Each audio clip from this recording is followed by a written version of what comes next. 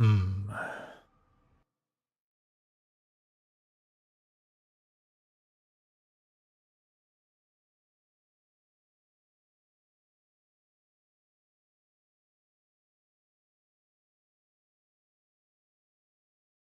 Yeah.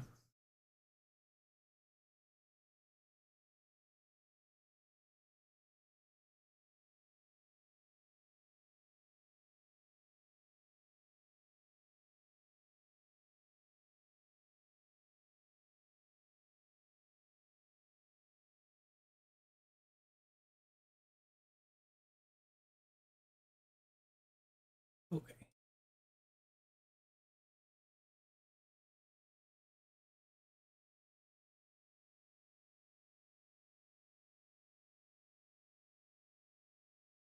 What? There. That's better.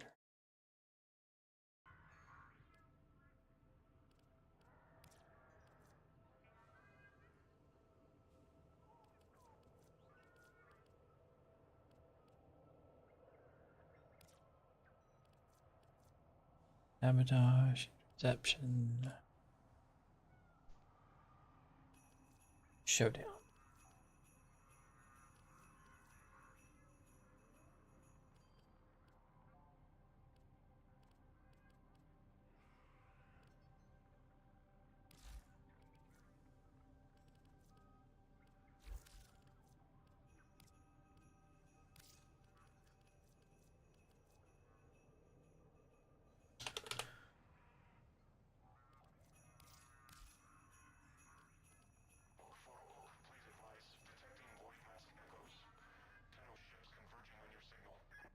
That should work.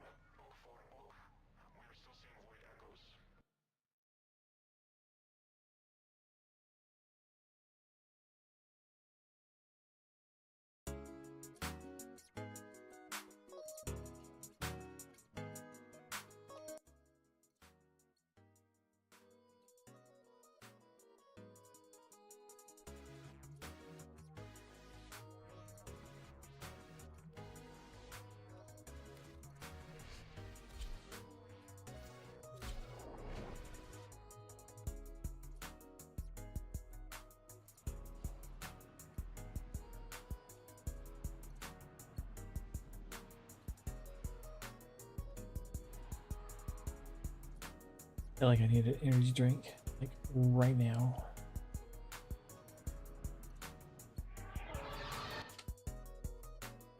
Whatever Pezzolo is building, it is consuming huge amounts of power and resources. Shut his facilities down. Tau trembles within you, just as it consumes me. Kill your pride and follow me, Ta.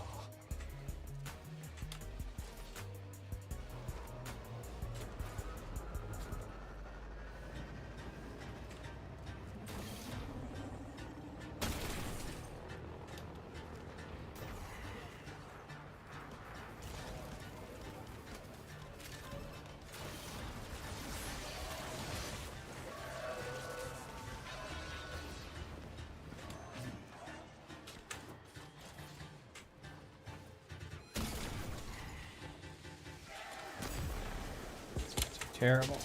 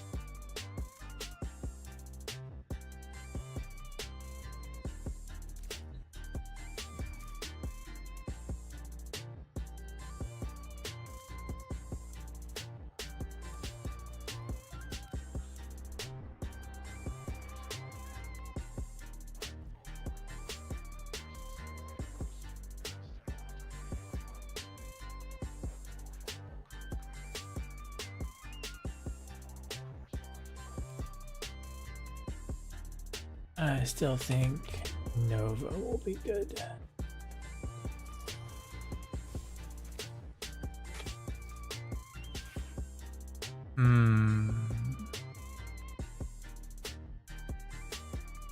Could go Mirage.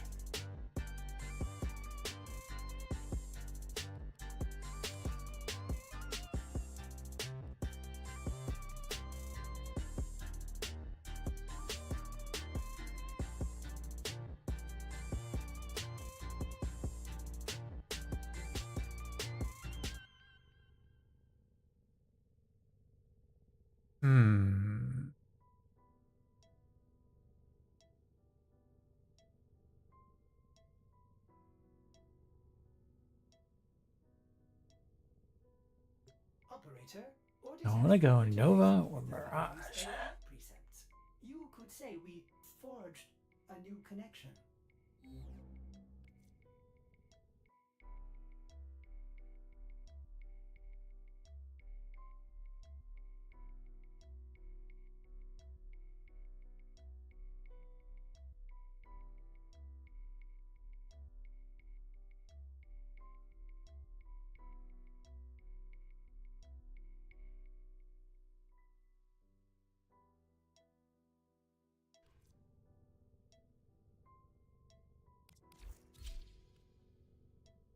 This might be interesting. All set. Service your weapons myself. Weapon set too.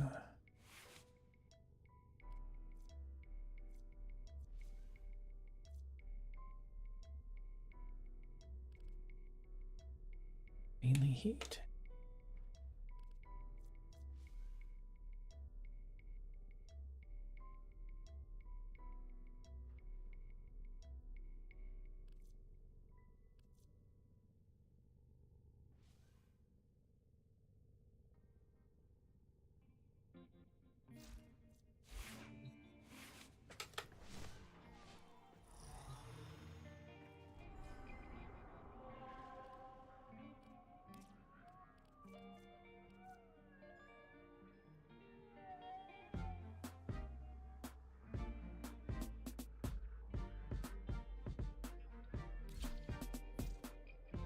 We will see how this goes.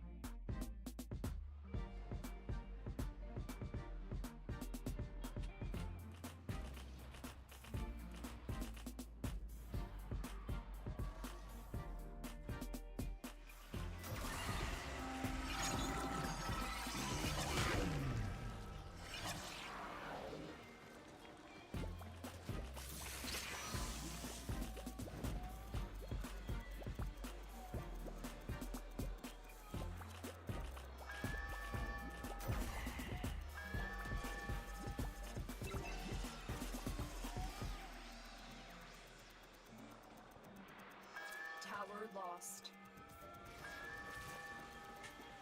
This tower is ours now.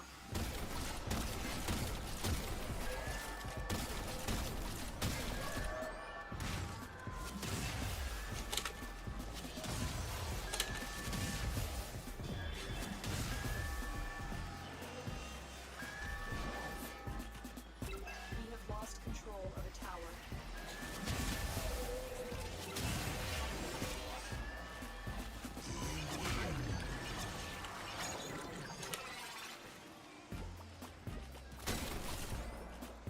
Somebody DC'd. It might be me.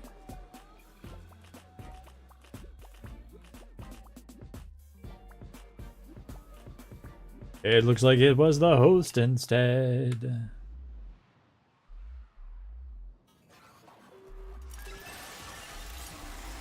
Host Potato.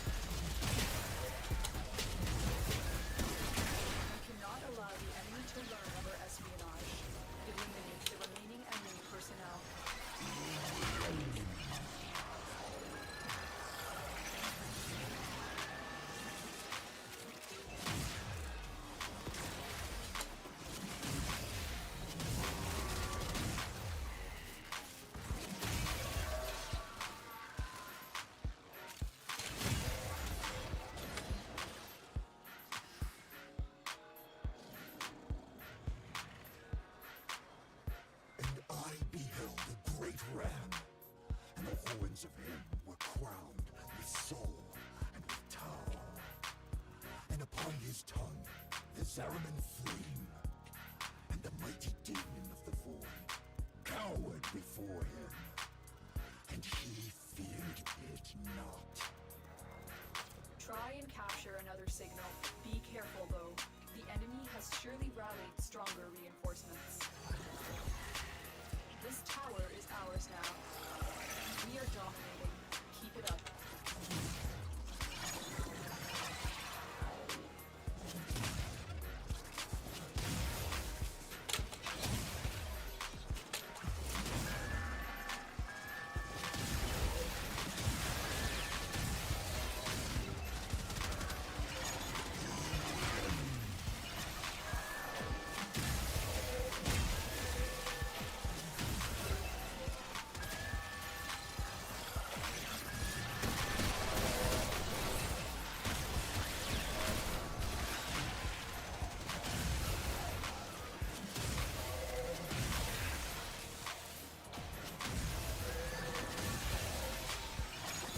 Stay focused. There's a heavy unit approaching.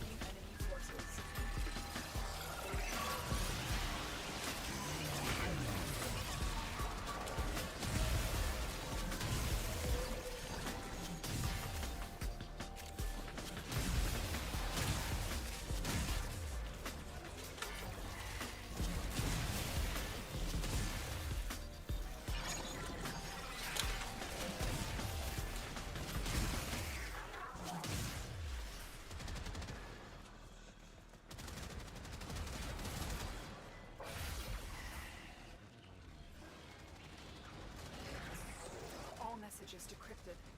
Yeah. Fool is not merely insane, Tenno.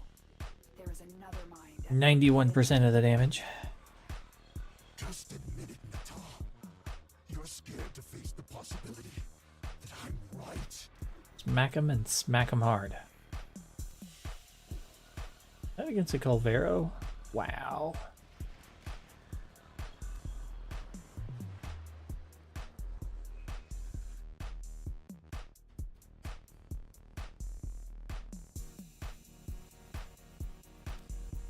I murdered a lot.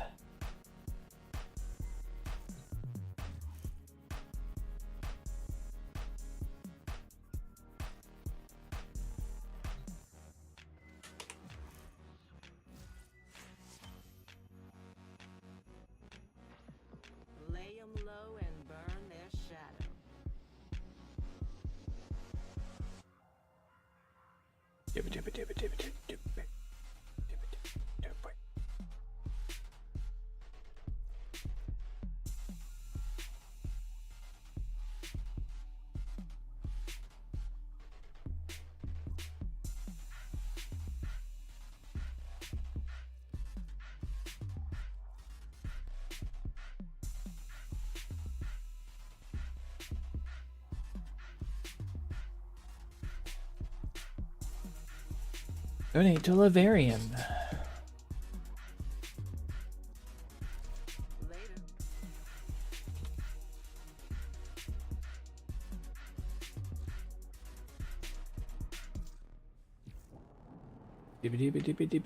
Beep. Hello, friend.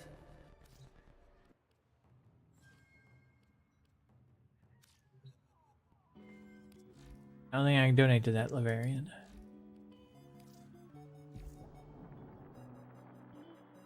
Tenno, I've been considering one of those new domestics. Would you recommend such a purchase? Yes.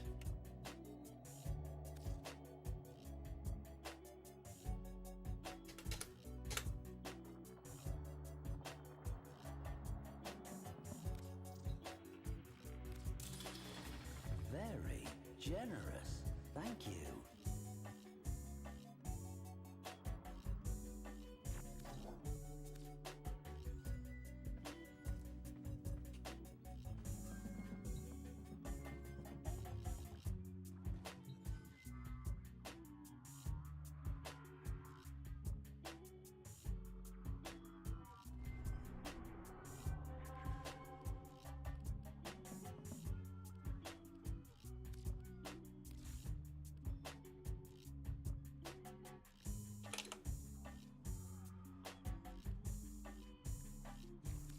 Oh yeah. I just need to wait. Am I on? Should be on my default. Okay. Now, flop first Dynamics. Stand by while I analyze the That ought to be good enough. Error. Excuse me. Did the operator enjoy this criticism?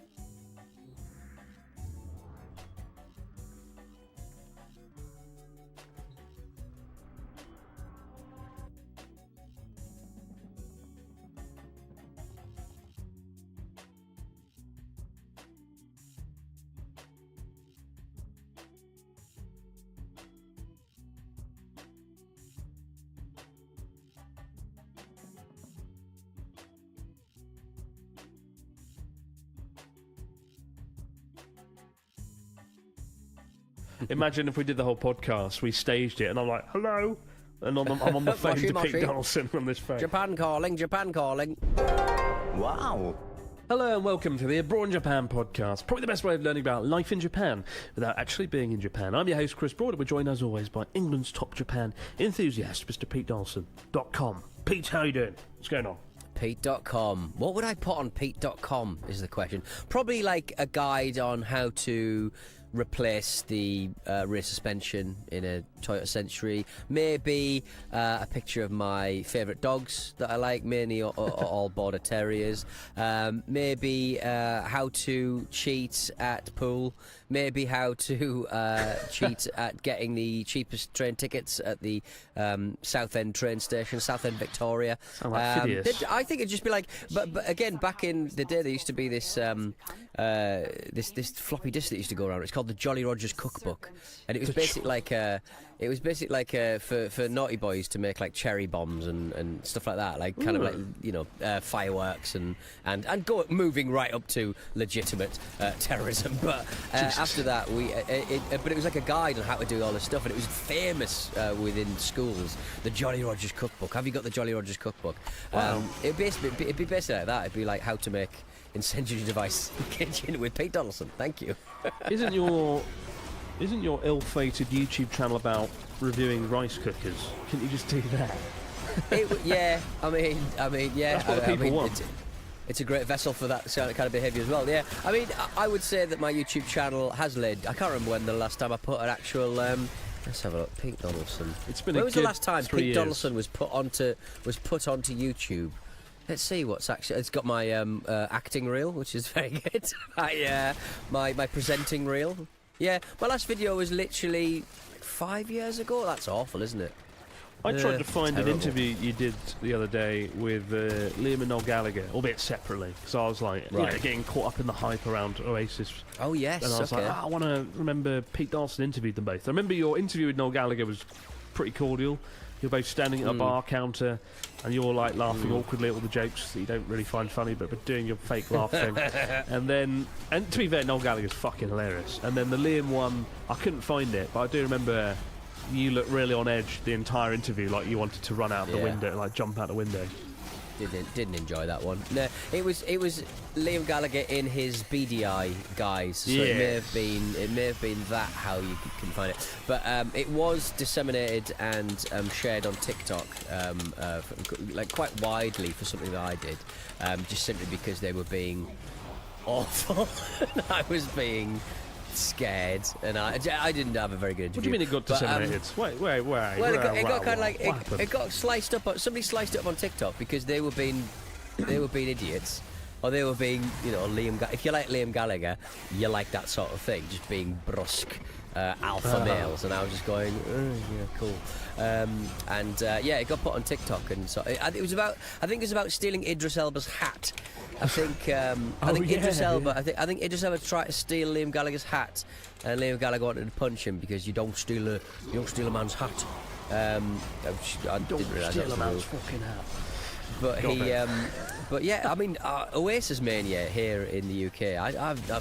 I didn't think I'd see the day where literally everyone went insane for a good week. Like, if I see one more shot of Ticketmaster and somebody being in the queue for Ticketmaster trying to get Oasis tickets, I'm going to go absolutely insane. I mean, have they announced any shows out in the Far East? Is that going to be something that comes in the future?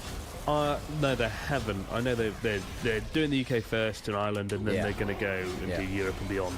But no, they haven't yet. I know the Oasis are pretty popular here, though. You know, a lot of people like Yeah. singing Wonderwall at karaoke. It's a top, Hey, Jinx. 20 karaoke. I'm listening song, to a particularly amongst podcast and folks there doing too, the yeah, they're pretty popular. Archon Hunt? An interesting thing about Yeah. Oasis is I never just really soloing liked the, them in the 90s. boss of it. I didn't really appreciate them. I was like 7, and I didn't really understand. I was too busy listening How to you doing? Aqua, Hold on, and I'll Spice pause Girls, the, and proper bands, and the Venga I love Boys. proper band. And interesting, the point where I actually started listening to There.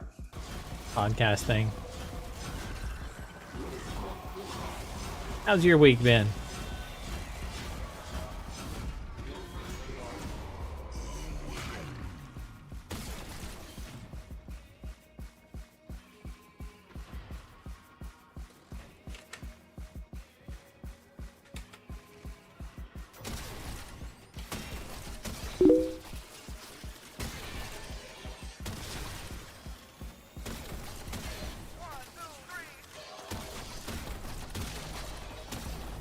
You do anything fun? I got a couple stories.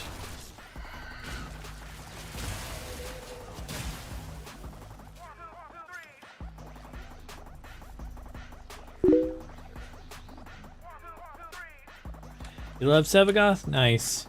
I gave somebody a Sevagoth build recently and they appreciate it. It was sneaky. I shared with them the Sevagoth build I currently use.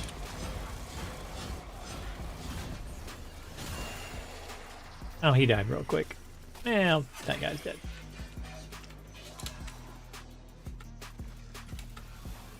I use a explosive Sevagoth. It doesn't use his 4 ability at all, but it just kind of nukes everything. It's a nuke Sevagoth. That's what it does. Yeah.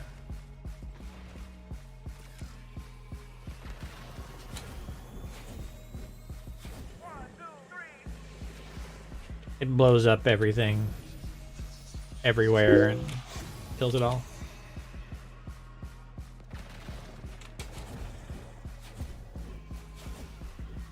What'd you get?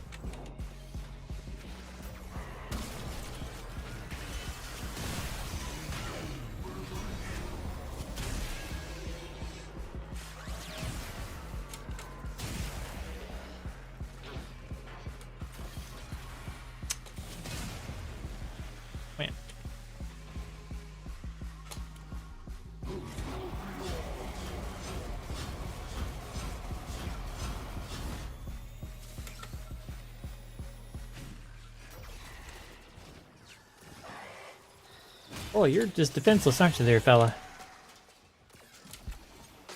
His little squad abandoned him.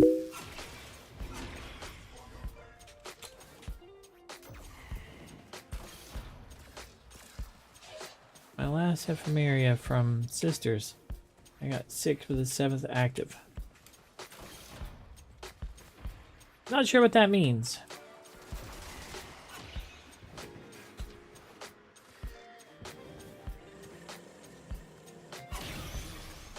Ephemeria is the thing that you wear on your Warframe to make your graphics prettier. Stand idly aside as she and Fazul Got devour 6 with the 7th active. Tenno.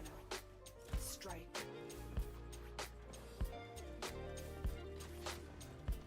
Eh.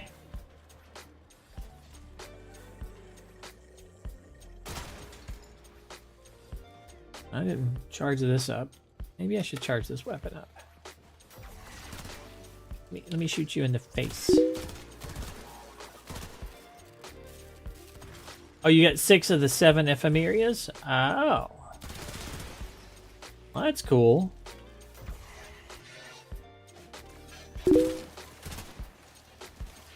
Ah, you're chasing all of them. Nice. I mean, they're pretty cool. Worth chasing.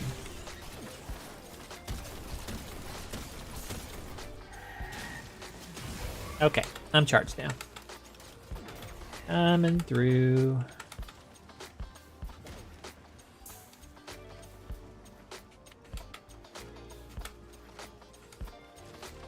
I wanted to charge up my weapons on some bad guy faces for a minute there.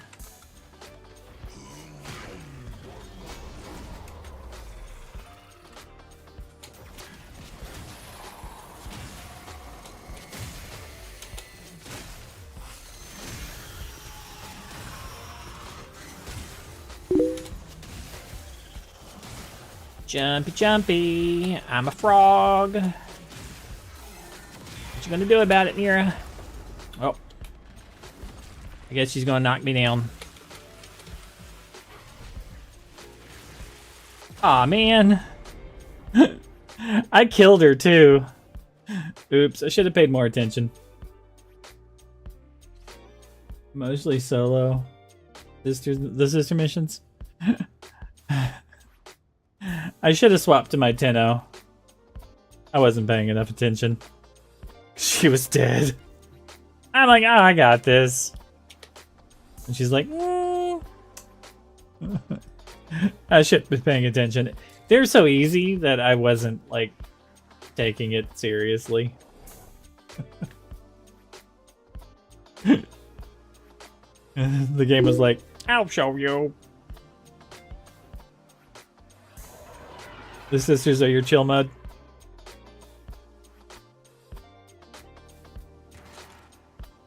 Naira, could she somehow be responsible for what Era has become? A repayment for what he did to her? The serpent is old, Tenno, and full of secrets. Wrong button.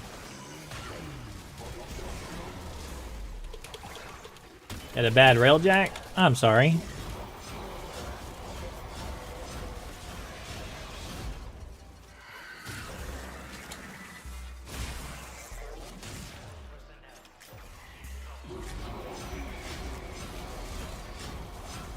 What made it bad?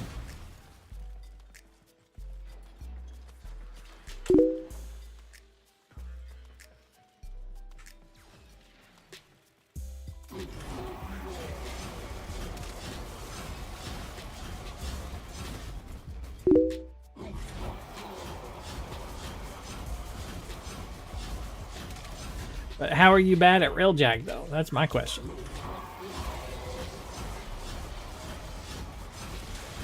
You just don't have the mods yet?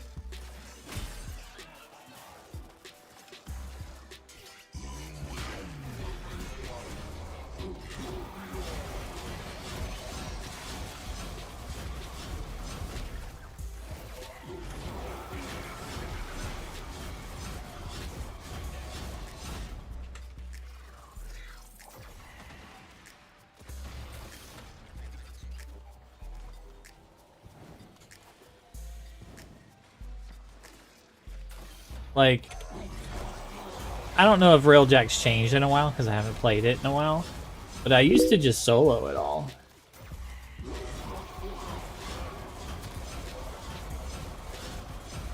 Your guns need love.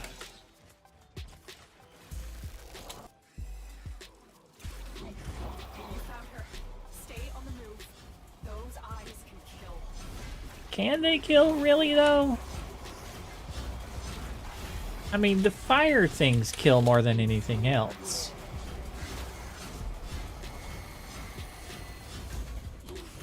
Because I can just Styanax the shit out of this.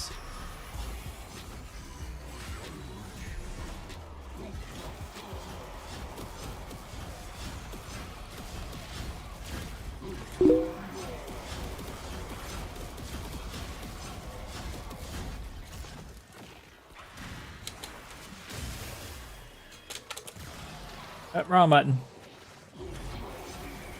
Wait, she didn't go over the hole, did she? Where'd she go? She up here? There she, nope. That's a green guy.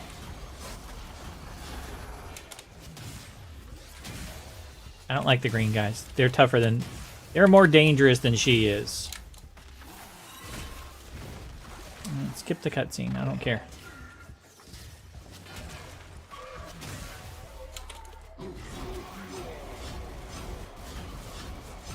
Doo-doo-doo.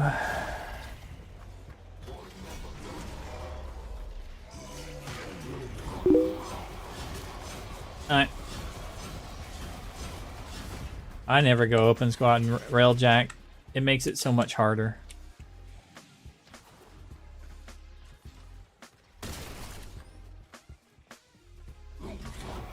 I think that's the reason why you're having trouble. We need to talk.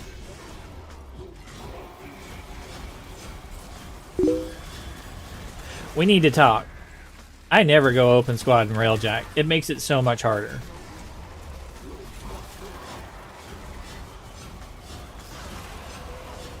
So first of all, like, I can't rely on teammates. Most people that play this game have no idea what they're doing. And they're just making things worse. Alright? So you can make the game a lot harder on yourself than it needs to be. So, like, if I have somebody, like, fucking off with my ship, they can make it a lot harder than if I have somebody helping me by actually, like, shooting the targets, right? In Railjack. And most people aren't, like, shooting the targets outside the ship. Or outside the, like, thing, right? They're just, like, fucking off somewhere. They're like, hey, what's this thing shooting missiles at the railjack? Like, what happens if I stand here, like, and watch these missiles run into the ship? How come I keep getting these hull breaches? That's just weird. Let me park the ship right here where we just got hit and go fix this hull breach. Hey, there's another hull breach. Why do we keep getting hull breaches? Huh, that's so strange. There's another hull breach. I keep having to fix these hull breaches. Now I'm out of, like, you know, the stuff to repair the hull breach. It's so weird. But they're not actually saying any of this out loud because they're not, like, typing in chat about anything. They just don't know why it's going so badly. They're not bothering to read that it says ship killer platform.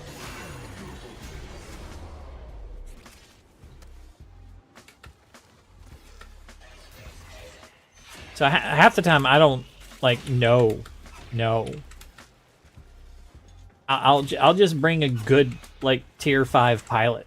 I have, like, a tier 5 pilot and a tier 5 gunner and a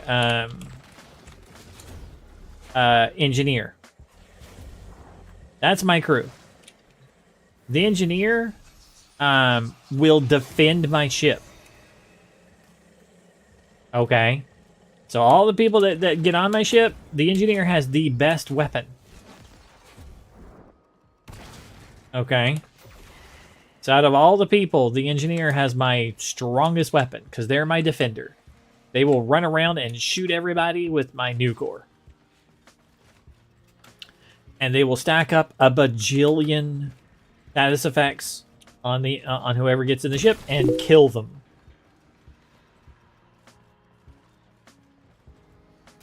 See, I don't have a sister. They are actually kind of bad. Like, I had a sister, but they can't do anything other than just, like, defend. And they're not all that great at it. Like, sure, you'd think they would be, but they're not. So I replaced my sister with a, with an engineer. I can call the engineer in on my regular missions as well, because they're my on-call crewmen, right? They come in handy. They've got a really good gun. They've got good, like, stats. All they do is shoot. I'm pretty happy with them. Naira devoured her brothers. I will not stand Sorry. idly aside while she I've also got a... devoured I'm also dual streaming on YouTube right now. Oasis was when I moved. Sorry, I'm going to put this down since I'm not actually like watching that right now. I just didn't find them to be all that useful. And then my engineer will repair my ship. Right?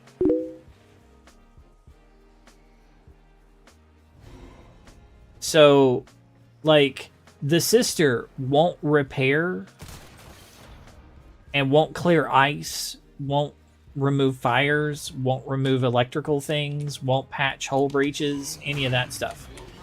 My engineer will. I don't have to worry about any of those hazards whatsoever, because my engineer will take care of all of those. Right? My engineer will go and make charges for me. Like, if I run out of missiles and stuff for the front, whatever, not you know I'm in the front cannon shooting things, the engineer will make more. I don't have to go back there and do all that stuff.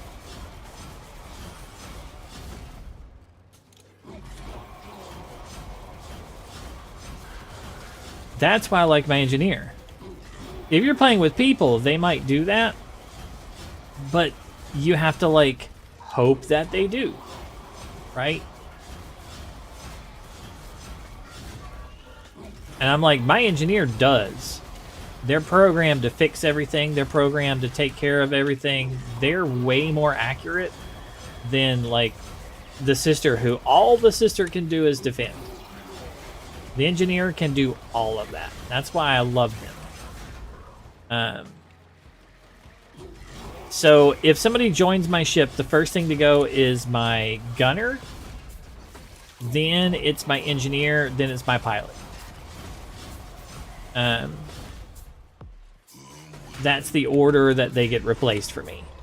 Because my pilot can take over the duties of a gunner.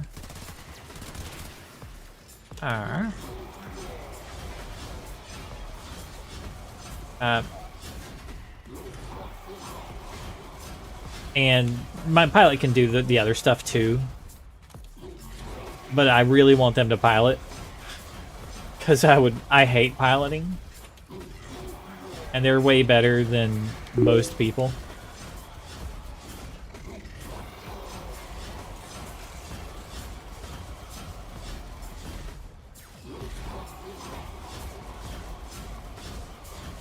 Through the door. Through the door. Okay. I mean, I've got enough. What's my melee at? Okay, it's down. Let me charge my melee real quick, and then I'll go fight the boss. This time I hopefully won't step in the fire.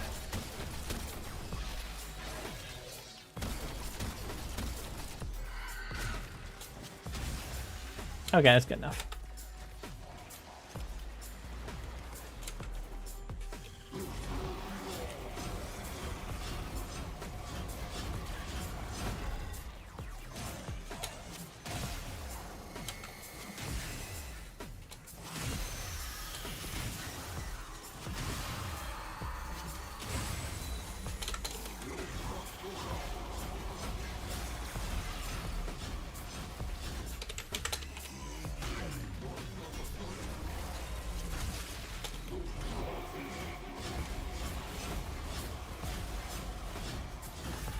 Where'd he go?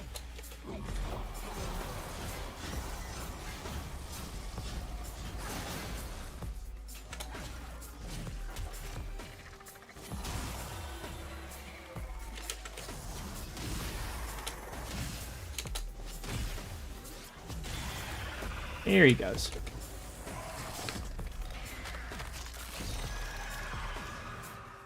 I wish I actually did get an orange one from them. That would be super fucking cool. Her kind. Like, straight up give me an orange. No protection. I'll get like a yellow.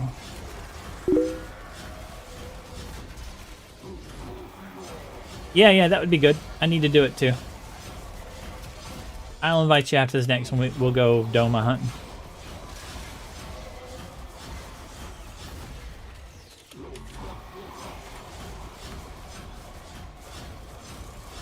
It's not that hard. There is a trick to it.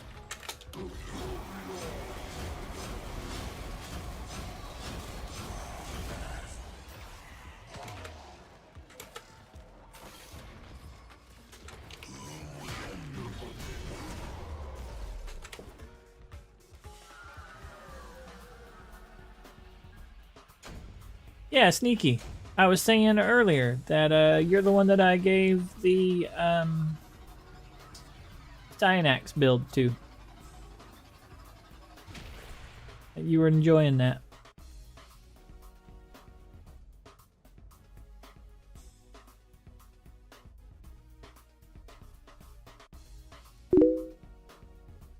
Not, yeah, it was Sevagoth. Thank you. I'm playing Cyanax. That's why I said Cyanax, but I meant Sevagoth. Yes. Magic Doctor, who may have already gone to bed because he's like, yeah, like right as soon as he's getting off for the night. That's sneaky.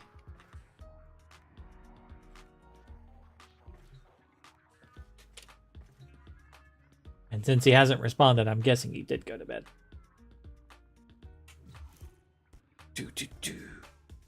I'll leave it on friends because we don't really need people joining.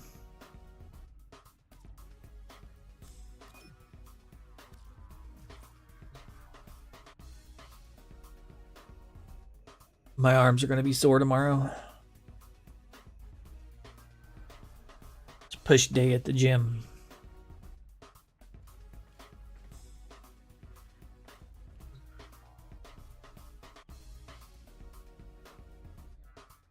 Okay.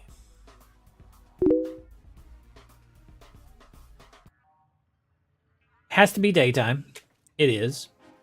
So it's not a certain time, just has to be day. Then it spawns in a certain level and above. So the best thing to do is to put it on a certain mission and go out there. Because that sets it at that level, but not higher. So they can spawn, but they're not more difficult. Like if you put it on Still Path, they'll spawn, but they're also like 100 levels higher than necessary. So they're a little bit tougher than necessary.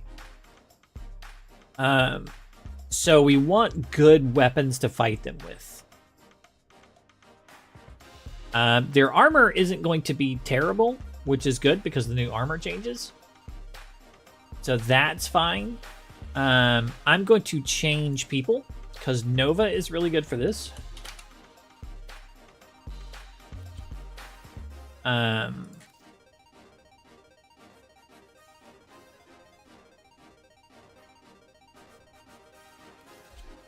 That's not bad. Ferris is good. But I need...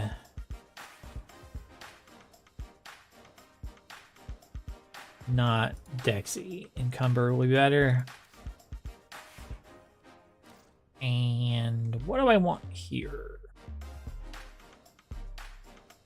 Ultron?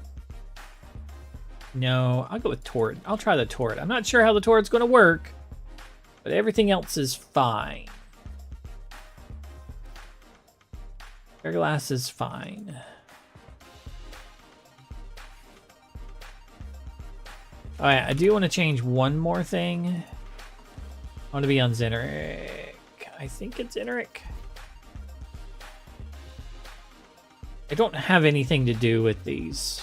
Like 18 million here, 4 million on the rest of them. Person's pretty decent.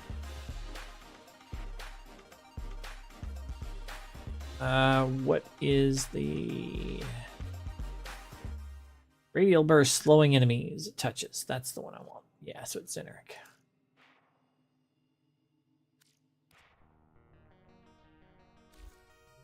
I'm going to double slow him. Either one of those is good. Boar Prime Incarnon, the other one, either one, both work fine.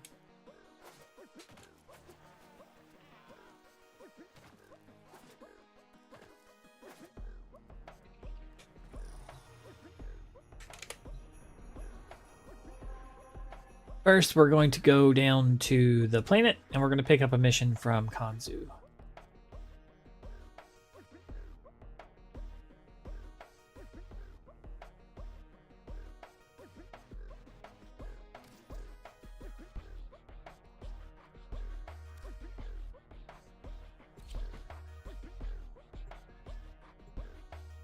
Do do do do do do do do do do do do.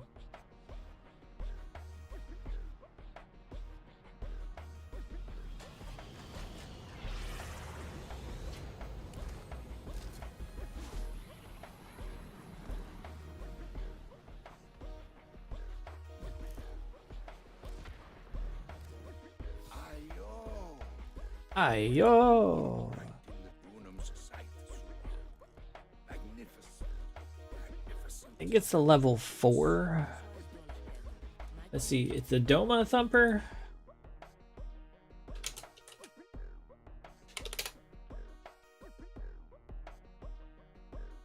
I'm double checking what level they spawn at.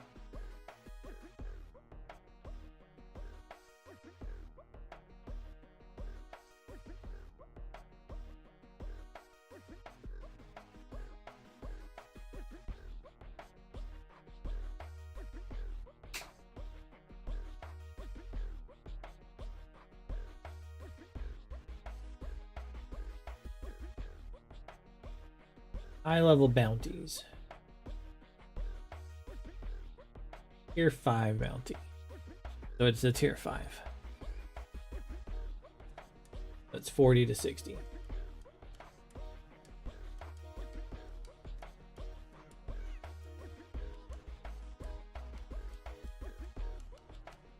So basically, we do this and we just search for the thumpers instead of doing the mission.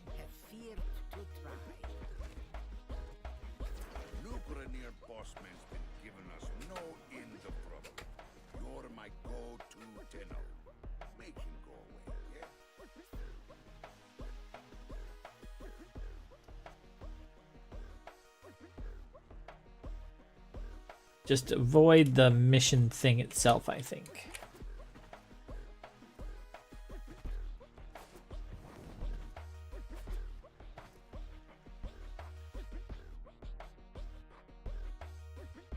Oh, excuse me.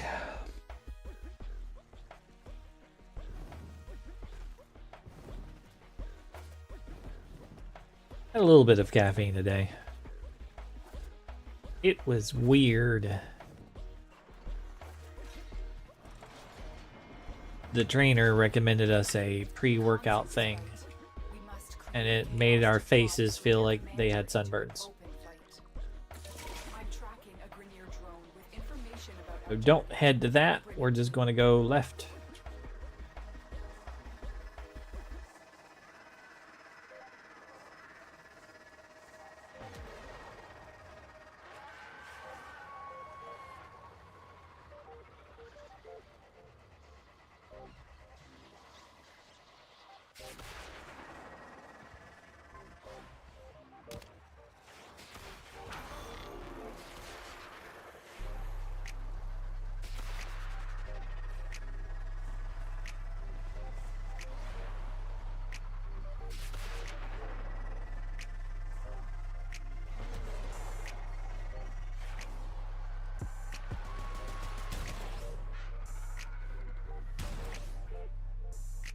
Oh yeah, I've got that gun.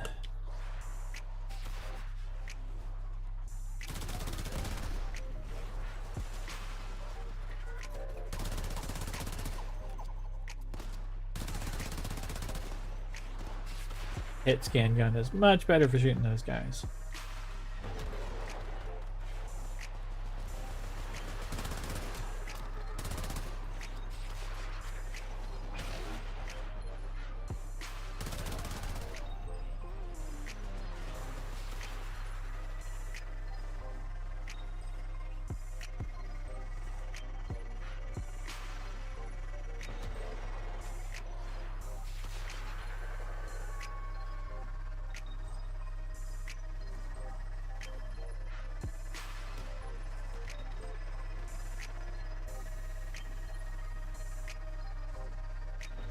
You're not letting up with the projectiles.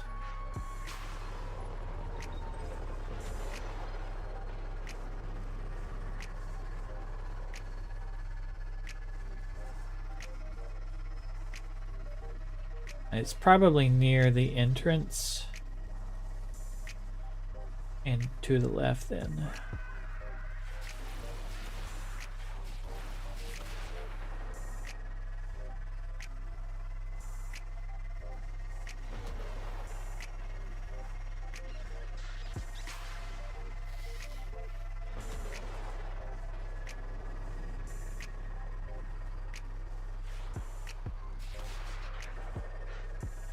No, not over here.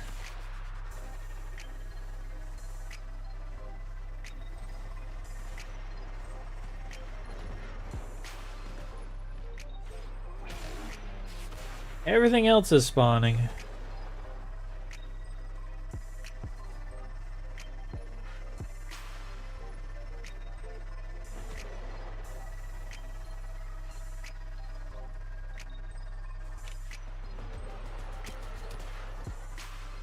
This jumpy bastard doesn't want to spawn.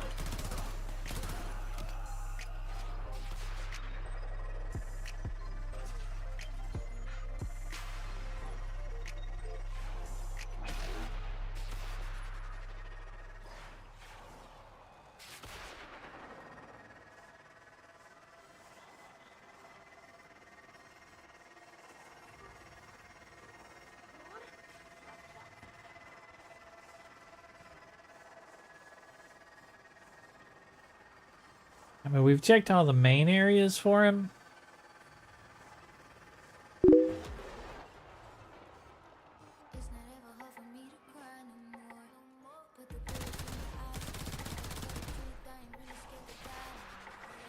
Well, so we have two choices. We go back in and respawn the mission and then come back, or we keep flying around until he spawns.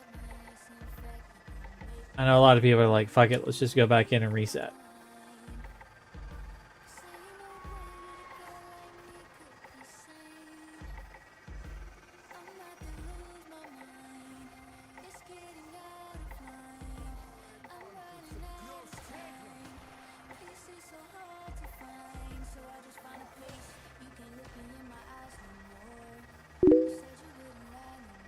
Yeah, I'm good with resetting.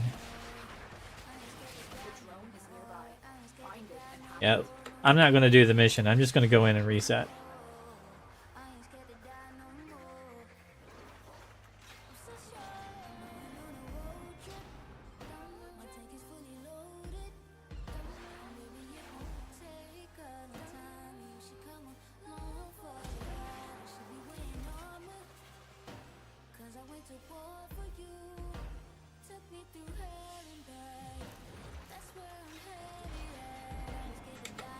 You don't even get a mission failure like this. It's a mission complete.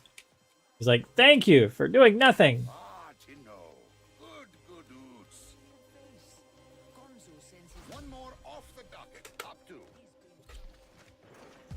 You do want to go back in instead of just taking it over so you can reset the zone. Like instead of taking it over again.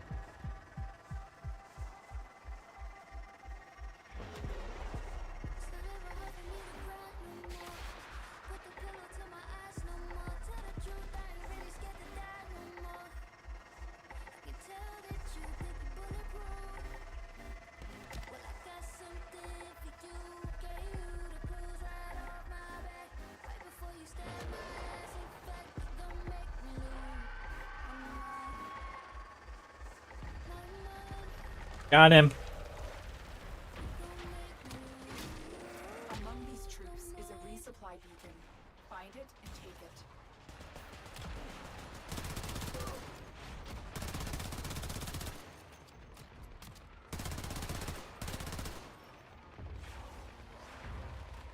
Okay.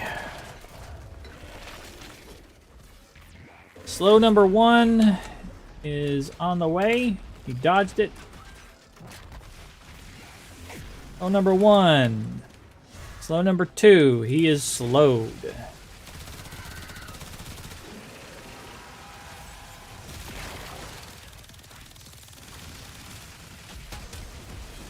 He has no armor now.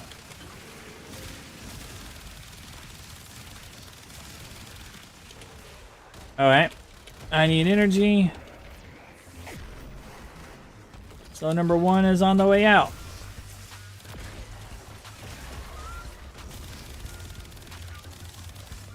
So number 2.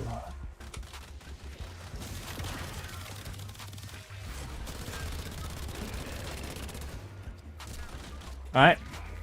Wrong button. Slow is out.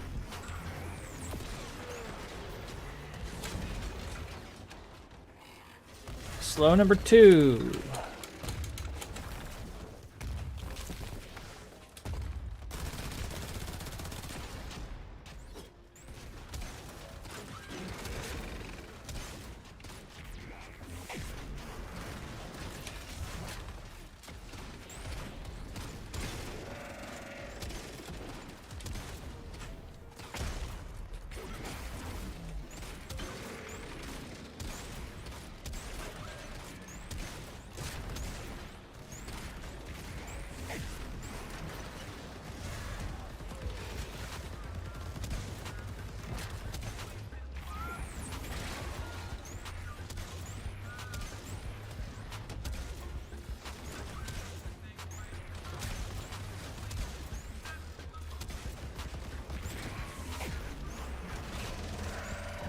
Ah, crap. I hit him with my slows right as he jumped.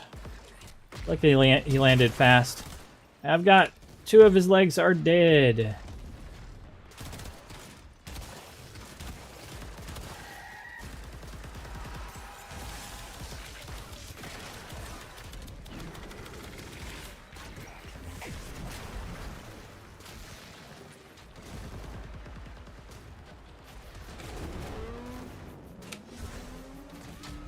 Oh, well that doesn't help, does it?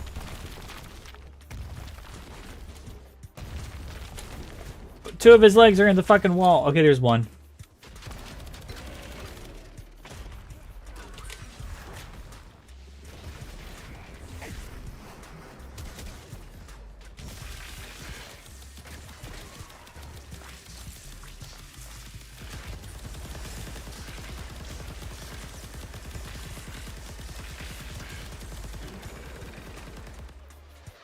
I don't have any energy. Alright, well, I'm getting energy. I'll slow him down in a minute.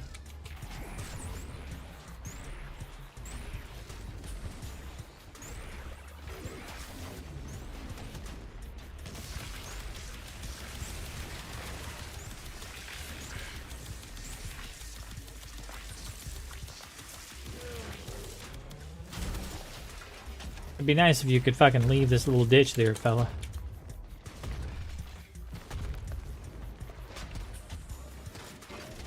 Good, you did.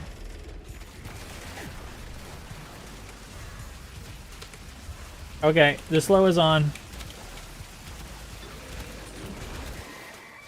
That's another one.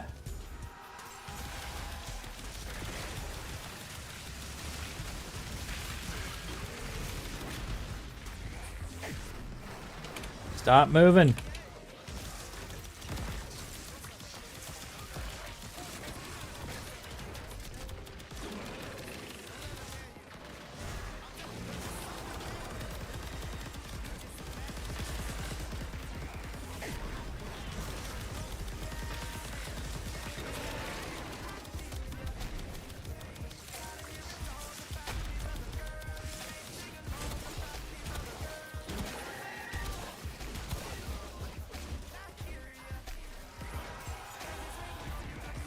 Slows are going back up. It's okay if we failed. Oh, crap. Oh, we got him. We got him. We killed him. Good. It's okay if we fail the objective. Okay. Now we can go back to the base. Okay, back to Fortuna. See this.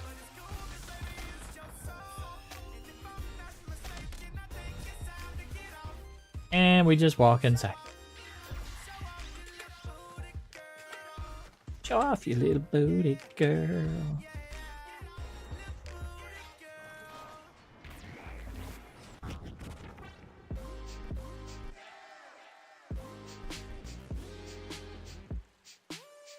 Not too bad. I hope you can see why I bring Nova for this. Does a pretty good job of keeping him in one spot.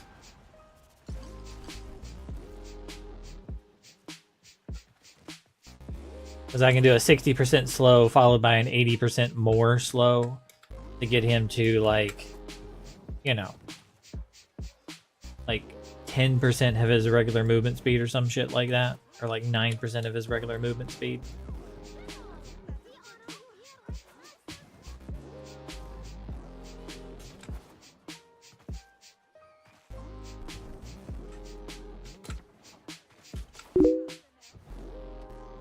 Ah, you're welcome. I needed it too, so it was one of the things I was going to be doing today. I head back to my ship and figure out. Well, I don't have to head back to my ship. I need to figure out the next thing that I'll be doing.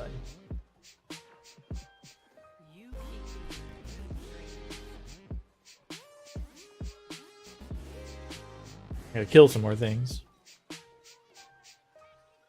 Do some more missions. Do a mirror defense.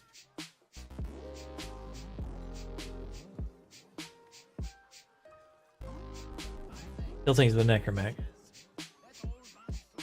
Kill things with an arch gun. Kill things with a bow.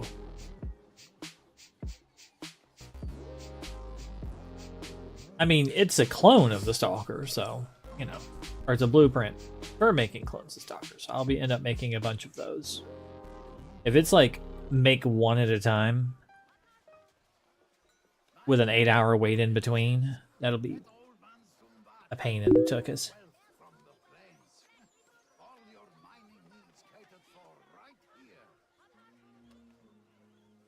I mean, he's only mediocre anyway. He's not that great. Now, yes, I do like my horde. I do like going into a mission. Like, I have a lot of people. I don't know if you've ever noticed the challenges, Jinx, but there's a various list of challenges, right, that you can, like, use points on. And there will be people that will save up a bunch of points, and then they'll like craft a challenge. Or like Challenge of the Endless. Then they'll use like the Steel Path Challenge. And then they'll pick a mission. And they'll do, like pick a survival. So now it's an endless survival, right? And then they'll like pick a frame, right? So they'll choose my next frame. And they'll choose my weapons. And then they'll like ban like me from using my number 4 ability. So they'll like stack all these different things, right? So it's like, take Volt, but you can't use your 4, you know? You know, and it's an endless mission, right? and it's a survival mission. So you have to go as Volt and go as long as you can, but don't use your 4, you know, and this kind of thing. And so I've had people like craft what they thought would be like a really hard mission. And then they get irritated when I go into the mission and it's not hard at all.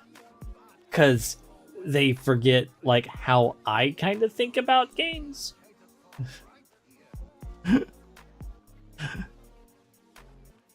So they didn't really expect me to do my thing.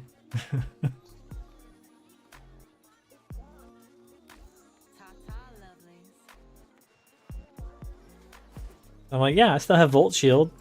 I'll just put Volt Shield up and go down a hallway and stand behind Volt Shield. I'll drop a couple Spectres.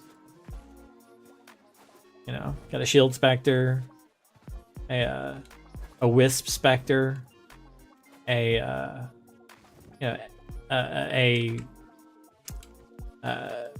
Ancient Healer, so I have 90% damage reduction. I have a bunch of health regen. I can Shield Gate by just walking in and out of the range of the Shield Spectre. Right? So now I can reset my shield anytime I want to. Hide behind my shield so the enemy can't really shoot me.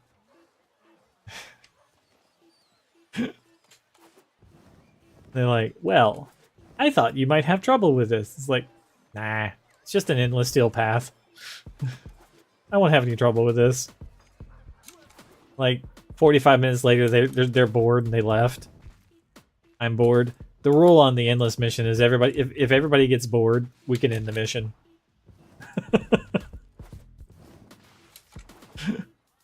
I'm like, okay, I'm done with this. The person who put up the challenge got bored and left.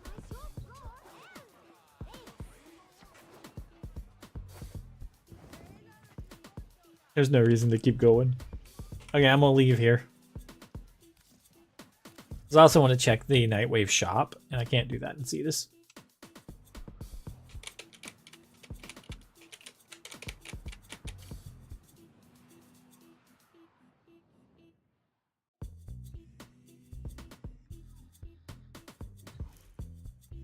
Because I have like 275, and I don't know if there's anything good in there right now. Ceramic Dagger is good. If you don't have that, I'd recommend buying it.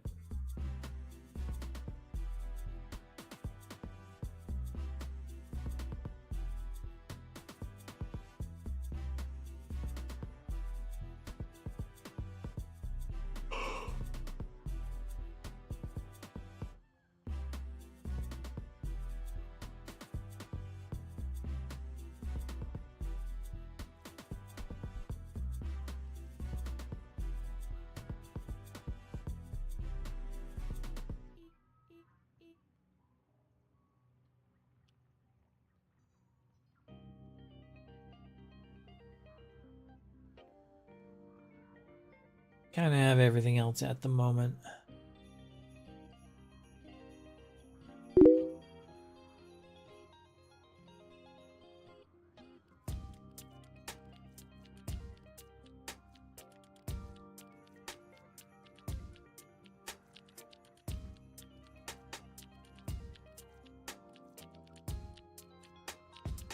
I don't see it in here. What hate augment?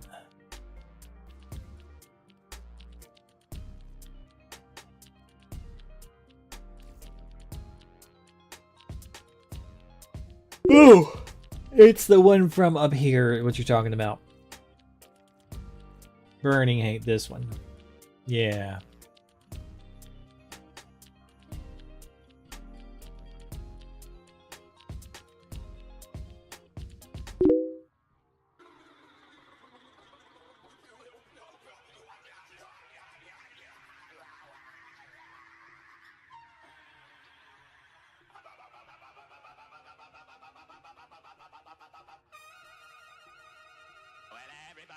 Yeah, it's not bad. I would not put heat on hate itself. If I was running this.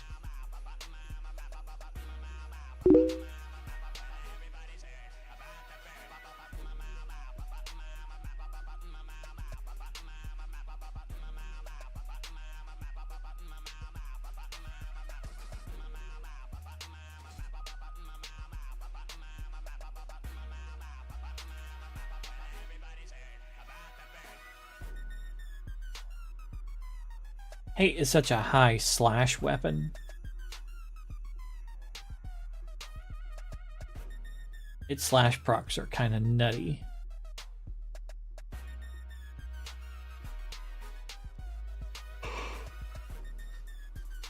I need to get onto the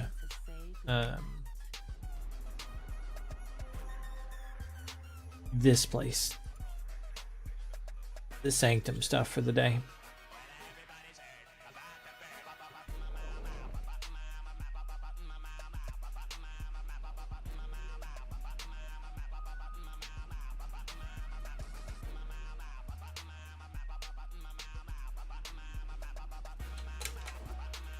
Bird. Hey, buddy. Give me a red.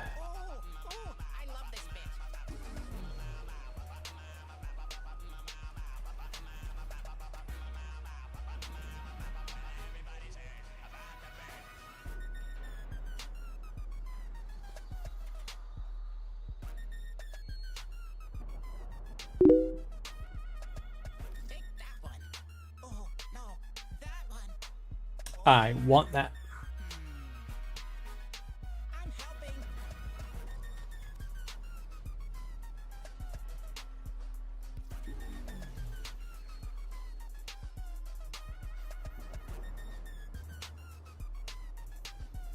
Is there something good in Steel Path right now?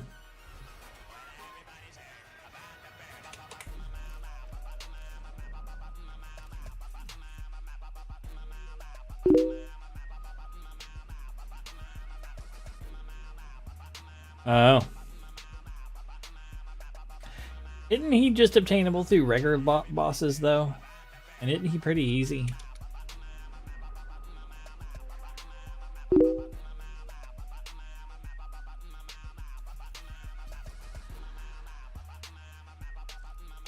I haven't checked this week.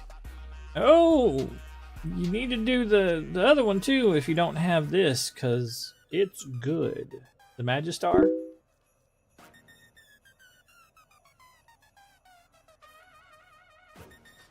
That's like one of the highest damaging weapons in the game right now.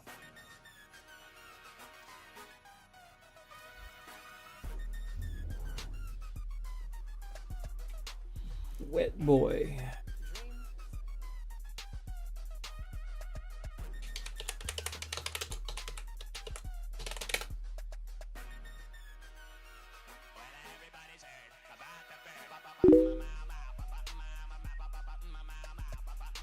Oh.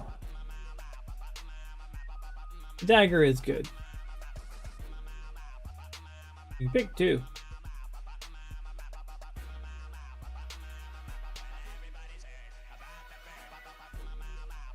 Everybody's heard about the bird.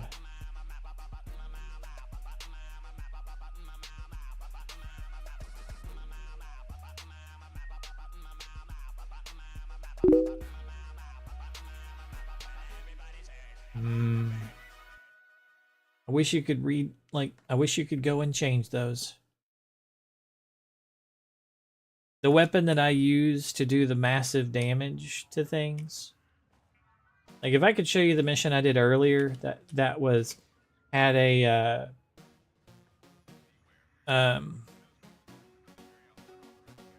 Colvero, a Wisp, and, I don't know, somebody else in it. I had 91% of the damage. The Magistar. I had 91% of the damage. And there was a Colvero in the mission. And I was not Colvero. And it's because of the Magistar. It's the weapon that I can zero out the damage of my teammates. You don't swing it. You don't swing the Magistar.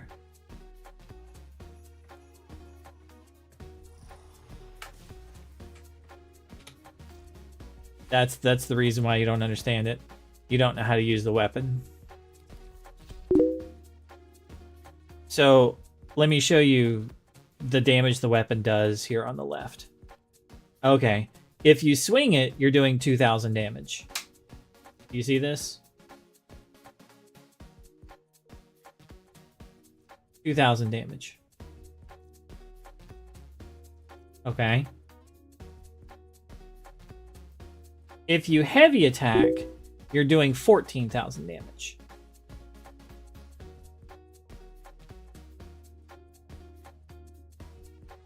But notice the number that's right underneath it.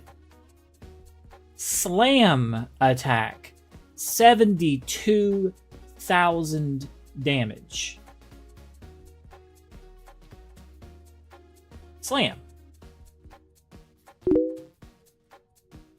Yeah, you just slam it. You just jump and look down and like heavy attack. But wait, there's more. If you incarnate form it and heavy attack, it does 94,000 damage. Okay?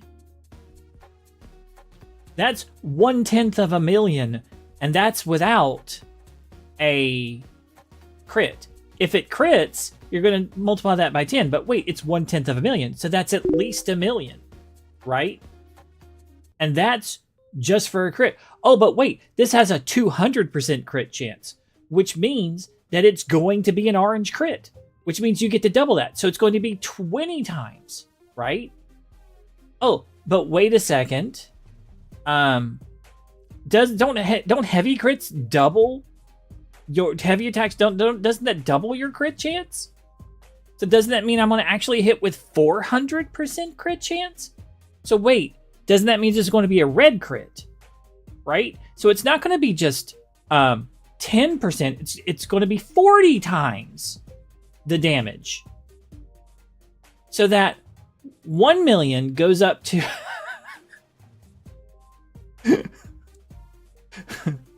this thing hits for hundreds of millions of damage. And yeah, and it's sort of insane what this does. It hits for hundreds of millions of damage. Unique trait on this one, it heals me for 5% of the damage done.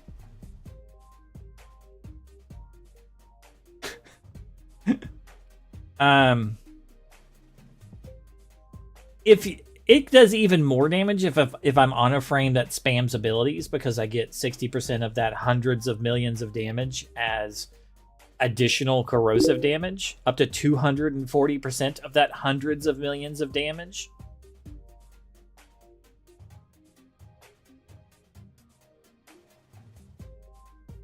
A heavy attack is just a middle click. It's just a heavy attack.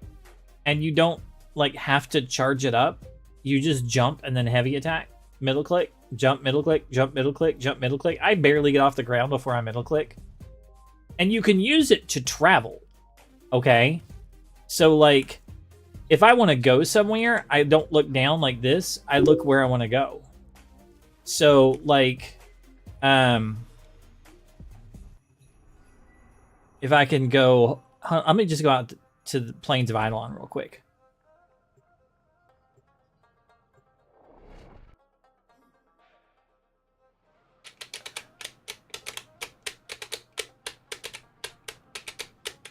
And it gets worse because I put it on Mirage. Okay, so Mirage has an ability. Well, let me show you this ability. Eclipse. It gives my damage increase 428%. It's behind my numbers. Hold on a second.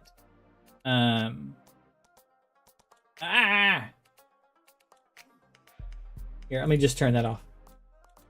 Damage increase, 428%. It'll go up to 500% damage increase once I get some kills, by the way. So that increases the damage of the hundreds of millions of damage by 500%. It is so nutty, the amount of damage that this does. And then, let me turn my, here we go. I know. Nourish increases it by 42%. Hall of Mirrors increases it by 42%. So, like, I'll show you, and this is what I mean, like, if I pull out the weapon, right, I can travel, right? I can go, I want to go over there. Or I can go, I want to go up, and then I want to go over here. So that, I just went up, and then I want to go over here. So I can use it to get a rapid descent at a target. And you can tell a heavy attack versus a regular slam because watch the color of the impact crater. Whoops. Excuse me. So, see how it's colorless? That little impact that just faded away? You see how that one has color? Right, now it's kind of greenish. Okay. So, what I do on her is I'm running the Rauta because I can shoot things to get combo count. That way I don't have to like swing. Which the swing's not bad. And if you right click, it's not bad either, but I don't really have like a speed build on this, right? And I don't really like the melee on it. It's okay, but what I do is I'm like, oh, I need my combo count, right? So I'm just gonna be like,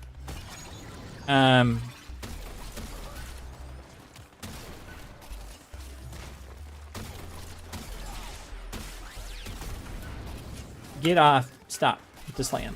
Okay, cool. Now, notice I have a 9 times combo count. So now it's incarnate. I just hit that guy for 24 million each. Sorry, I'm gonna go kill these guys real quick so I can revive myself. Okay. Now I'm gonna fully buff up. 87 million damage is what it hit that Steel Path guy with. So if I come over here, we got some more dudes.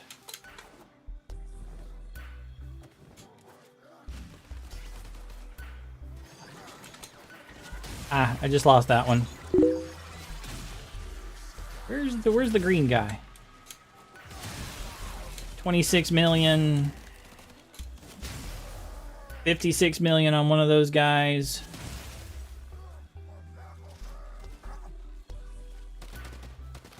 Well, I mean, you can always get a combo count by actually meleeing things, and the boost lasts for a while.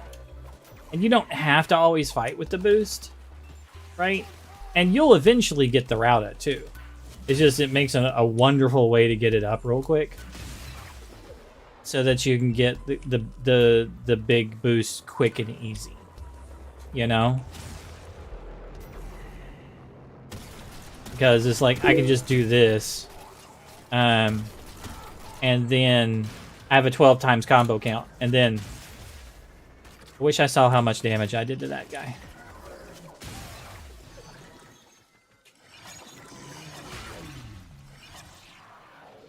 And because I have the radiation mod on, I don't lose my whole combo count every time I slam.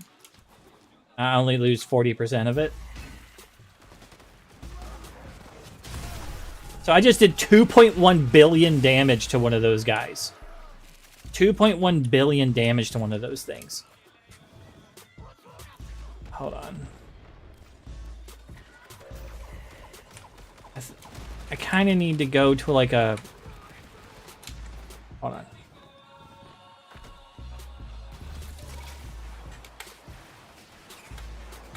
Oh, there's 4 of me. Nice. I never noticed that. Okay. Damage numbers.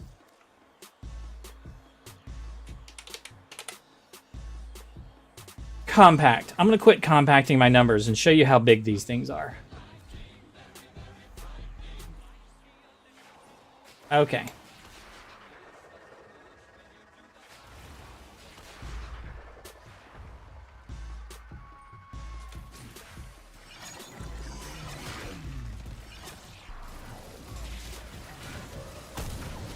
Now, my thing isn't charged right now.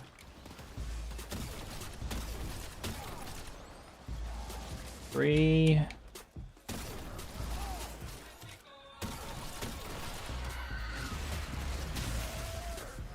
That's 17 million.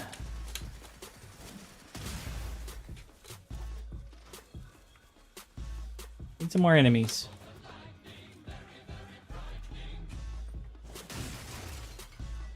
Those are just 2 million to those things or whatever. Oh, that wasn't an enemy back. That was a sign or something. 26 million on those. I kind of have the compact things, so it makes it easier to read how much damage I'm doing. Ugh, I don't want to fight that.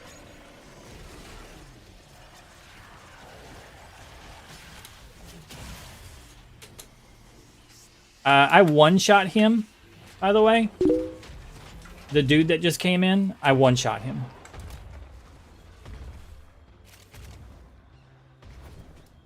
Yeah, you do. That's why I'm like, I wish you could change it.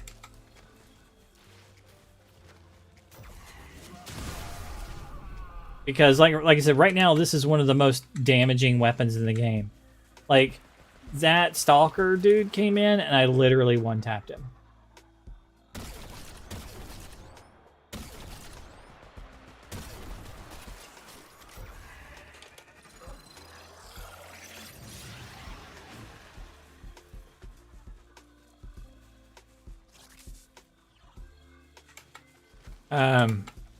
And like, I can hit up into the billions with this thing. I hit a 2.1 billion a few minutes ago.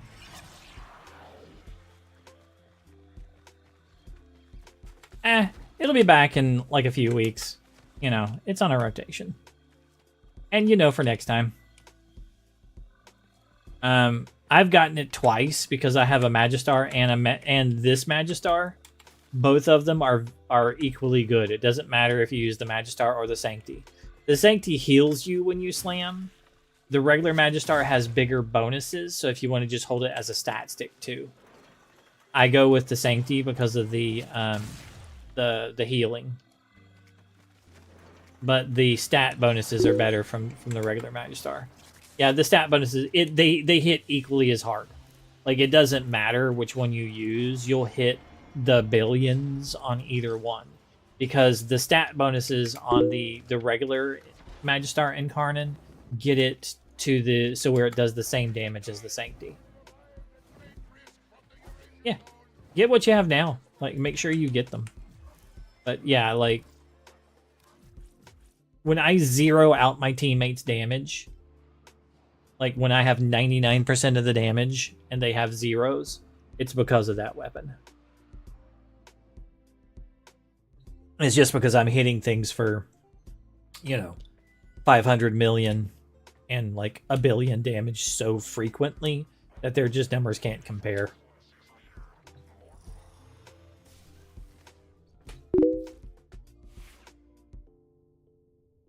Yeah, the Sancti Magistar. Yeah, it's really good. Its ability to heal you for 5%. And it's not just you, it's your teammates too. Like, this one here, it's passive. Heals self and allies within 15 meters. That's a pretty good range for 5% of the damage done. And since it's doing so much, it's a full heal. And it grants 20% status effect resistance while equipped. So you're also more resistance to status effects. Oh, you're talking about the Balta. Oh, okay, got it. Sorry. Let's see.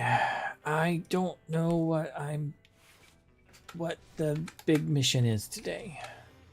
Oh, I knew what I was going to do, though. I'm going to change this chair.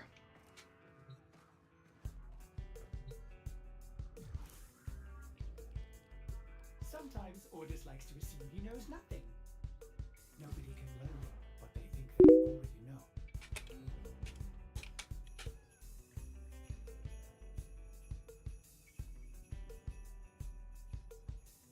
know. Do you know who sells it? What syndicate?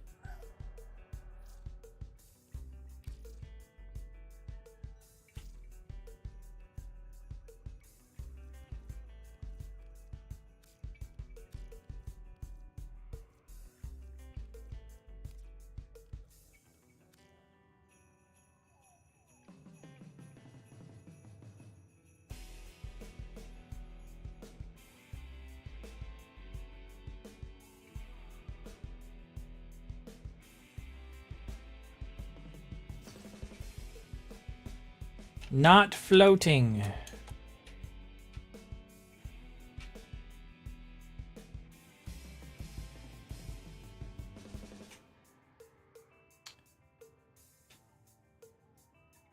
Put it on the floor, please.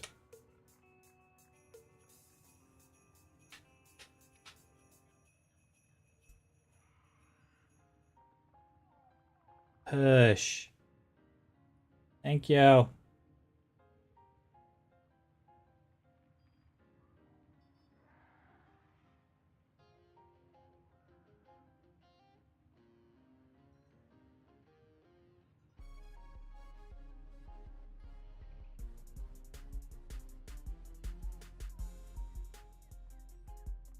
Thinking, do I need to make the chair bigger for Wisp's booty?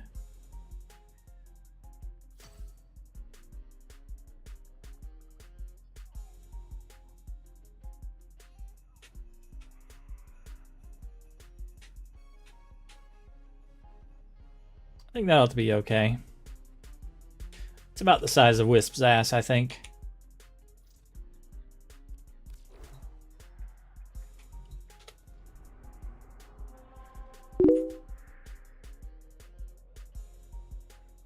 Texas? Oh. You need what? Will these help you?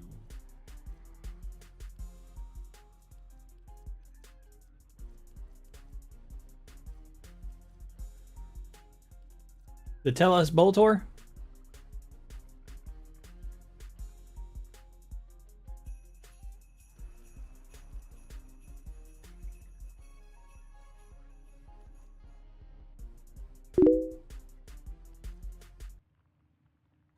I can't get it now, but I'll be able to get it soon.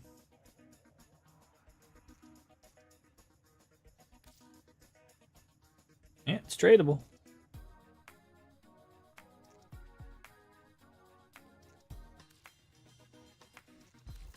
I'll get it for you next time I'm full, but I'm out of standing for today.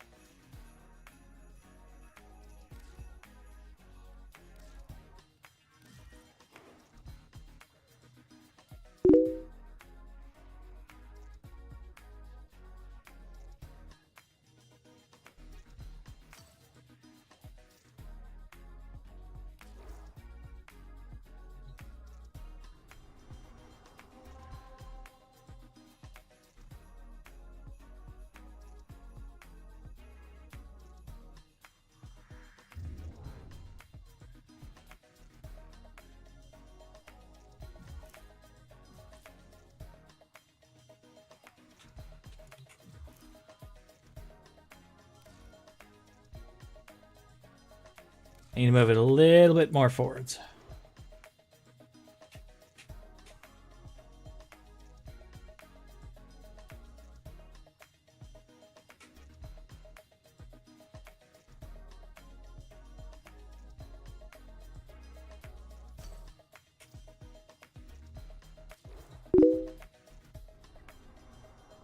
I think that's good.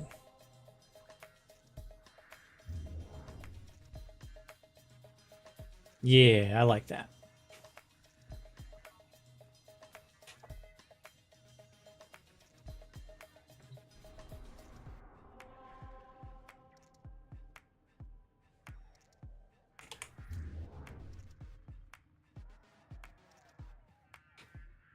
I think I might need to make it a little bit bigger.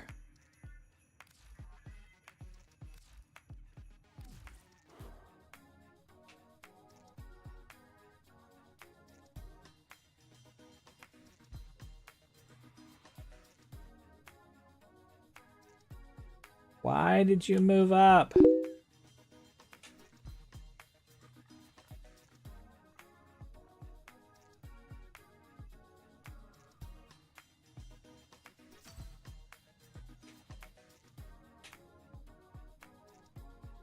No problem.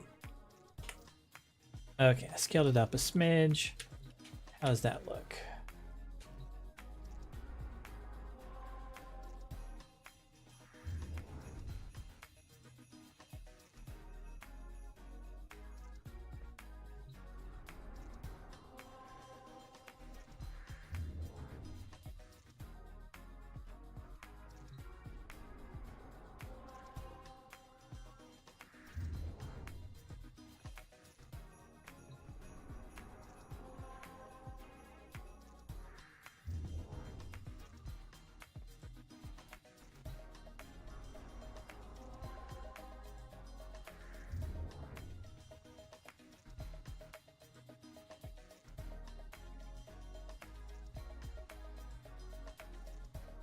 I think it's fine.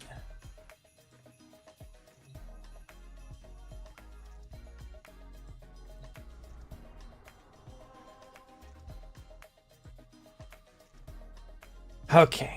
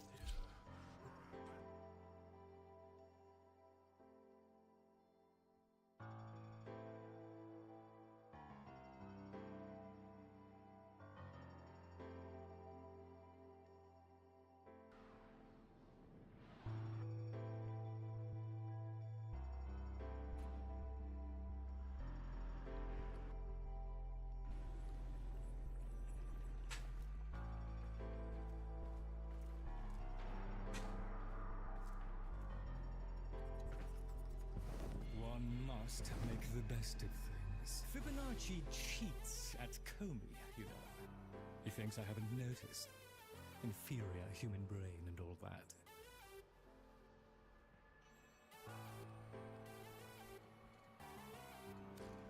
Company is always welcome down here. Oh, I have here.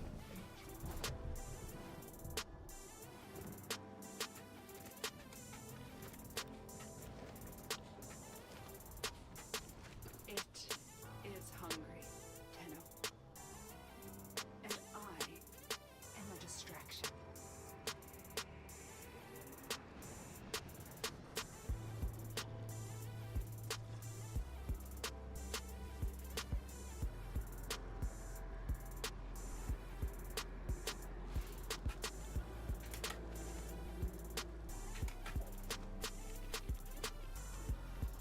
I don't remember this.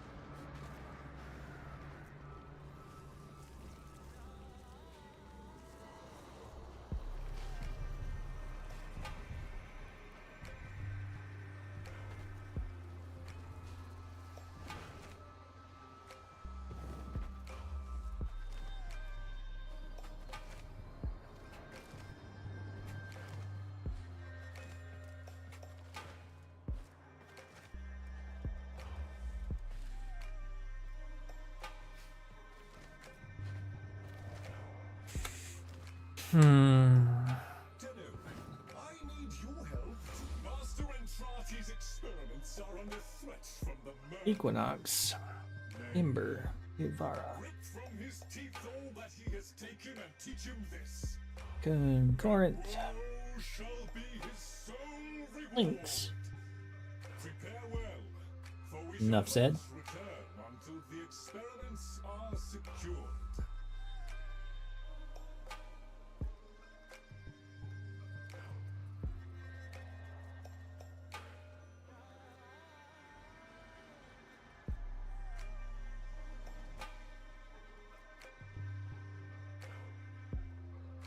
Okay.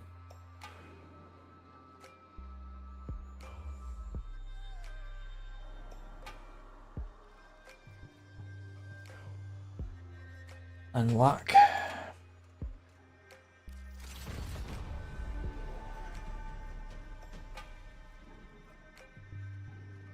Queller. Planks. Sledge. Queller, Planks, Sledge. Queller, Planks, Sledge. Queller, Planks, Sledge. Queller, Planks, Sledge. Queller, Planks, Sledge. Queller, Planks, Sledge.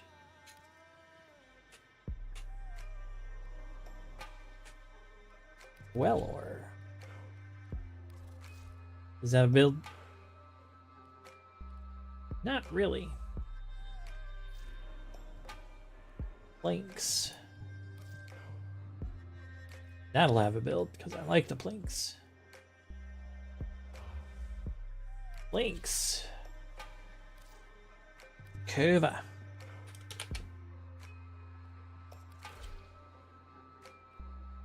What other guns do I have to choose from here? Several experiments are threatened by the murmur. The Dracoon and the Corinth. Could do the Corinth, could do the Dracoon. COR.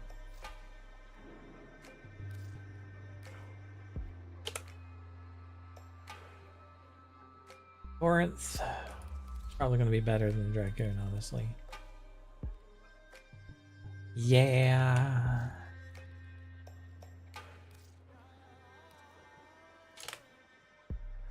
I'll go with Styanax because I know it will work.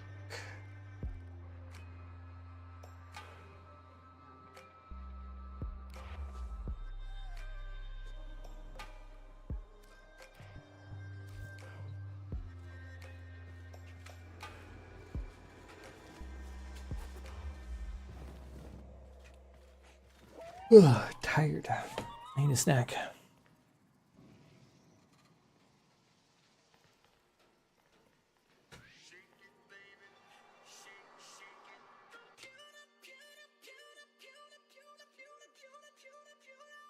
Japan.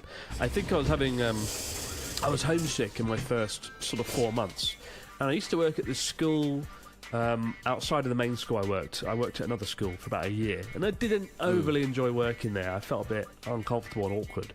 I should have written about it in the book, but I didn't, but because it was, But anyway, I went to this other school once a month, and I needed to cheer myself up, so I'd blast like Oasis on my headphones while I was riding this little local train or driving out there to that school.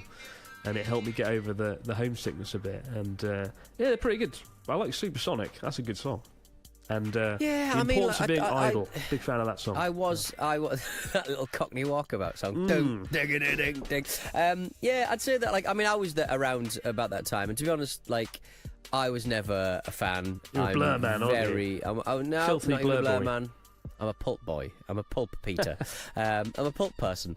But yeah, I was never it was just very. They kind of united the townies, they united the people who would happily go to a nightclub to dance to happy hardcore, and drink need Newcastle food. Brown and all that stuff. They yeah. they united the football boys bread. and girls with the the slightly more And peanut butter. you'd probably say thoughtful I don't have jelly, indie crowd. But I don't know why there's so much meat. of a. So I've seen like all of my timeline, friends, family members, etc. were just people trying to get Oasis tickets all last week, and it was just like I don't I really have think they any meat. really needed to have given the people of Manchester the tickets first, because they have spent 25 years wearing the most god-awful haircuts, sporting the most god-awful pretty green That's a snack. jackets, big old parkas, and they need to be rewarded for their devotion to crap clothes. And so the people of Manchester should be awarded that nice and early before anybody else gets involved. It should be a Manchester ballot before any of us, muggles can get involved. Can't wait to hear what our 700 Manchester listeners have to say about this. I'm from the northeast. All they do is talk about being from the north. You're not that north. But yeah, no, it's a cool time, and it'll be interesting to see how it all unfolds. Hopefully they come to Japan. I think Natsuki's a fan. Natsuki would love tickets. Natsuki would love to go and meet Liam Gallagher. Big open air thing. It will be interesting to see how big. Obviously, they're playing, I think, 5 nights at Wembley. It'll be interesting to see how much of a drop off that is in the second year of touring, and also like what venues they play. Would it be Madison Square Gardens? Would it be, out in America and stuff? Because those venues are always a lot smaller when they go out here. So it'd be interesting to see if they can play some proper stadiums out there. I'm sure they'll do well. But time will tell. We've got a story here from Matt from London. Welcome back. I stepped away and got a Pop-Tart. 2. There was something that I thought of to talk about, and I have since forgotten.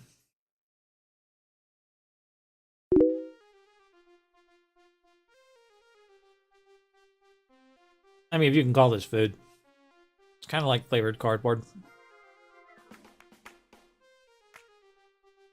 It's a snack.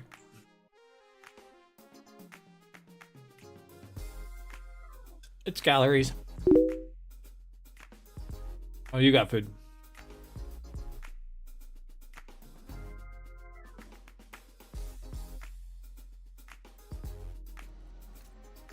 I got prepared for doing the Deep Archimedian.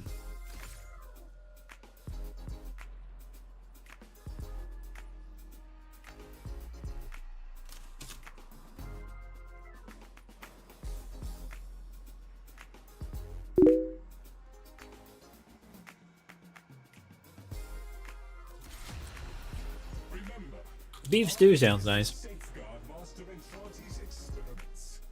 Repel the enemy and keep it quiet.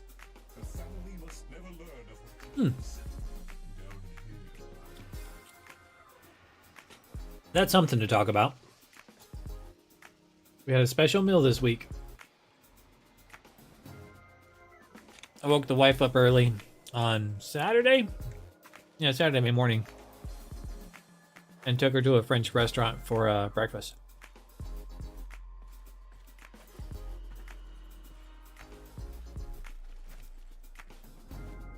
I had a croque madame. Oh, and that's the other thing. Did you ever place the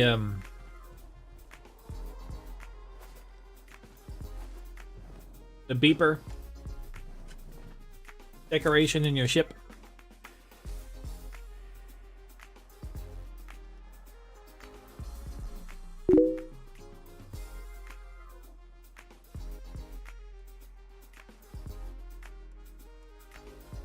We need to go see it.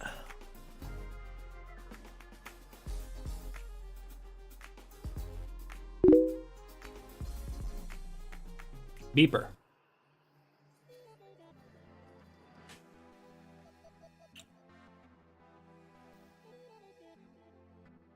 It is not on that screen, apparently.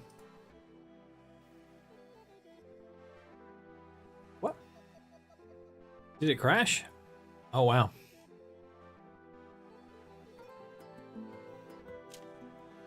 Oh, I closed it. That's what that was.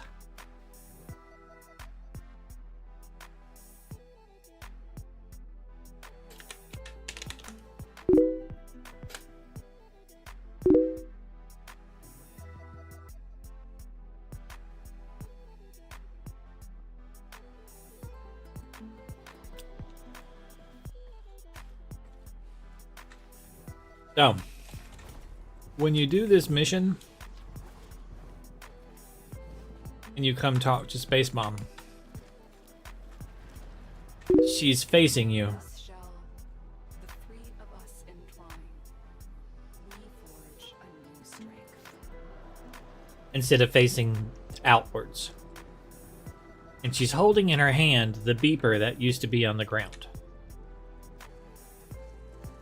And it's beeping. What most people don't realize is that at the end of the mission, you receive the beeper. It's yours now. It's a decoration for your ship. Alua, the miracle. Do you understand what it cost? It's called Arthur's beeper. As in Arthur Interati.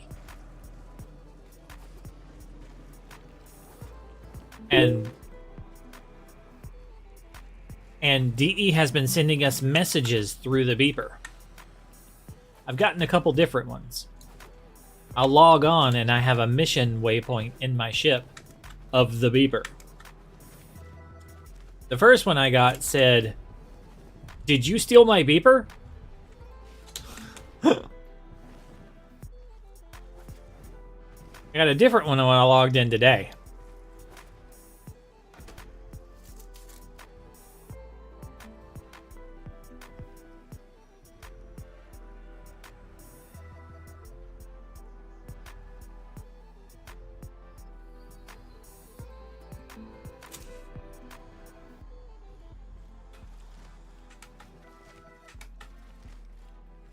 I was thinking, maybe we can be devolved. Back to what we were.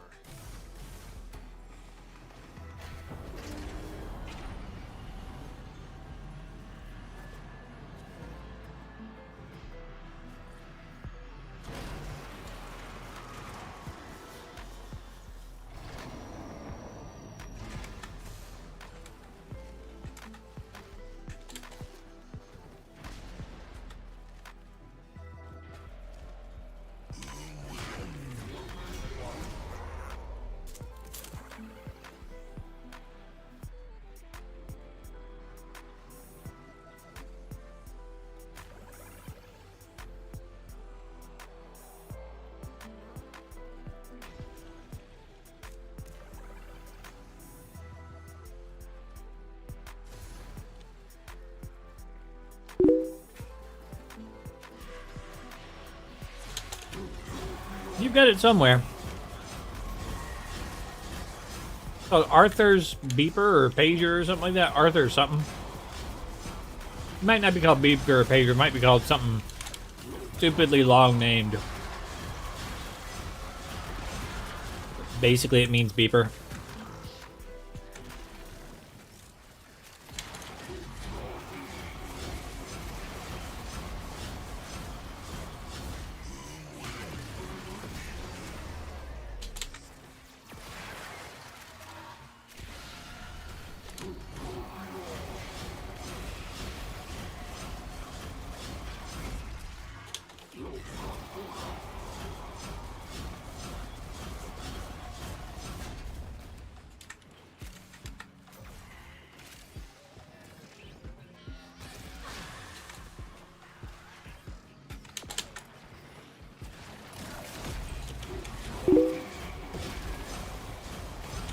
Well, after this mission is done, which will be a minute because it's the thing, I'll show it to you.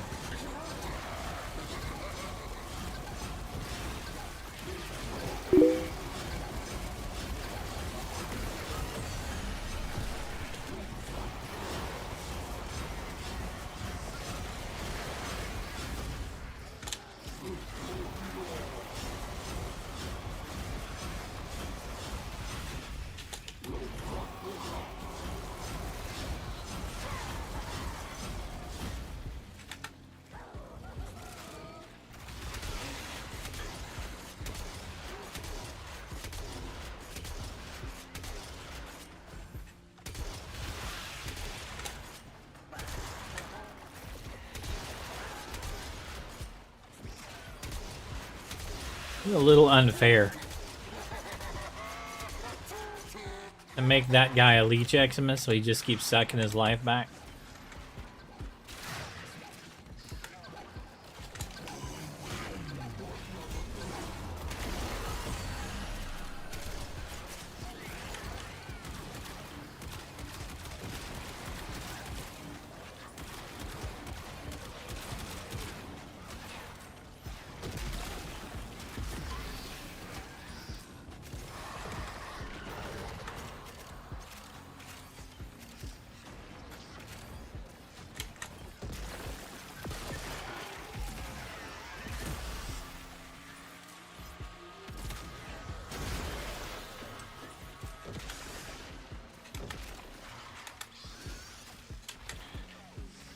You know, I forget how much my guns do. Because I don't use a lot of them.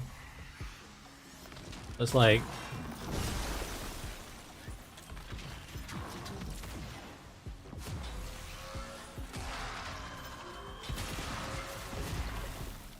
like that.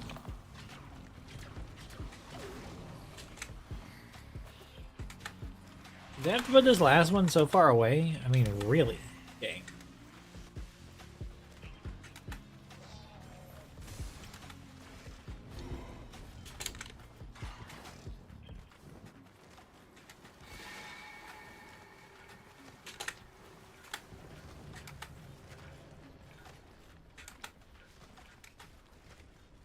We go like 15 rooms to get to the next thing.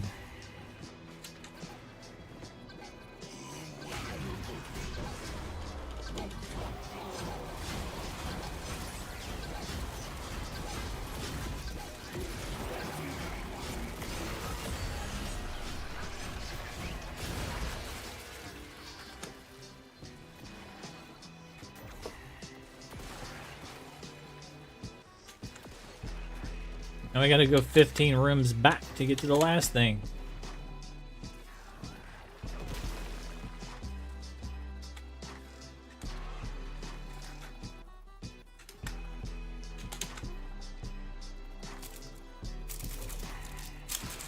I still want to eat my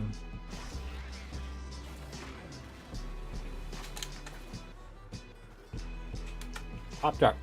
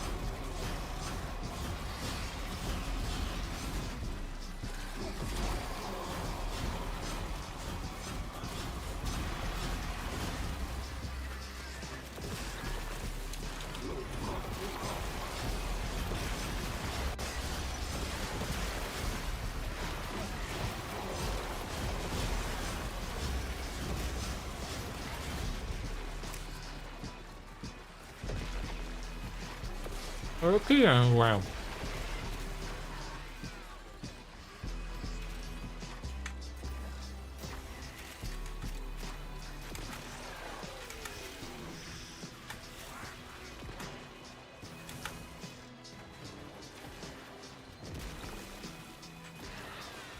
And that's well.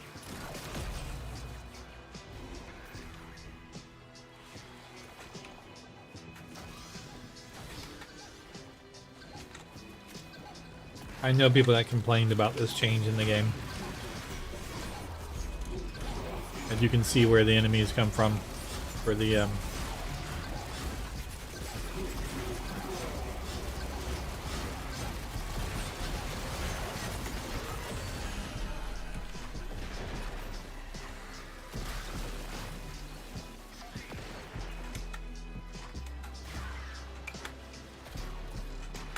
Like when they put the red dot to show where the blow up dudes are coming from. They complained about that. Because everybody could see it.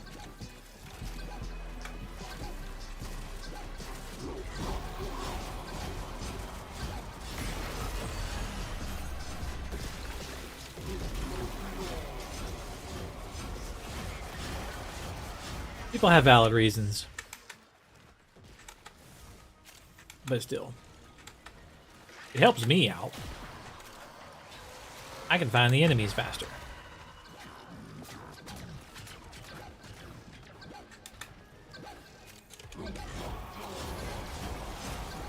Get back here, bad guy.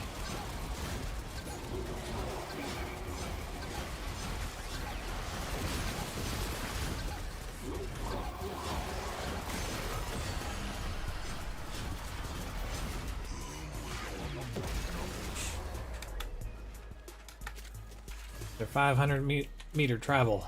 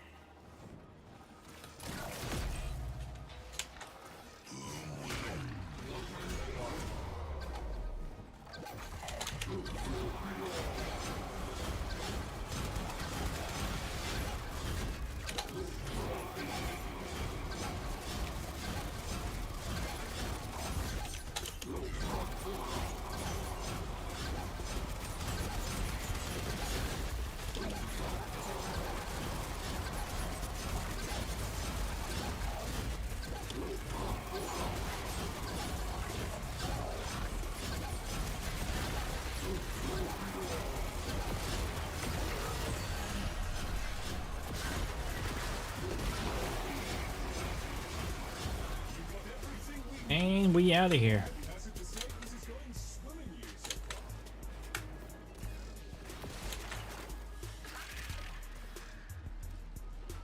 Yeah, not too bad. Only 16% of the damage.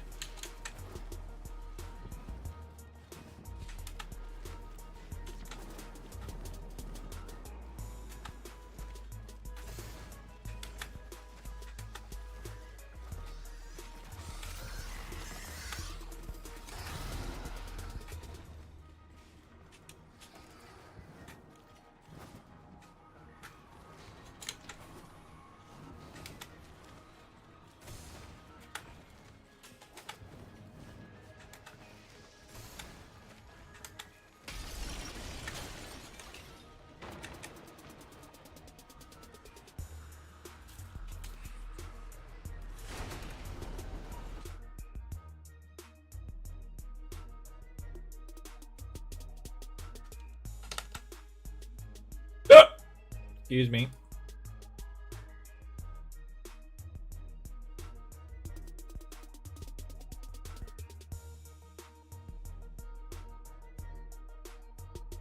By the way, you'd asked earlier about Hydroid. You get him from defeating Vahek on Earth. Redirect to sensor arrays at marked locations. They are key to furthering our understanding of the murmur. Ensure the enemy does not succeed in destroying them. You get his main blueprint from the marketplace.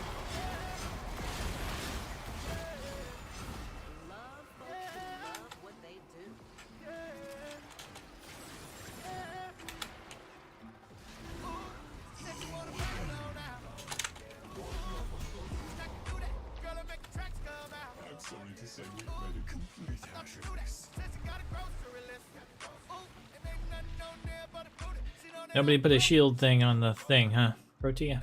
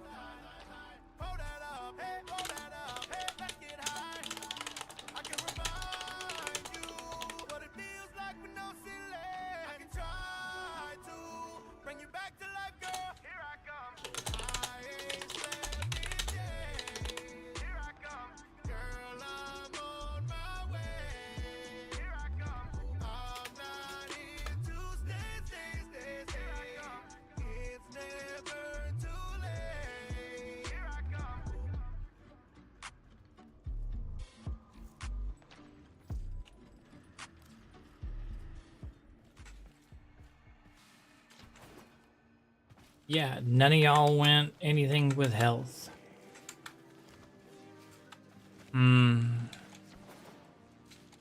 Randos ignored the defense target. I did too. So it died, it did.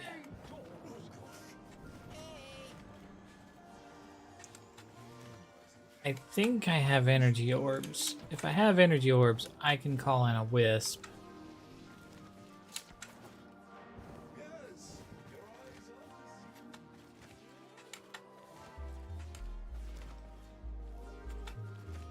And I can go something a little bit better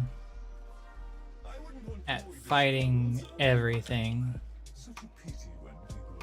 Master Entrati's experiments are under threat from the But the energy exhaustion. teeth all that he has taken and teach him this.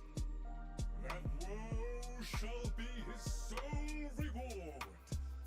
Prepare well, for we shall not return until the experiments are secured.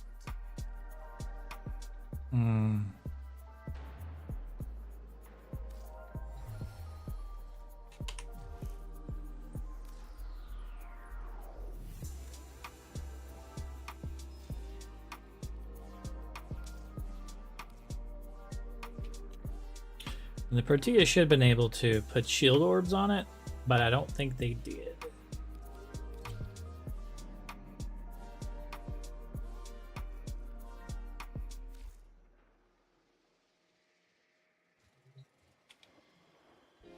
Lloyd has tasked us with finalizing several experiments, and there will be no coming back until the job is done.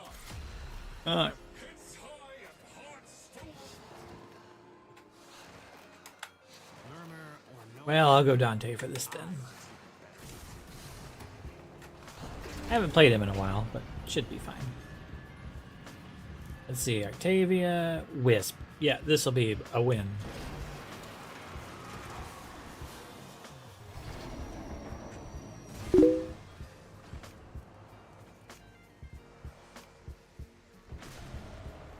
Nice.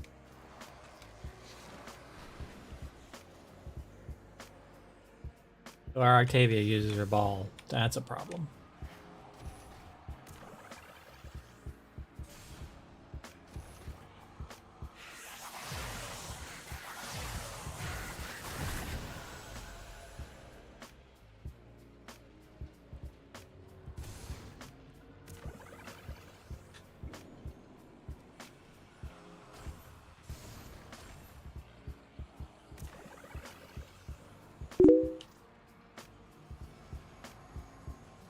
Yeah. That's never a good thing.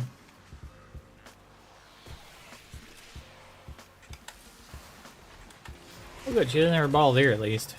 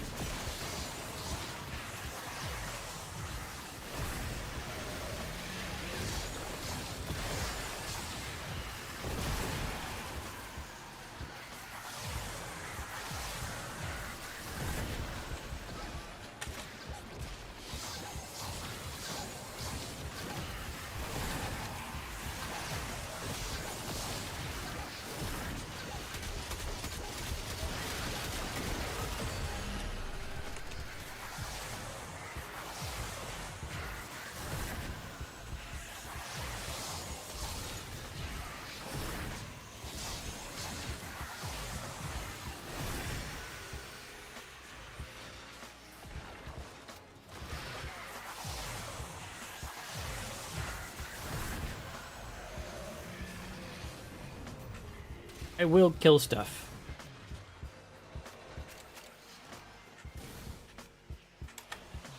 I don't play Dante very often, but my Dante is strong.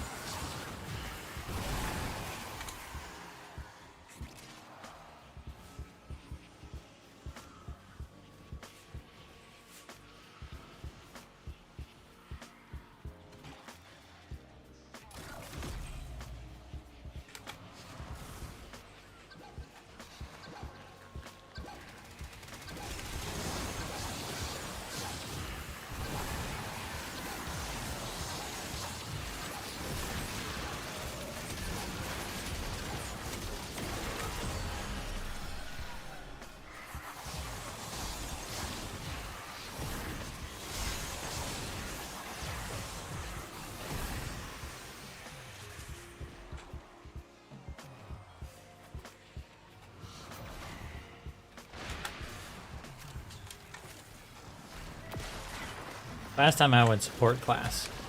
This time I went murder class.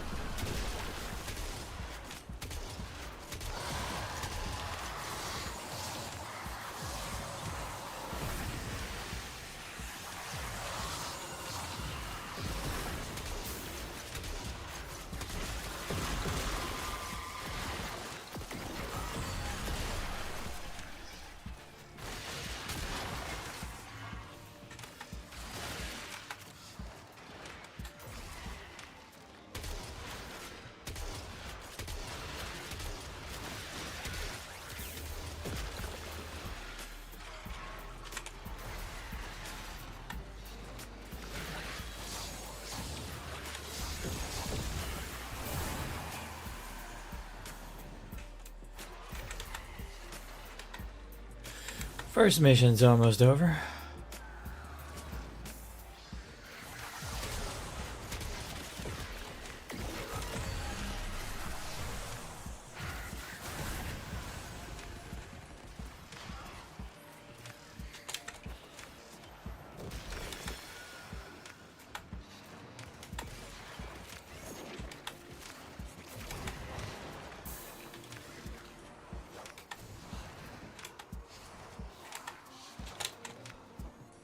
Wow.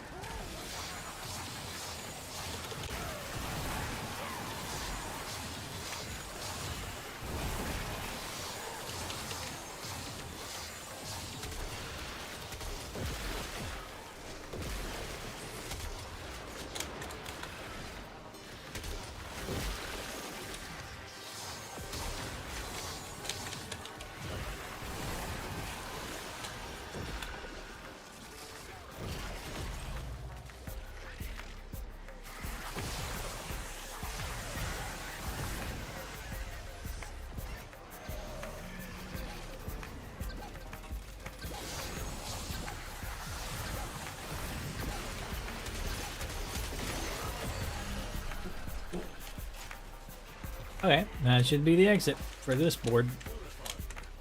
Arterial payloads are intact in Laboratory Ring. On to the next.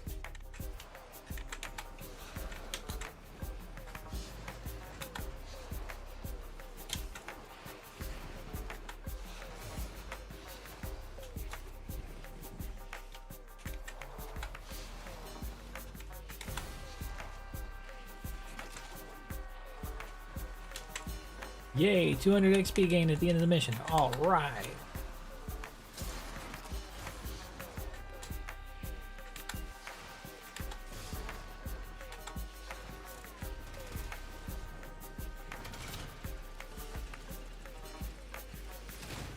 Eh, 27% of the damage. Not too bad. Go Octavia.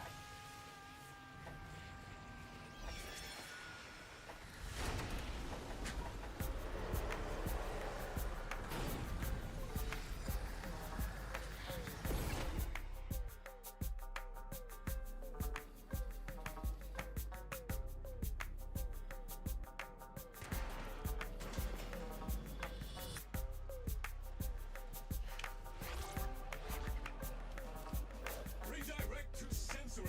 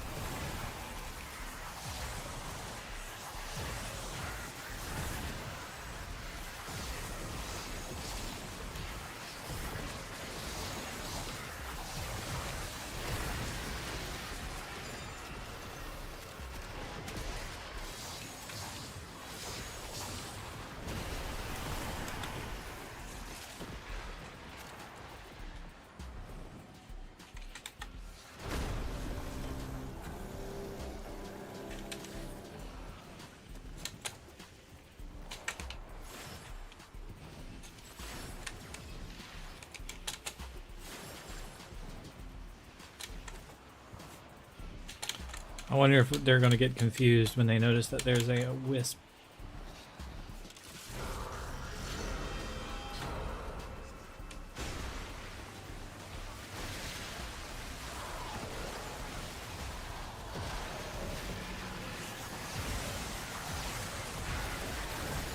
Because there's an extra wisp.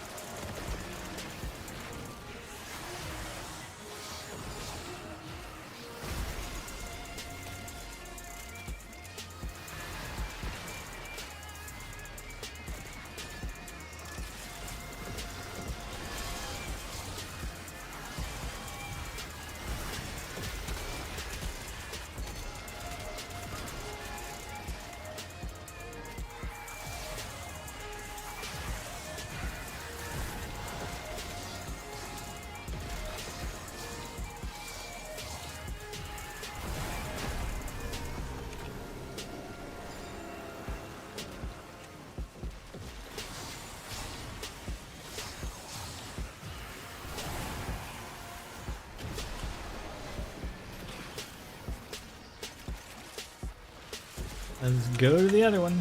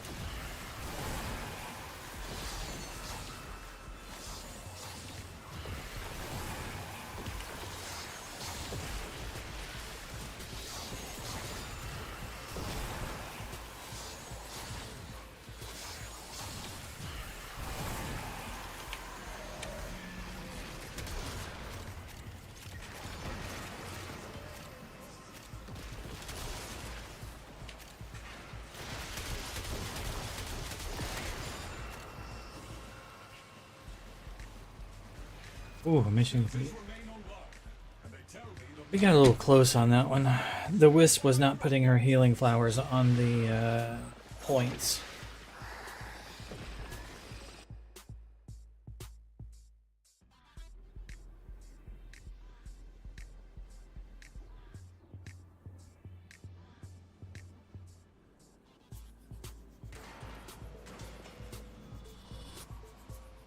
Okay. Crucible marked. The enemy would deny Lori access to high-quality elemental resources critical to his ongoing studies. Deny, retrieve, return, phase 3 initiated.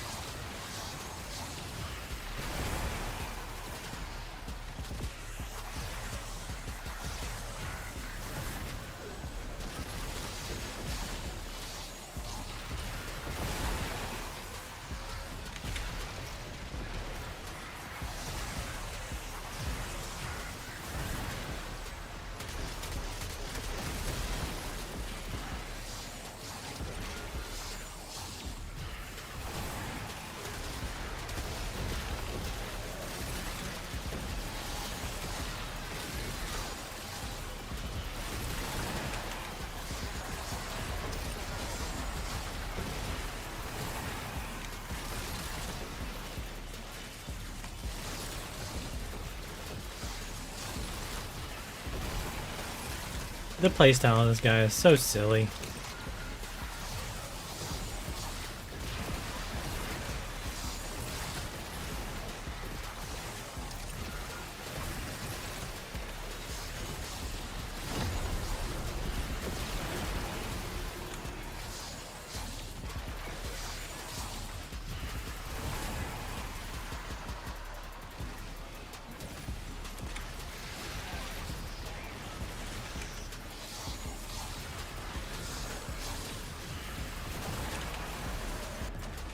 Whoa!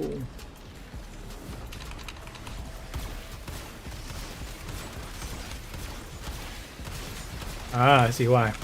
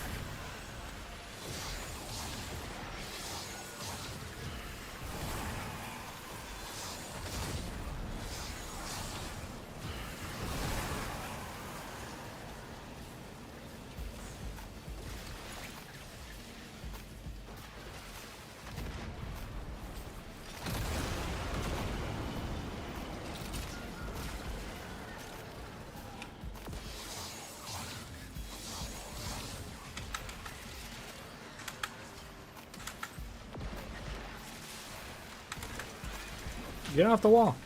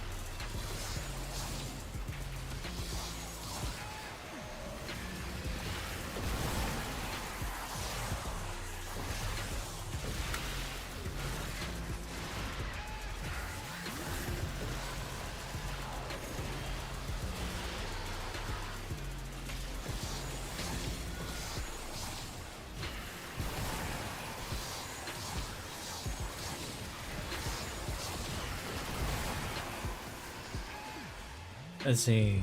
Damage on this one, I only have 30%. Oh.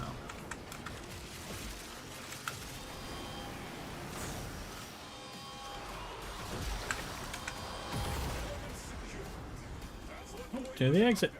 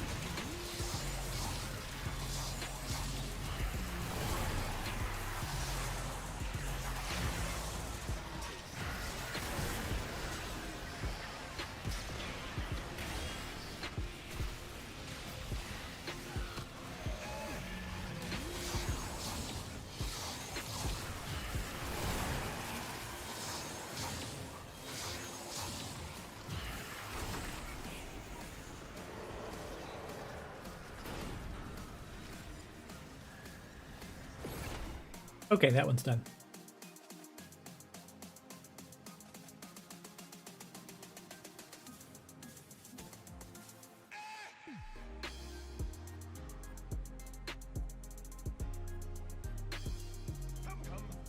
We have much to accomplish.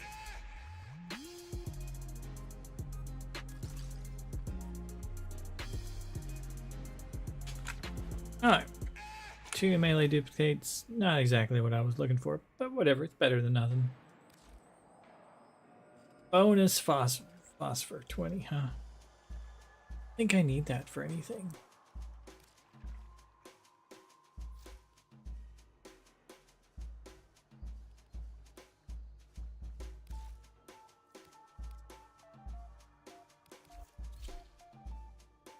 And if you're still there, Jinx, I'll show you what I was talking about earlier.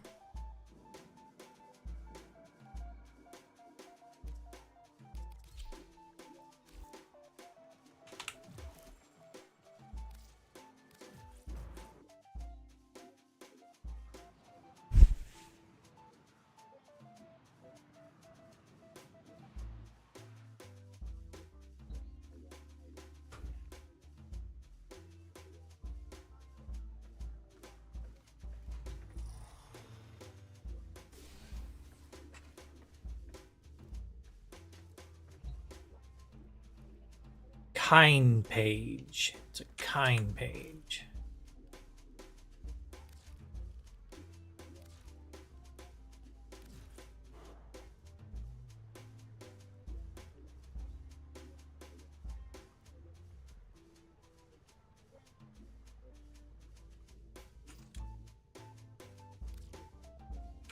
I'm guessing you're not there.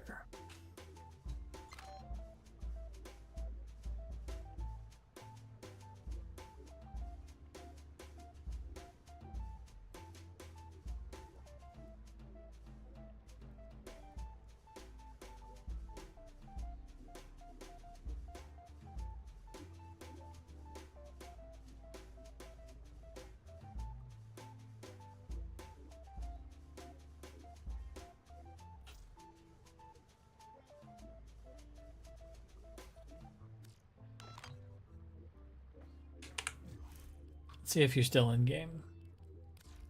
Operator, do you know which finger the corpus used to count their money? The index.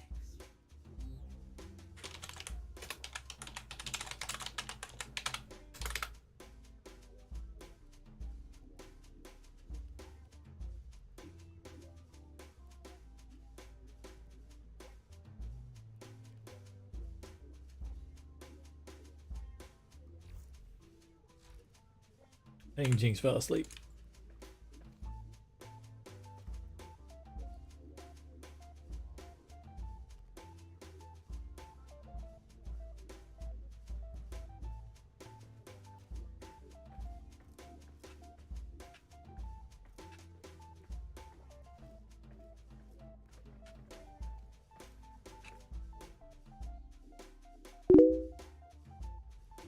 Okay, so this is the thing I was talking about earlier.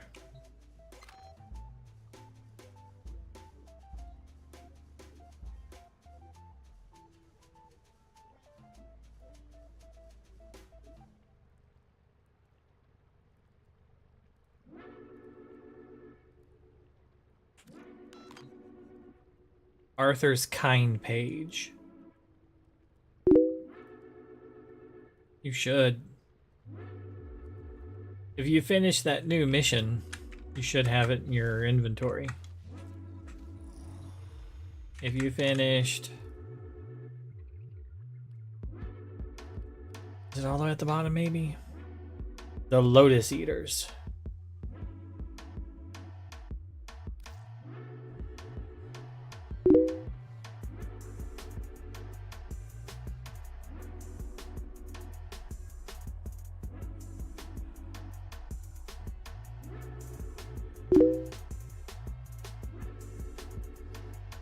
That's the reason why you don't have it.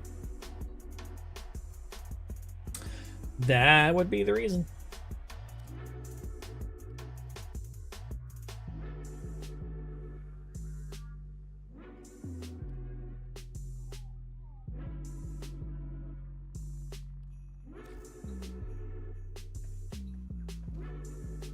That explains it.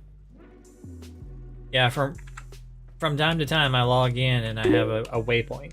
I'm like, what's this? It's literally like 30 seconds. It is like the shortest quest in Warframe.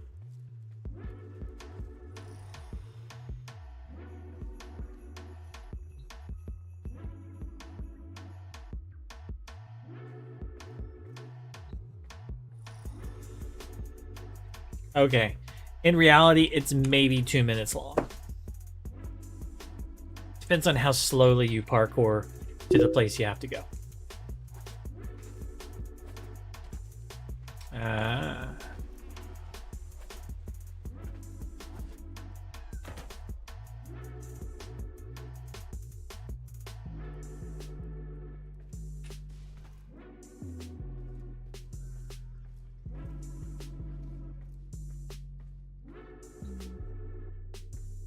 Excuse me.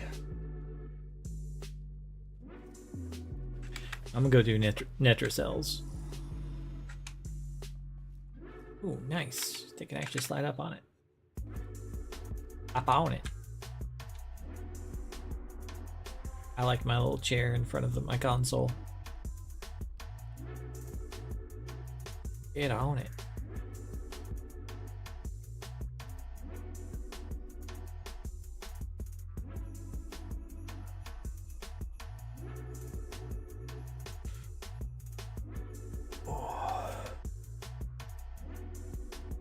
Arms are sore.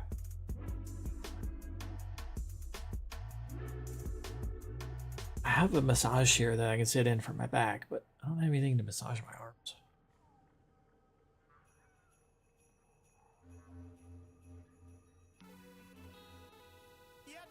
Please get into your head.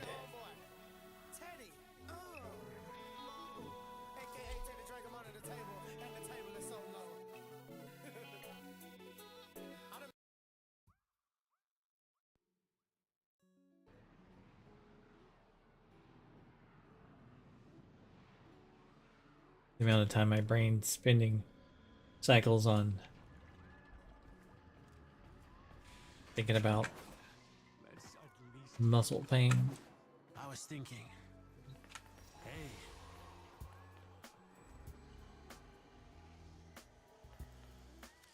for an old guy to build, Excuse me. just to have somewhere to keep his goodies, let's rob the old fart blind. Yeah, you robbed the old fart blind, dear fella.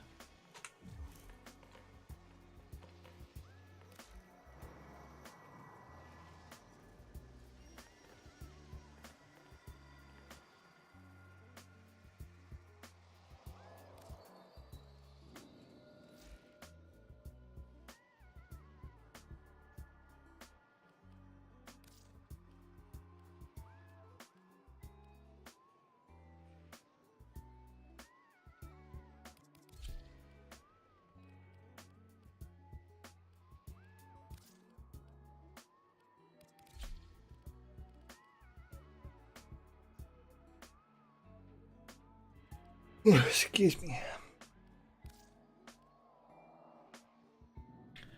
What frame do I want to take for the Ninja Cell? I think it's going to be a speed.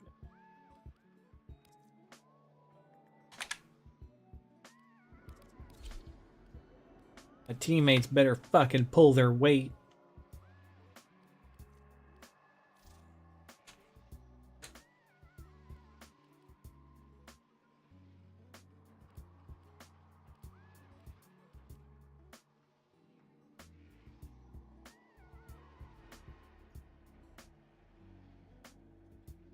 I think if I'm going to Speed Nova,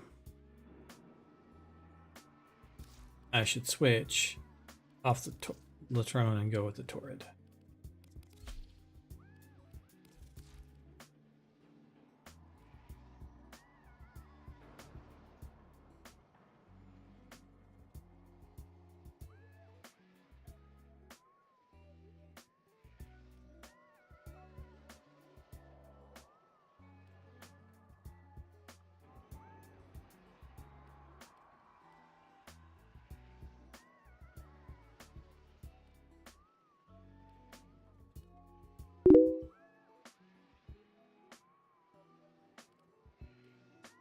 Glad to have you.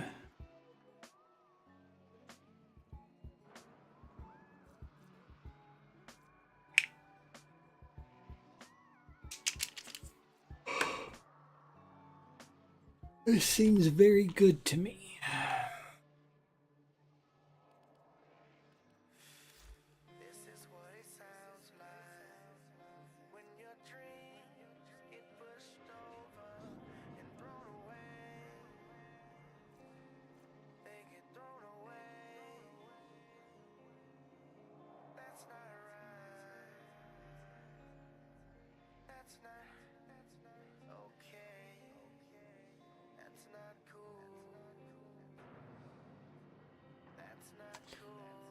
That would really increase the damage.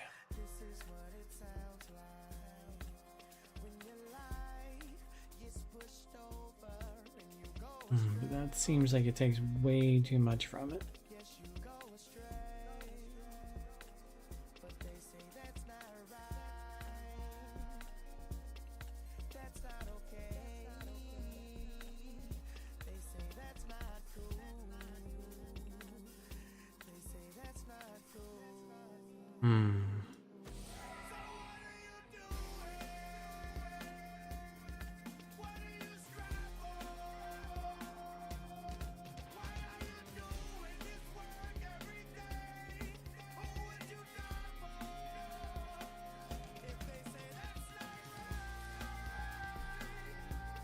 That's not okay. Yay. I like the crit chance.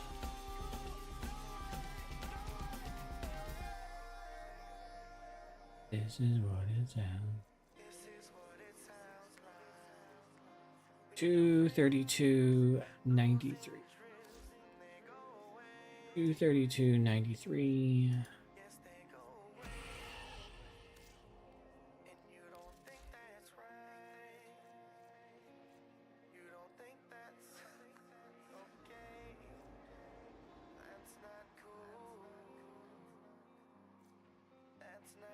$200, $129.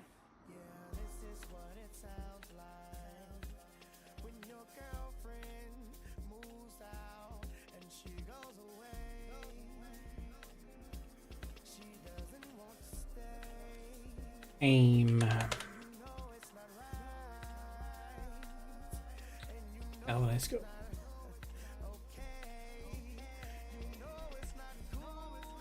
On a headshot.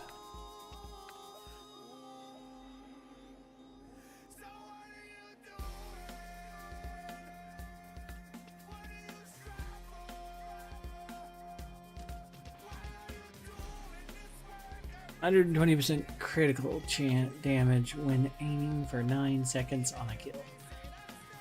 I mean, as long as I'm aiming, that's not bad.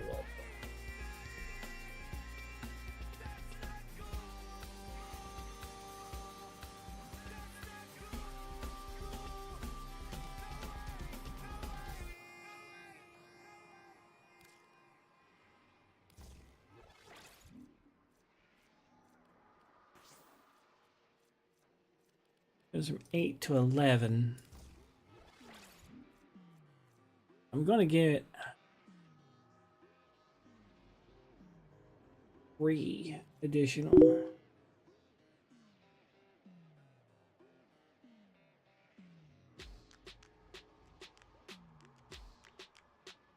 If you stab them with the wrong combination, I don't see why not. Oh. Yeah, I think because at the end of the mission, you'll get the little tags for the other people in the mission. No, wait. That's before you go to Railjack. If you stab them. I don't think it matters. I mean, you might as well for the mission rewards. Don't think it matters one way or the other, honestly. Except for not getting mission rewards. I mean, if you stab them, you should get some Kuva. Even if you stab them wrong, you should get a Kuva drop. So... yeah, even if you stab them wrong, you should get a Kuva drop.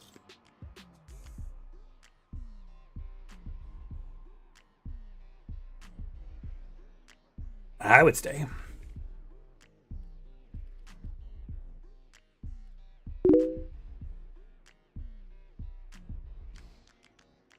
Yeah, there were the drops from her dogs too throughout the mission. So yeah, it's worth it for all the drops.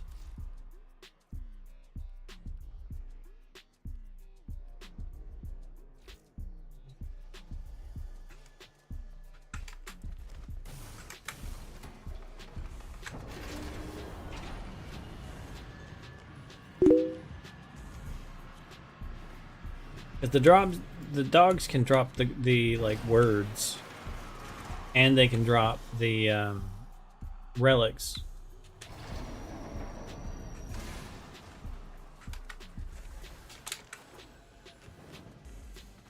If you want to find out what Albrecht was up to in that Netracell, you'll need one of each key.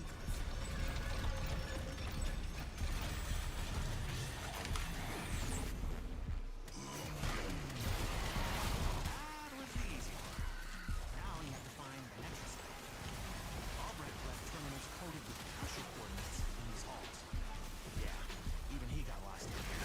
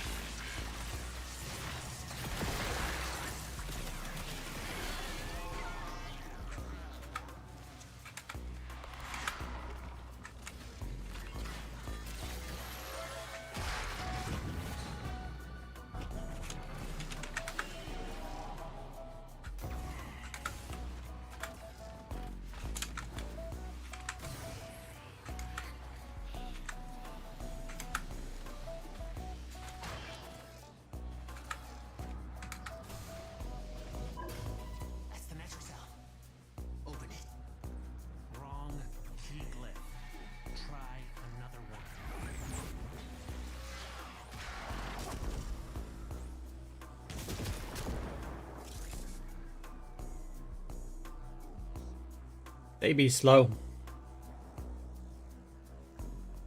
Right door, wrong Keegalith. Try a different one.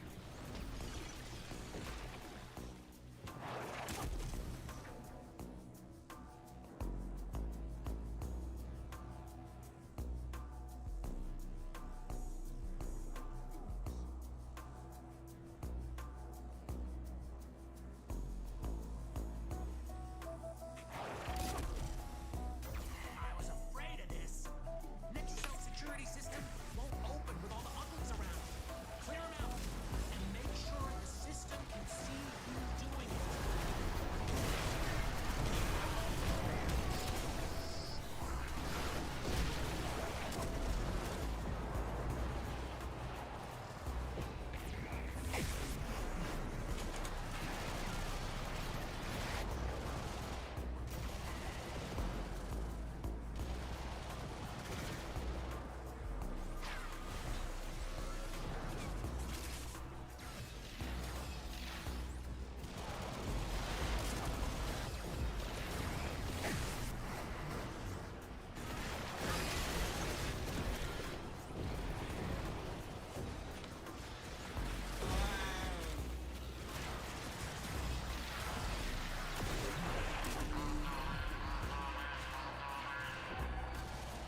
Necromites are slowing us down. Find them, smash them.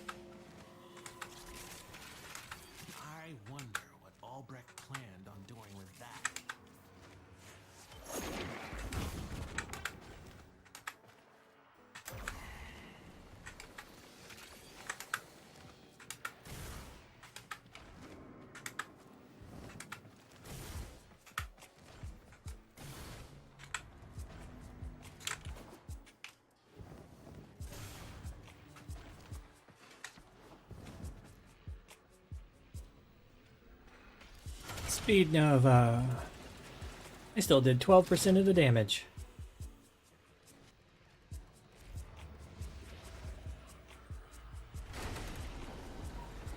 Mission complete. Excellent work, Tenno. Literally just feeding the Mesa. And still did 12% of the damage. Not bad.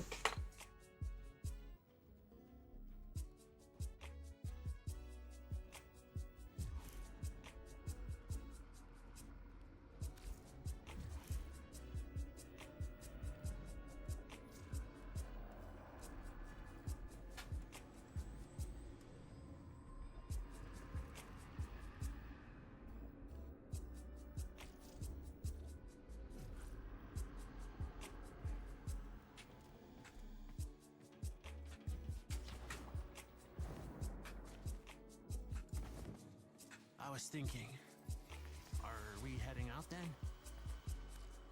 In my humble opinion, all right. What's his is ours.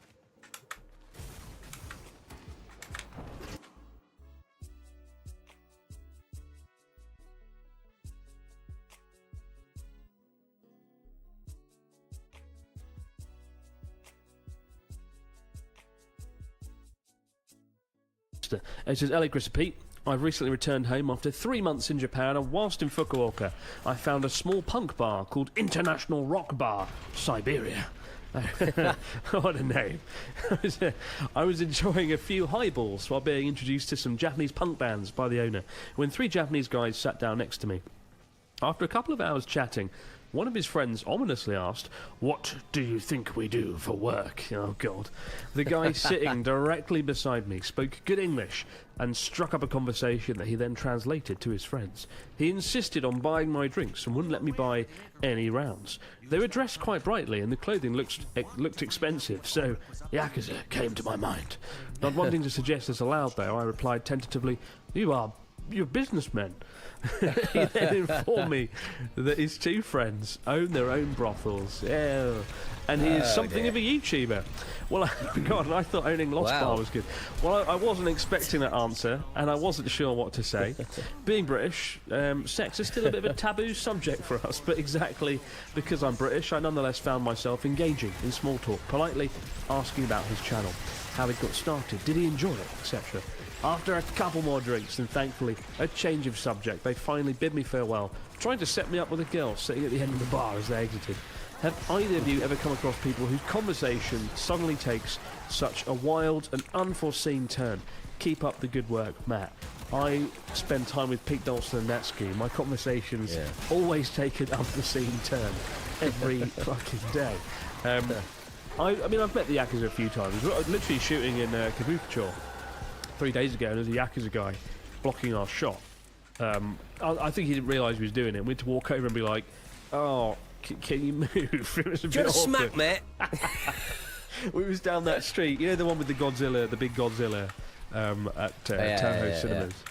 That big street. I was filming a piece to camera there, which is the worst place to do it, if you're me. And it's Yakuza guy just in the way, and we had to be like, "Can you Chotto get out the fucking way, mate? We're trying to film the street, innit?" And he was actually like, "Oh, see my set." I was like, "Oh, all right, good." So Don't come back. Don't you come back. There was the time on Oshima Island a year ago where Connor and I were filming for 2 or 3 days. Really cool island, Tokyo's biggest island. And we went to a ramen shop and we sat down next to some guys, a group of 3 very loud guys in their 50s, and it quickly became apparent they were Yakuza. And they were like, how much do you make good money? And Connor was like, "Oh yes, thousands of dollars." And the man went, "Ha ha ha, give me some money." And Connor went, "No." And then the man went, "No, give me some money." And it got really awkward very fast, like a western or something. And we left that ramen shop quickly. But they're around at about the old Yakuza. They're about, particularly on the I can't remember the name of the festival. The festival in Asakusa, where they all come out every year to celebrate Sensei Temple, and they all bounce around and stuff. But Block everyone's shots constantly. that's right. Get in my way. Get in my way. Yeah. That's all the Yakuza do, isn't it? You never met them, have you? No, I don't think so. I think friends have done repeatedly, but yeah, no, never either in this rock bar or not really. So I would say that like I've googled this rock bar, Chris, and I'm just looking at the Google Street View outside in Fukuoka. You know, big fan of that town. I think I might have been in it. I mean, if it's called like International Rock Bar, I mean, come on, what the hell? Where the hell else am I going to go? That's your entire Google history. Yeah, well, I'm looking at it now. I don't know whether it's still open, but it is next to a unit, a shop unit that does just sell bugs. Bagoom, edible insects is the shop next door. So from Siberia, it's the edible insect and rock quarter of Fukuoka, which is very cool. My God. Well, we got a pretty interesting story this week. That's the story would have been different had it been 1 week earlier. But it involves something that happened and then was quickly withdrawn, as you'll soon discover. Pete, fill us in on why Japan dropped a subsidy plan to draw women to the rural areas of Japan upon marriage. It's all getting a bit children of men, isn't it? The Japanese government has shelved plans to give money and encourage more women to relocate to rural areas upon marriage after a chorus of criticism online that the move is discriminatory and lacks sensitivity, despite its intended aim of just helping out those regional areas. The government initially planned to incentivise the relocation of would-be brides to rural areas. What is this? Relocate them by expanding the scope. Plan. Yeah, handing out $4,000 per person to those moving out of the Tokyo metropolitan area and working in other parts of Japan. As soon as the idea was reported by media outlets, the government faced an immediate backlash. Online comments such as, do they think money can buy woman? See rock bar above. And are they trying to utilise women? Yeah, I mean, like, the Regional Revitalisation Minister, Hanako Jimmy, which is the best name of any minister around, Hanako Jimmy wants to get ladies in the fields of Japan.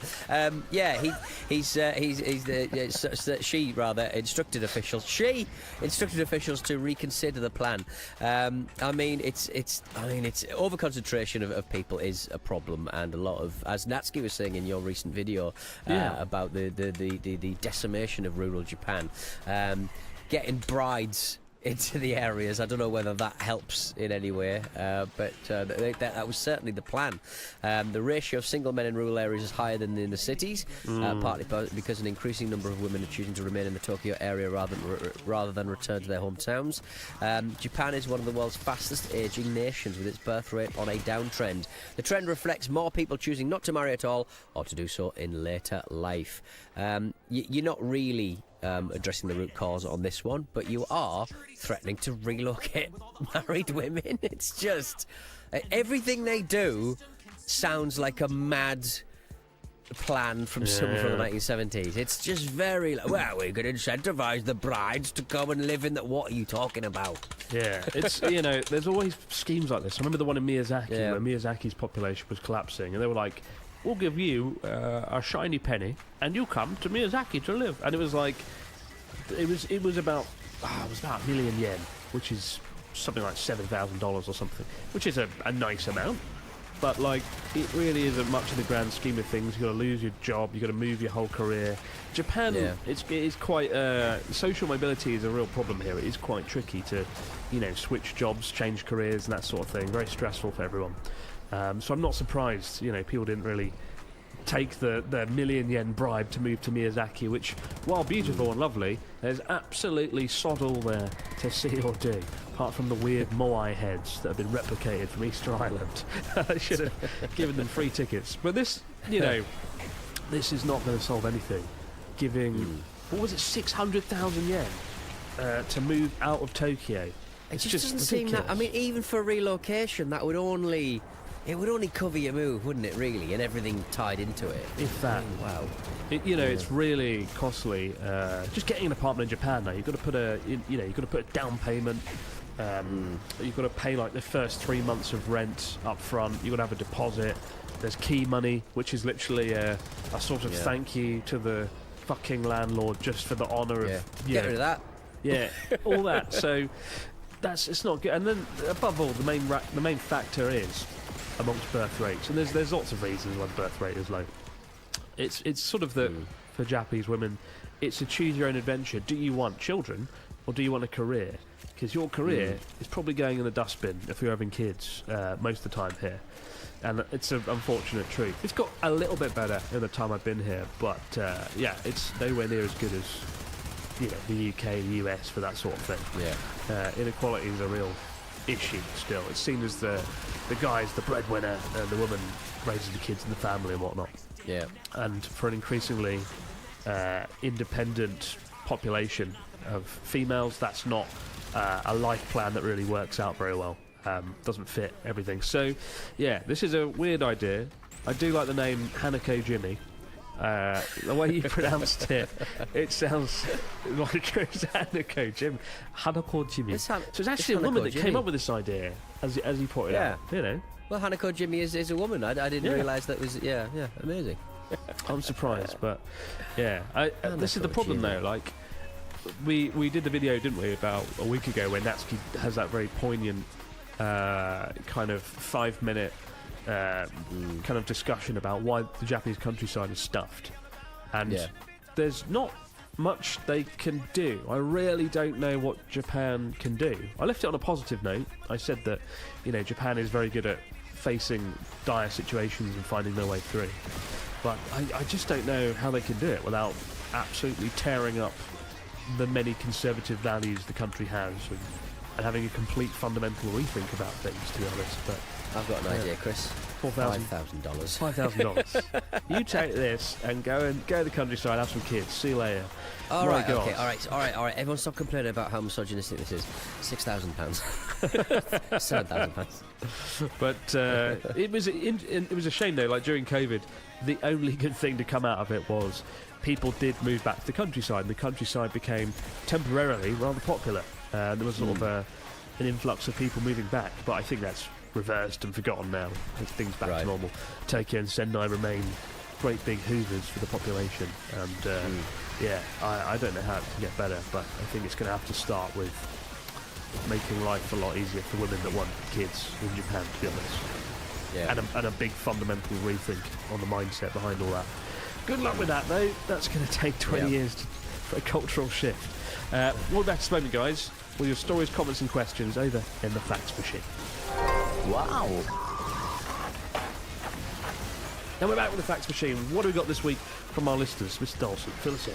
We got a message from Michael in Melbourne, Australia. Hi, Chris and Beats. I'm planning for a third trip to Japan this time, exploring the Tohoku region in mid-October to early November 2025 as a solo traveller. I've always wanted to travel solo, and I feel like Japan is one of the best places to do that. My question, in the Tohoku region, will I be fine travelling alone for around 16 days?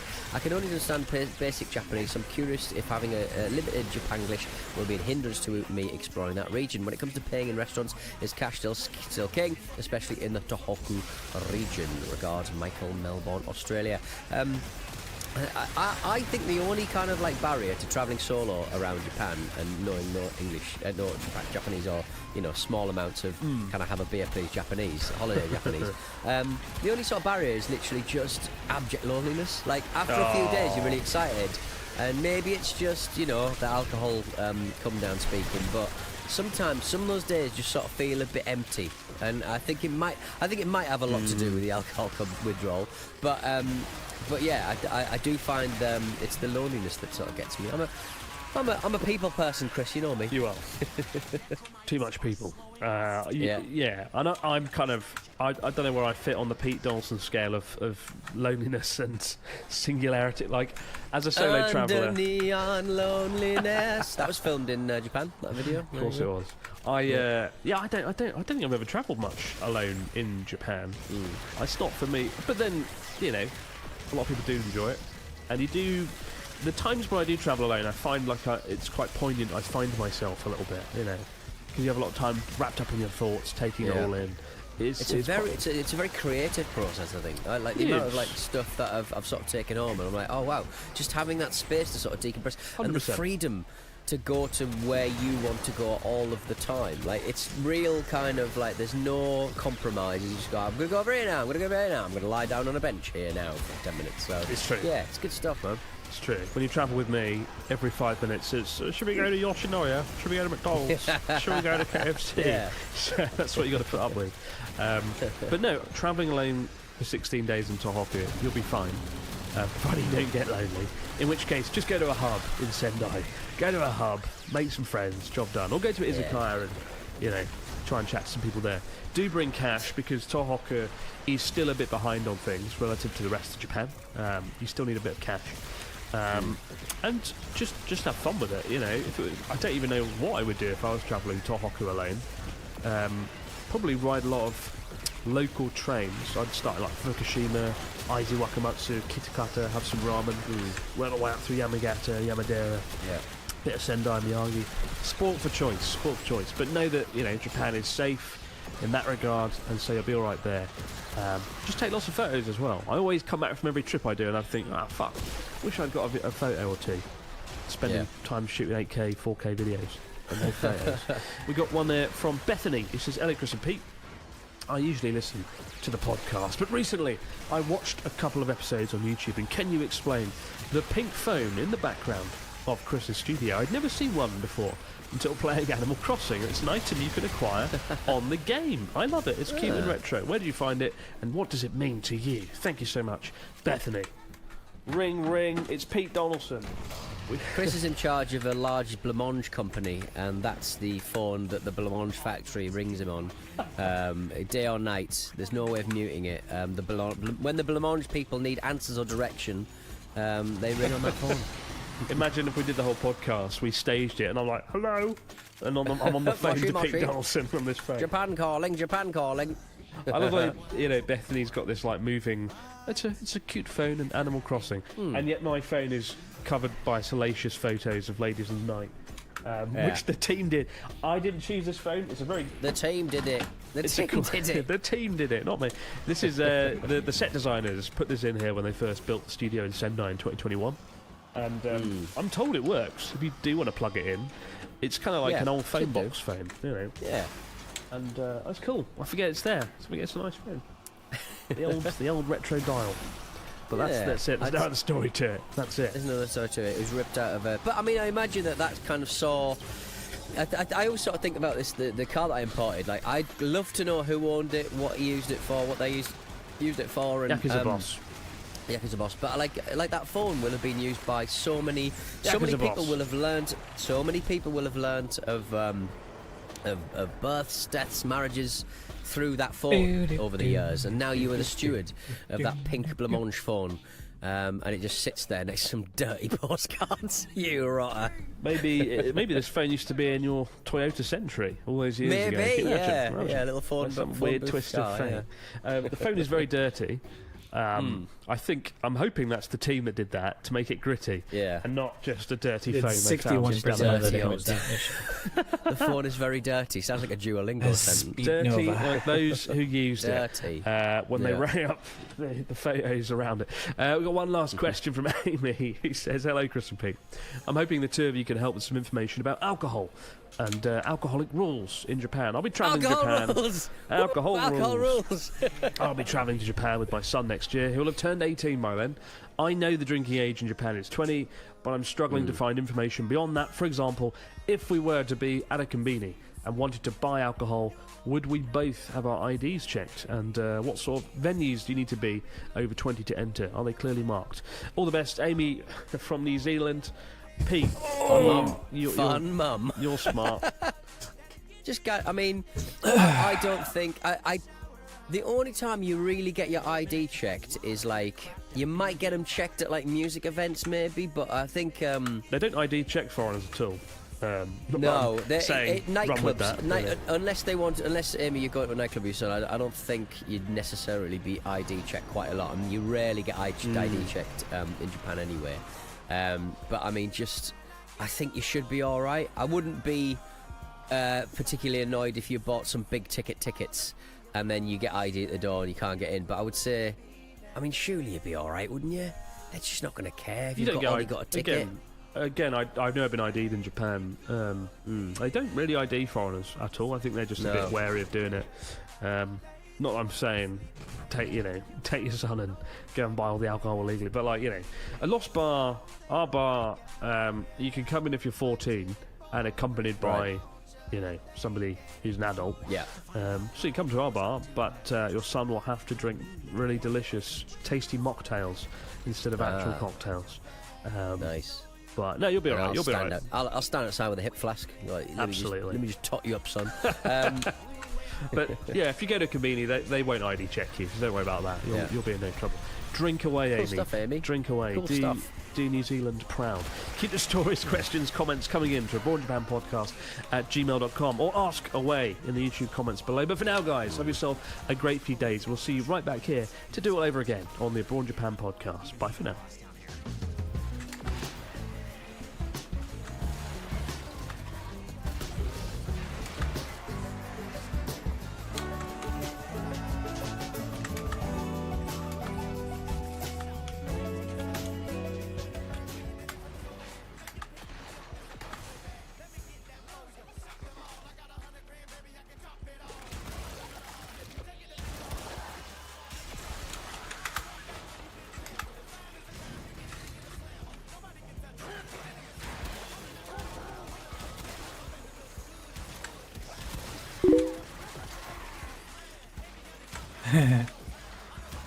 I'm still hunting bad guys.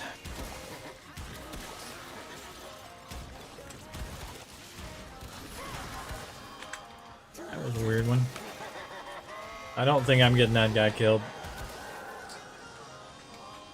It was a Jade Light, like Eximus. A little tough. The last mission I did like 68% of the damage. Ah.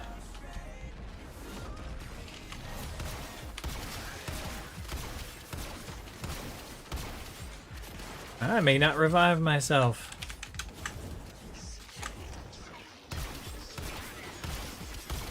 Using the key glyphs will open the Necrus lock, so be ready. Or wrong key. I did. Nice.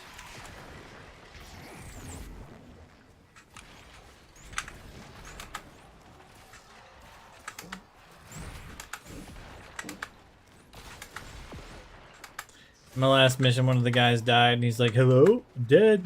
Anybody revive me?" I'm like, "Dude, I'm 208 meters away from you. I would not have gotten you in time." Big bummer.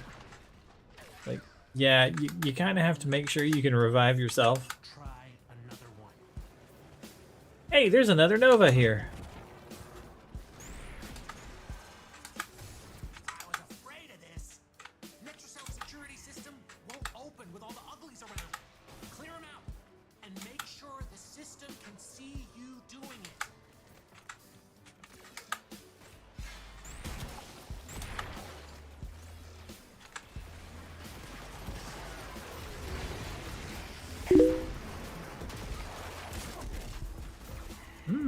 Good weapon.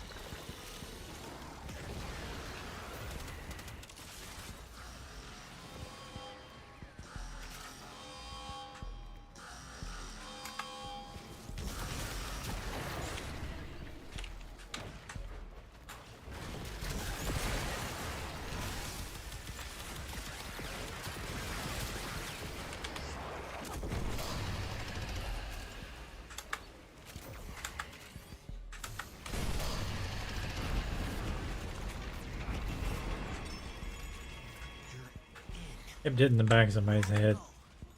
Can't wait to see what you got when you get back here.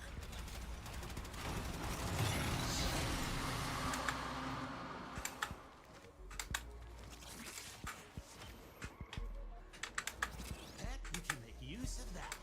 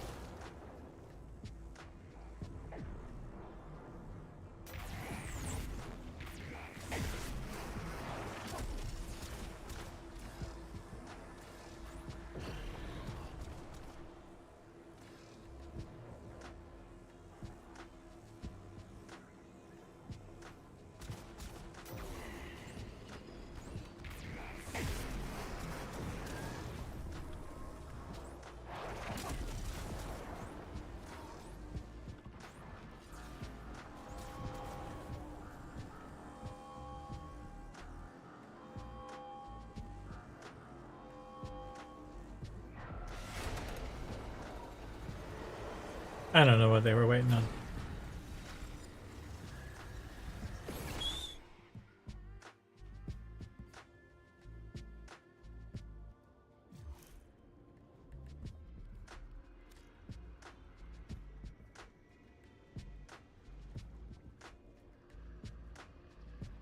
I beat the other Nova with killing half as many things.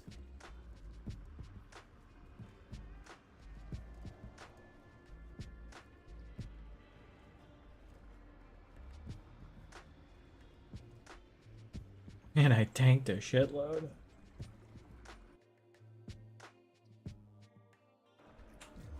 I don't think so.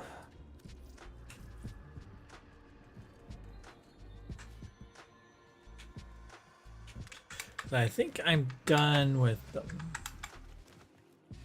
You in the mood for a little extra? Are we heading out then? Let's go. Yes, I am done with them. Okay, you're the boss.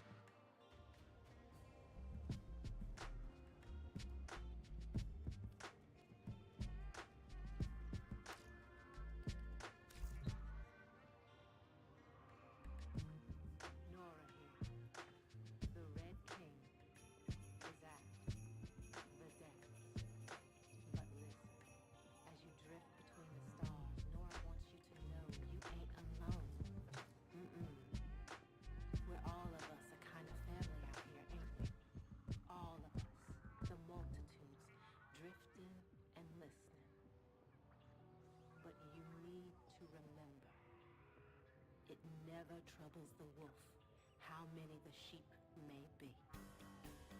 It trouble. It's that time again, dreamers. Mr. Downtown is here. Here's 2 enemies with 1 arrow.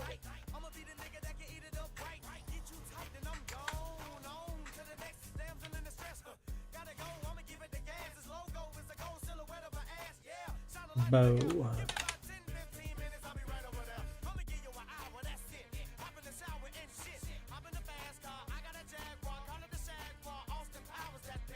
Yeah, baby.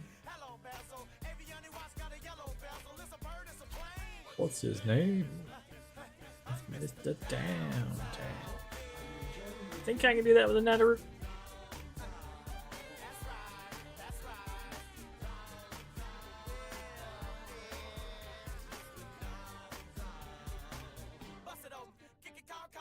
Bust it open.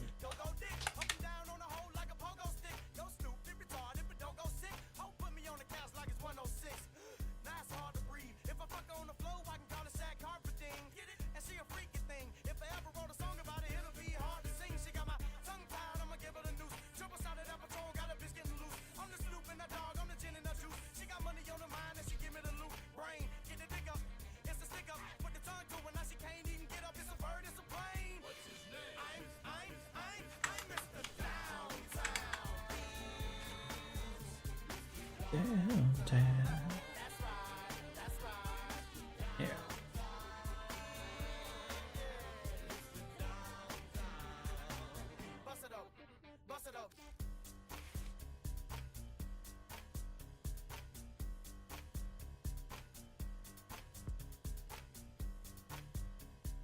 That's fever. I think I want electric.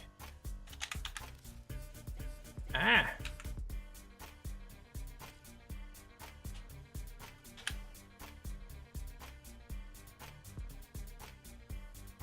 Heavy attack efficiency and electricity.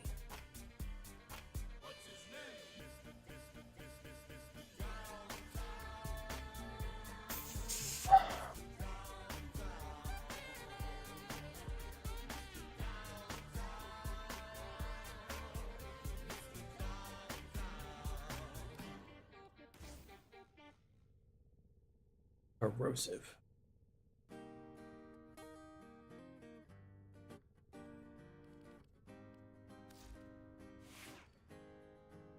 I think that's fine.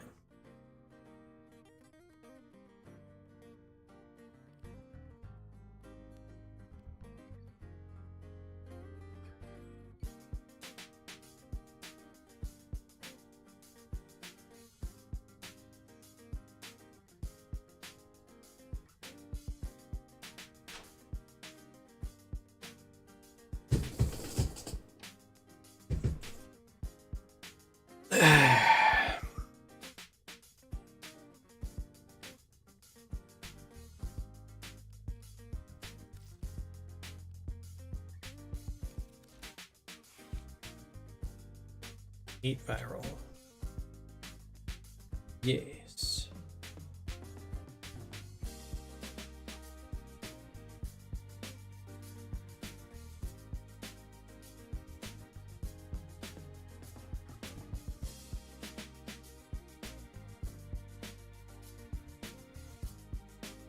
I mean, really,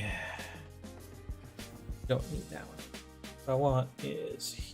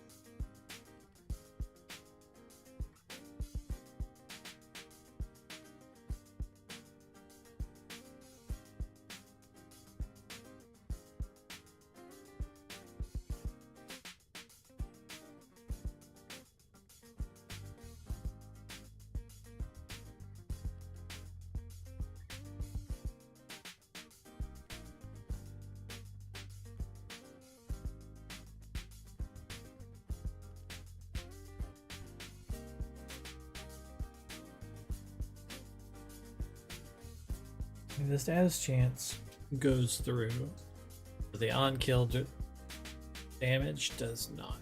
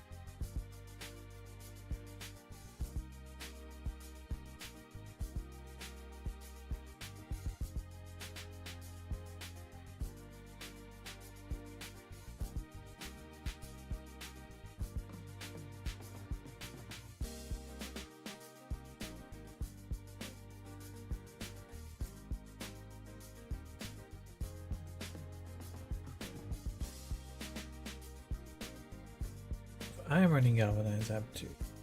They get galvanized.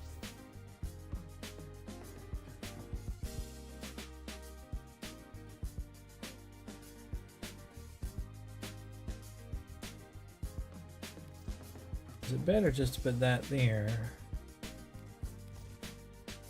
Oh damn, that's a D.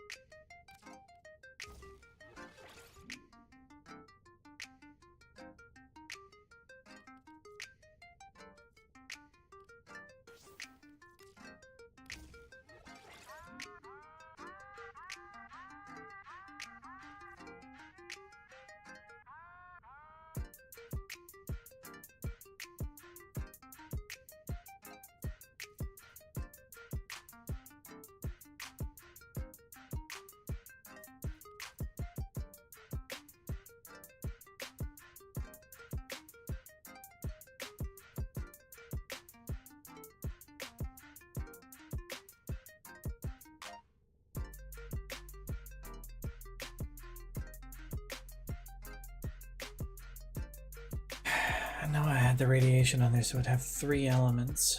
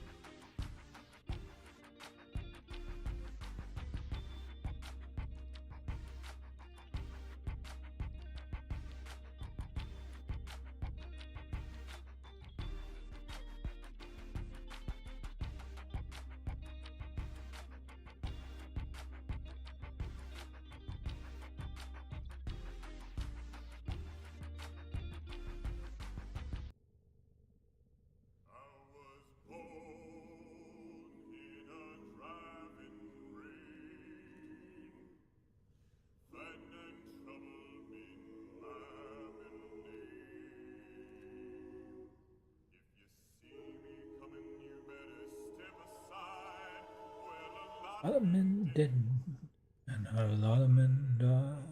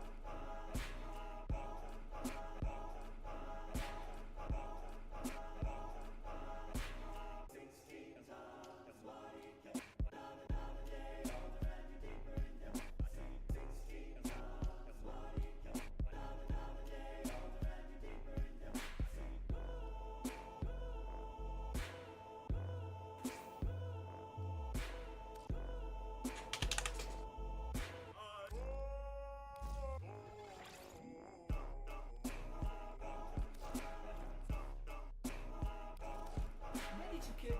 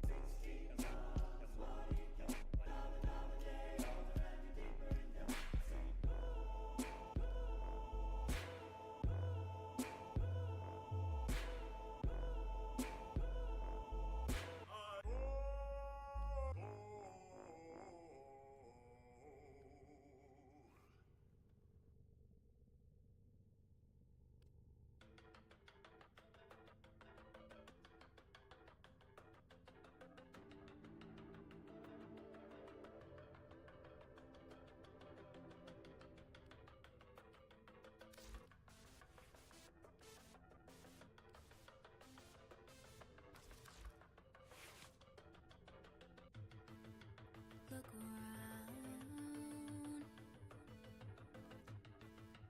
There's only two things that you should see. Tell me now. Tell me now. Is one of them family? We take advantage of life, 'cause we don't understand it. I just wanna live right in a world that wants me to fail. It gets hard sometimes, but you gotta keep moving on.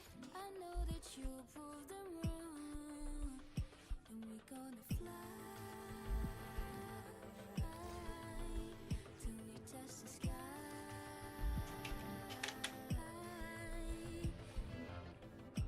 We were made to conquer and rule the world.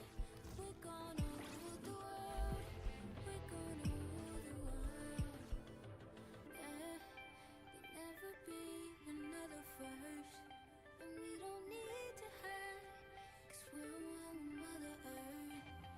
Keep all your fools and things, 'cause we're all nature's kings and queens, equipped with golden wings. Baby, we were meant to fly, meant to fly. Lost in the world, lost in the world. Let's get lost in the world, lost in this world. Searching for diamonds and pearls, lost in this world, lost in this world. It's a lot more heat rocks.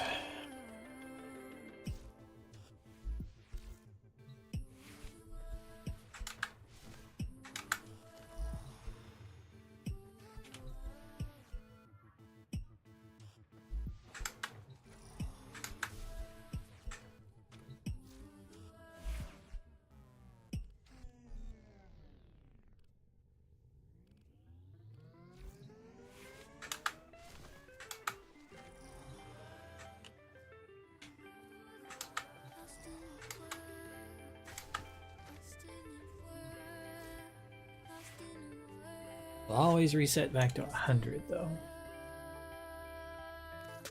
21st century Adam and Eve. That's why I stay smoking on these trees. I can't let objects control my dreams. I'm not a slave to material things. Where did you go? So just so for attention. Yeah, they can hear, but who really listens? Benjamins don't mean a thing to me. I don't want fame if I can't have peace. Lost in this world. Lost in this world. Lost in this world. Lost in this world. Lost in this world.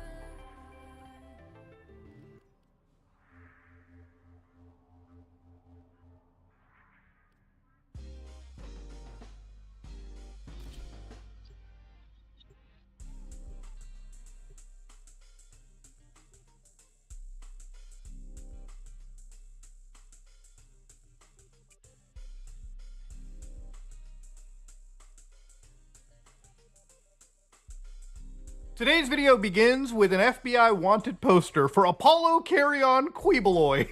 Now this individual right here, ladies and gentlemen, born in the Philippines, weighing 165 pounds, had a conspiracy to engage in the worst forms of trafficking known to man. Now, ladies and gentlemen, I talked about this man a year ago, and a year later, he has actually been arrested by the police, possibly facing extradition for running a literal cult. So ladies and gentlemen, I know that people like to make like wild true crime cult stories out of nowhere, but this is quite literally a real situation that has involved an individual that has pretty much been incredibly disturbed, running away from law enforcement, and even at times claiming that the CIA was after this guy. So about a year ago, exactly June 24, 2023, I made a video where I titled it, I Was on the National News. And it was on the national news for the Philippines, specifically GMA Integrated News, where apparently on the news they decided to source my Twitter account where I said, yo, someone at Team YouTube has to help the feds or shut this account down. Actual trafficking priest is running a channel, still reaching out to victims. Less than 12 hours ago. Dude has an actual FBI warrant out right now. To which I showed an actual YouTube channel run or managed, or at least, managed by somebody related to the actual Pastor Quebeloy, where he titled, Satan doesn't have power over me. Well, you know who actually has power over him, ladies and gentlemen? It's Team YouTube. So much so to the point when you contact Team YouTube over on Twitter, they'll just immediately listen. They'll be like, oh yeah, what's up to our attention? And basically they said, update, upon review, we've determined the channel is in violation of community guidelines and has been terminated. So Google actually terminated Quebeloy's channels a long time ago, just because of the fact that this guy actually had an FBI warrant out on him, and he was an actual, most wanted member of or one of the most wanted people on the FBI's list. Now, 14 years ago, you've probably seen like documentaries of him if you've been into cults, where literally it is the son of God. Like this guy is walking around in lavish luxury, and basically, he has like thousands upon thousands of members that he reaches out to. All right, it's a world of religion where it's like absolutely insane. Once you've built some of these mega churches or any of these organizations, the amount of money that you can generate off of the backs of these people who genuinely believe in your cause or genuinely believe in your version of Christianity or any religion is insane, okay? It's serious, big money if you know how to manipulate people. And when you look into the Kingdom of Jesus Christ, which was the organization right over here that we were talking about, this organization's webpage literally discusses the appointed Son of God, which again is Quebeloy. The son of God in this situation, which, last I checked with Christianity, it's not something that would ever be given to him, or at least that title, really. And of course, they cover things like social welfare, they have a ministry, and of course, they're a pretty big organization back home in the Philippines. Like, he's so cuckoo for Cocoa Puffs, if you actually look up his webpage and you ask him, the best part about being a son of God, the appointed son, is being the center of Father's affection and being the apple of Father's eyes. Why do I say that? Because whenever I'm going through so much oppression, Feds is hunting him down. It's always the oppression. It's always the Matrix with these people. These people are so, in money that they actually wanted to build, or at least had plans to build, this kingdom even. This crazy, almost like Ark of Salvation they refers to, which, basically being this megastructure for this organization. Now, why they chose pride colors in their Christianity religious organization is a little bit a little interesting, right? They got a whole rainbow around here, but I'll save that for different people.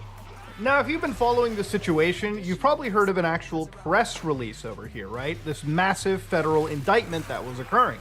So, it's got to be a pretty sour day when people, in your organization have the feds knocked down on your door and people are getting arrested in trafficking schemes.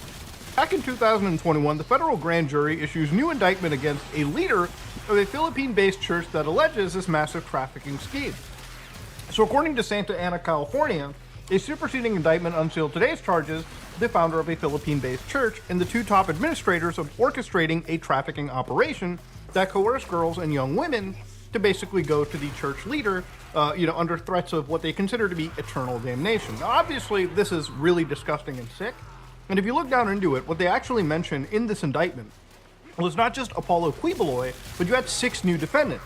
Those defendants included to be Quibeloy, which was 71, who lives in Davao City, Philippines. You had Teresita Tolibas Dandan, who lives in Davao City, who is one of the overseers of their operations in the United States. Helen Panalag, Felina Salinas, interesting name, Guya Gabak Tulan, Marissa Duenas, Amanda Estopare, Bettina Padilla Roses, and Maria de Leon, who are all these individuals who are obviously far older. Like some of these people in their 70s, 50s, 60s, they've been in the church, or at least in this organization, for a long time. So the real thing that really kicked the feds into a hornet, like the feds' hornet nest, so to speak, was the fact that there were fraudulent marriage licenses and these fraudulent visas being acquired under, again, a false pretense, which is a serious issue in the United States of America, or really the world even, right? It's okay to come in legally. There's no issue with legal immigration. The problem is in this situation, people were unfortunately being brought to and from, it seems, under false pretenses, and they were forced to do, allegedly, some really bad stuff. So, what they discussed over here in this indictment was that Quibeloy, Dandan, and Salinas was participating in a conspiracy to engage in trafficking by force, fraud, and coercion, as well as the trafficking of children. These 3 defendants allegedly recruited females ranging from 12 to 25 years of age to work as what they called pastorals, or personal assistants. The indictment states that the victims prepared Quibeloy's meals, cleaned his residences, gave him massages, and were required to apparently participate in night duty with Quibeloy. And obviously I'll leave your imagination to wonder exactly what night duty means. The indictment specifically mentions 5 female victims, 3 of whom were minors when the actual trafficking had began. So it was something that lasted for quite a long time. And underneath this indictment, what they said was, under threat of physical and verbal violence, the eternal damnation by defendant Quibeloy and other administrators, they basically were forced to do this night duty because it was part of God's will. Now, if you were a good victim in this situation, right, especially if you were a minor, it was easy to get groomed in this stuff because it apparently was visible in this indictment. It was alleged that if you were good and obedient, you would be given good food, luxurious hotel rooms, trip to tourist spots, and you'd get yearly cash payments that were based on performance, which again would have been money that was solicited by workers in the United States. And what kind of money would they be raising in the United States too? Would it be through good and honest hard work? No. In fact, some of the defendants over here, who were also involved in the fraudulent visa situation, were forcing members to solicit donations for a bogus charity based in Glendale known as the Children's Joy Foundation. Donations that actually were used to finance church operations and the lavish lifestyles of its leaders.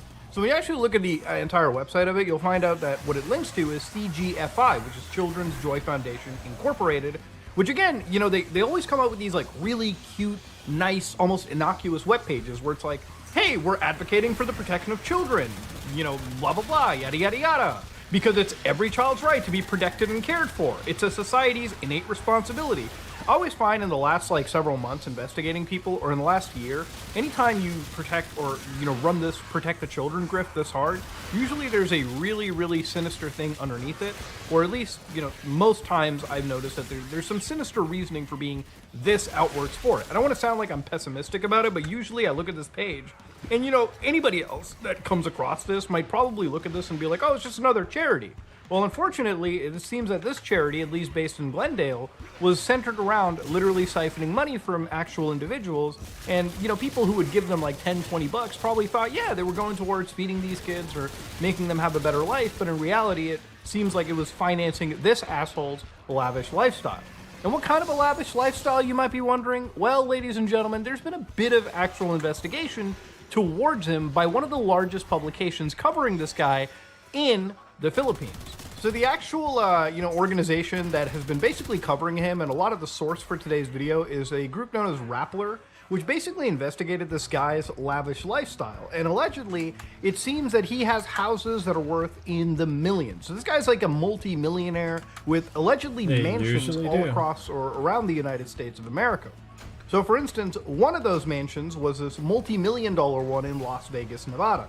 And yeah, it clearly does look like a multi-million-dollar mansion, okay? This is a very nice neighborhood, and this is a very nice house. And how would this person afford such a nice house? Well, allegedly, it would be through soliciting donations. Because again, when it comes to the religious money grift, there is a lot of money to be made off of, literally religion, right? Like, if you wanted to know anything about it, this is how it works. And the way that...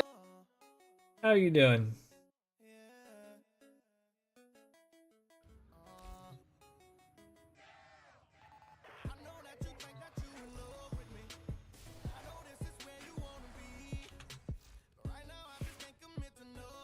Testing out a build on a Sentinel.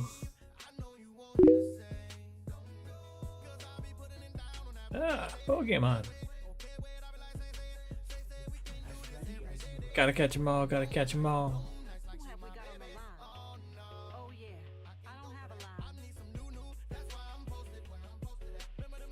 One mod transmutation.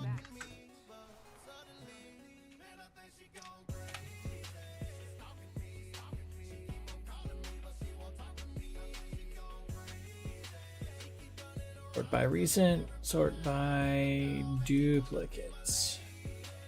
7,000 of origin. Transmute.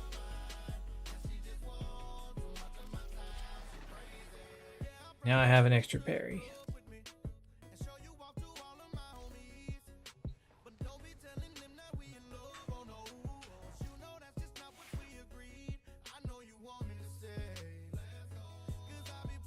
Oh, my arms are sore.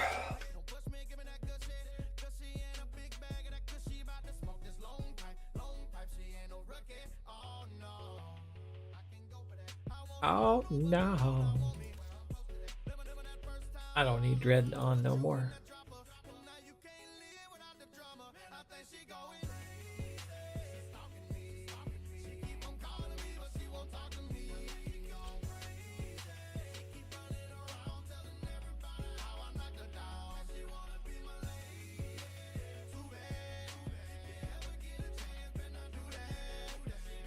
What's the next thing?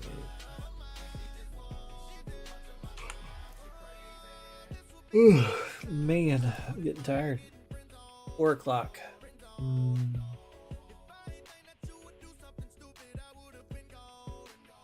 Been gone. Kill 500 enemies with an arch gun, huh?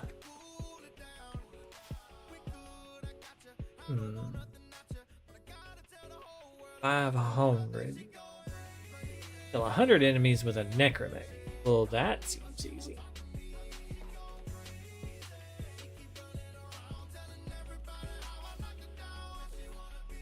Hundred enemies with a necromech. I still have one pre-built.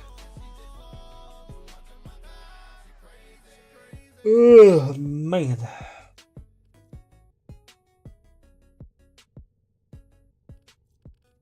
Level. No. I don't have a pre-built. Necros. Level. Dispensary. Leveling.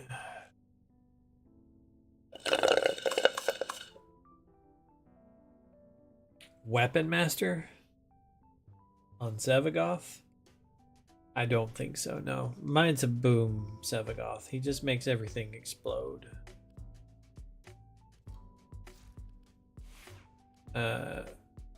My Sevagoth is this. nuke. Yeah. Roar.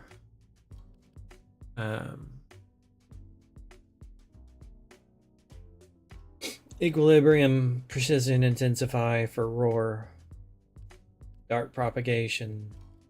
Shadow haze. Adaptation for tankiness. Brief respite. And augur reach for additional tankiness, since I'm going to be spamming abilities.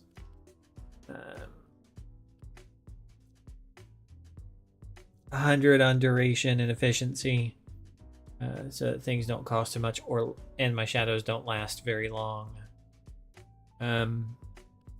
Blessing for additional tankiness throughout the course of the mission. Augmented to make me hit harder with the strength, and to do more on the like damage vulnerability, to take that up to like 100% when this gets to like strength 200, so that at the end of the day everything dies. Got a decent enough range. Things the current ghosts die, new ghosts come out and travel, because they only last 6 seconds. Every 6 seconds a new ghost is coming out, and lasting for those 6 seconds. Works well.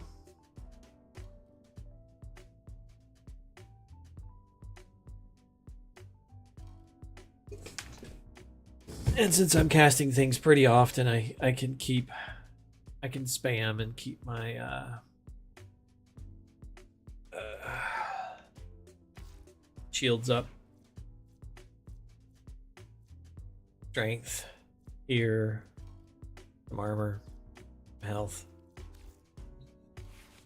Seems to work.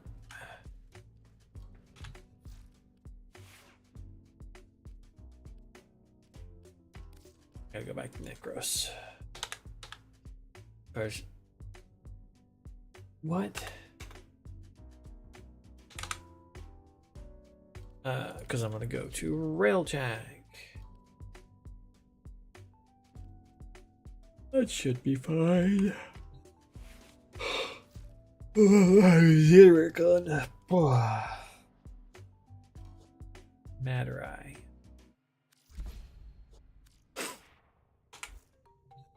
I want to have 18 million points on, and I need to put my damage back to the abbreviated version, because I can never like read how much damage I'm doing when they're the long numbers. Compact numbers.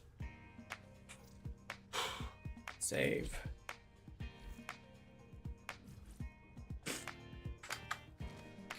When I'm doing like 2 billion damage, it's too long to read. It doesn't stay up there long enough.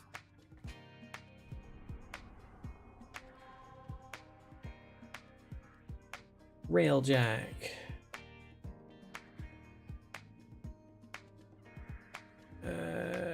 Bale.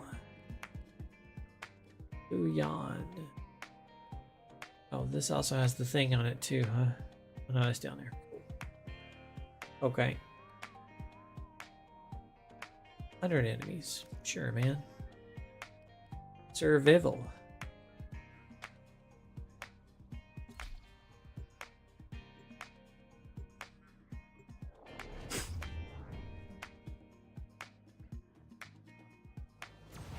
Let's go, guys. Take the helm.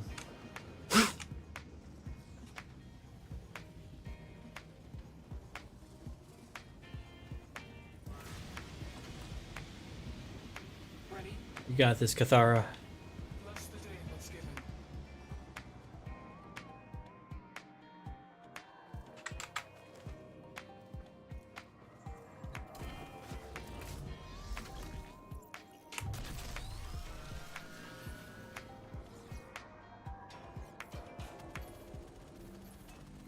Where'd that lock on?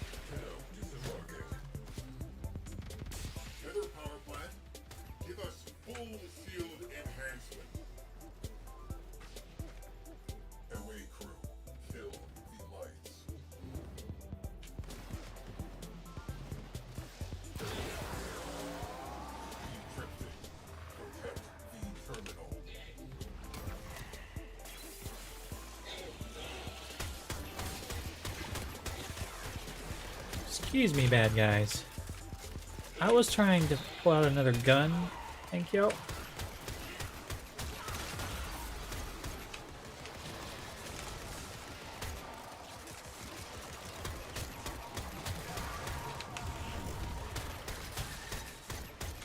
Primary decryption successful. One set to go.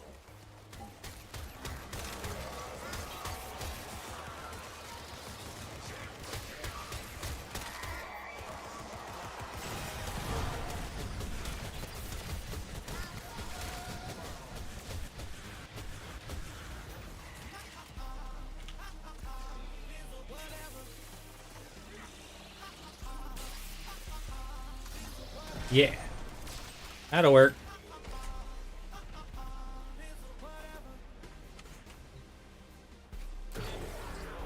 Where did I get Overguard from?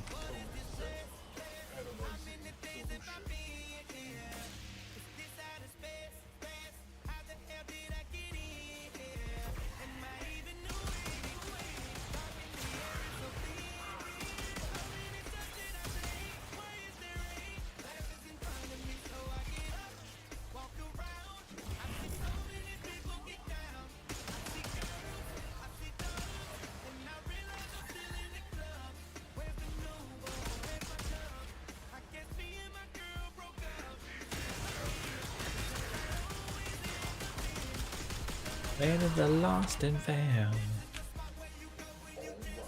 Oh, I'm on the wrong one.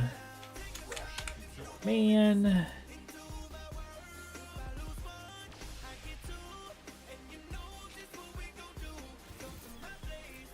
I realize I'm on the wrong Necros.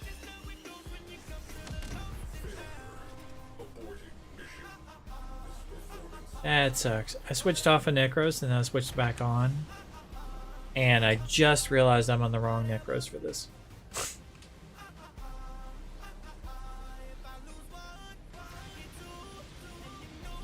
I wanted my Necro level.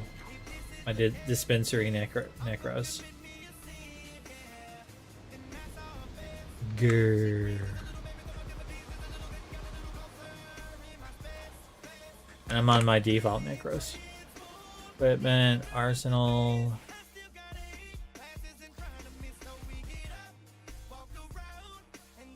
Okay. Dispensary. There we go.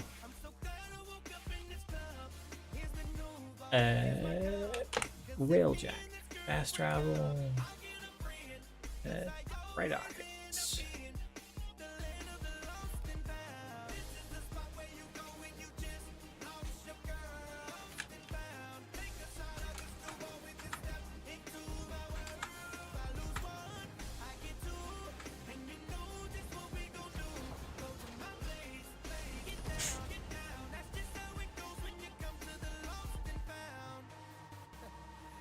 Okay. Now we go back.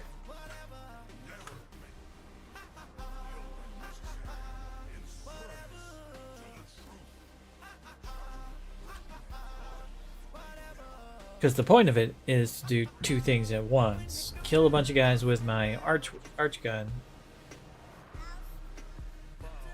And then my necromech. And for both of those, I want Necros with Protea's flower.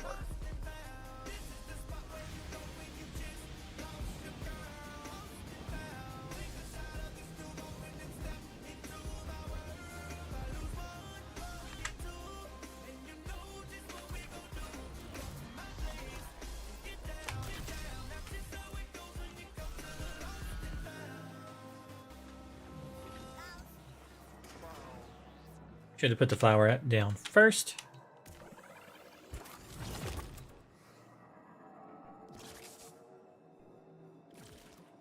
Tenno in the sector. Terminate them. Here we go. Priority 1. Disable all priority targets. Let's take the fight. 4,000 meters? Launch ram sleds. Oh, it's like an ice thing, huh?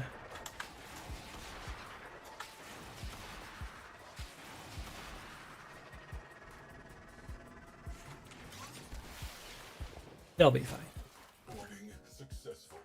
Kill that ice driver.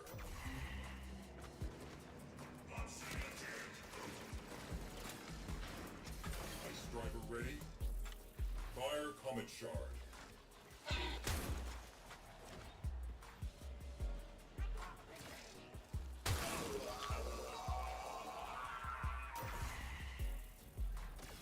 Comet shard shot down.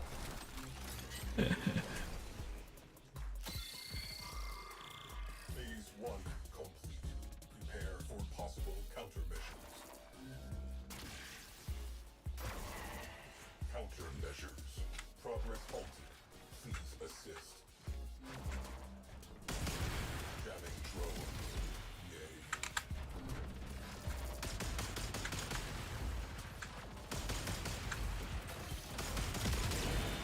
Hello have unjammed their damn signal.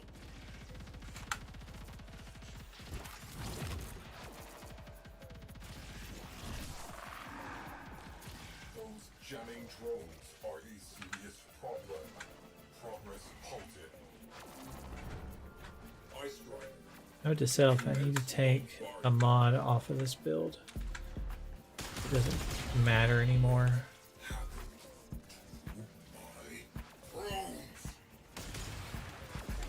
Freeze. Progress halted. Jamming drones. Eh. Altering tactics. Launch ram sled. How am I meant to block their signal without my drones?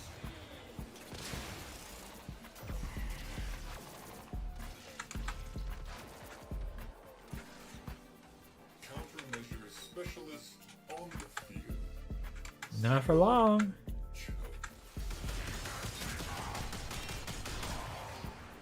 Dead. Failing. Get to the override terminal.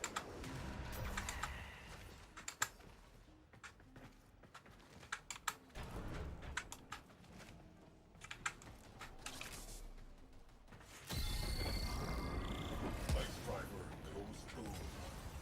What a mess. Let's make this personal. Send in a cruise ship.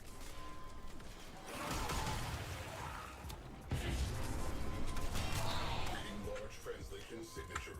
Cruise ship. The enemy have reinforced. Crew. Fire on board. Location marked. Torpedoes locked. Target in range. Firing. Destroyed cruise ships, huh? Return to stations. We can clean up later. Fires extinguished. Scrubbing atmosphere. We are clear of ice. Tenno deployed.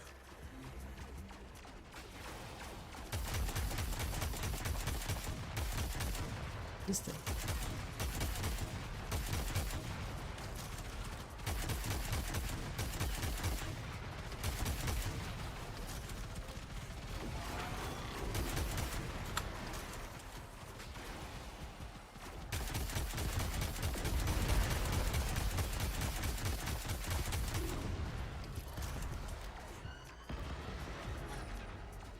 It's just weird.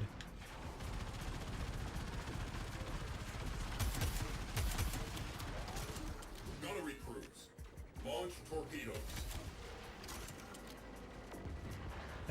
Here. Up there.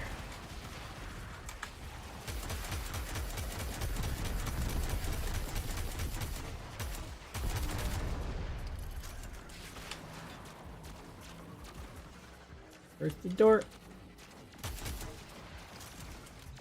Here's the door.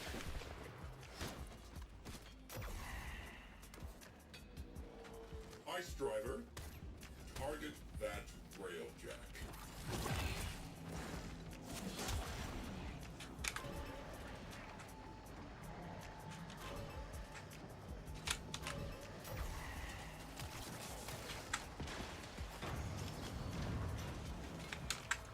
Comet shard. Direct hit. Railjack slow.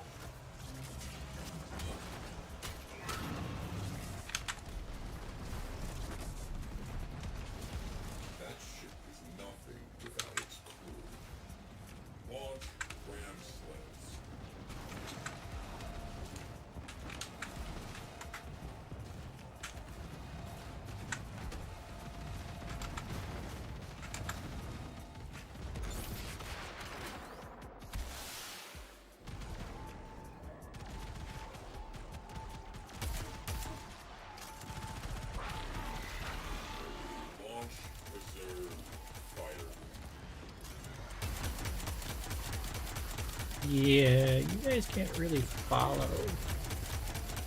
Because I don't allow you to follow.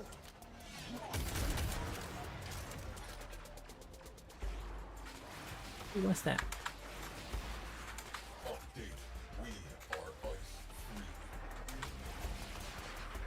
Glad you're ice free.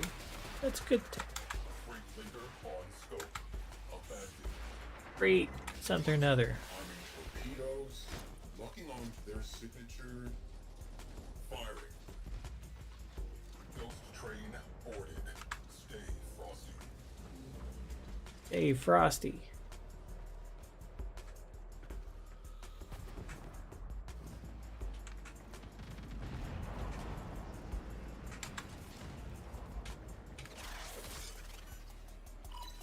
Scabs missed a few things. You know what, though? I don't think I have to go out that way. See? I can just jump out the middle.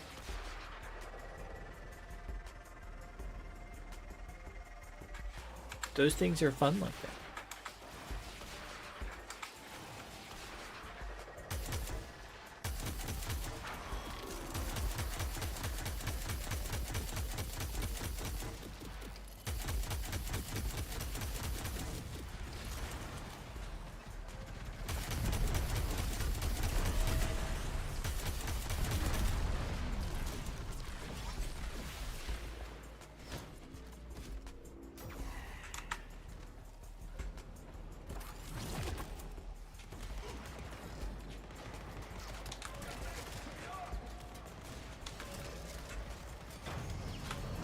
Launch ram studs.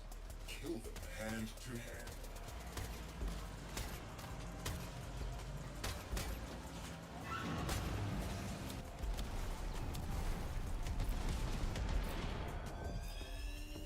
Yep.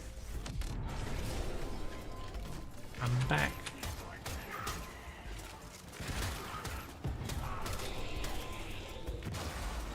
Oh. Boarding party eliminated. The boarding party's dead, though. Thank you. Much appreciated. That railjack with a comet shard. Fires out. Them up. Didn't have fun. Fires extinguished.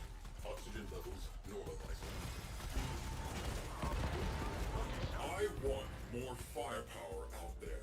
Launch one of our cruise ships. Yeah, do me a favor. Point the ship at a cruise ship. Destroyed. Near miss. Oh. Cruise ship reinforcement has arrived.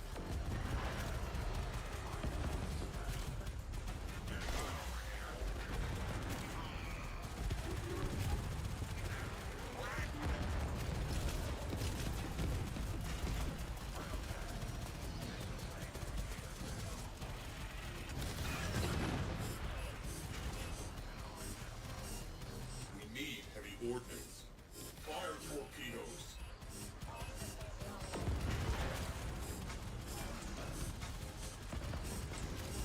Hmm.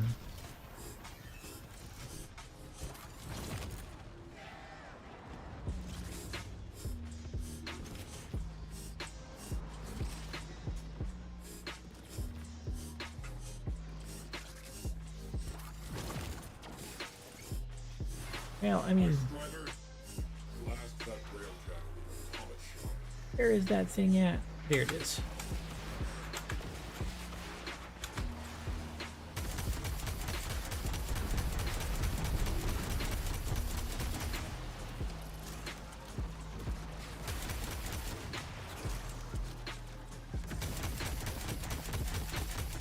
Comet shard.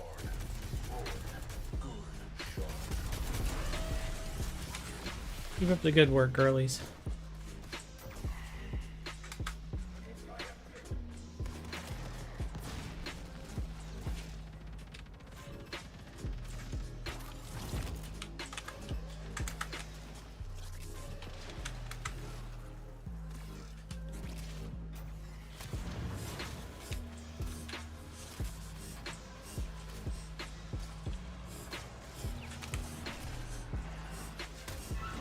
Launch torpedoes.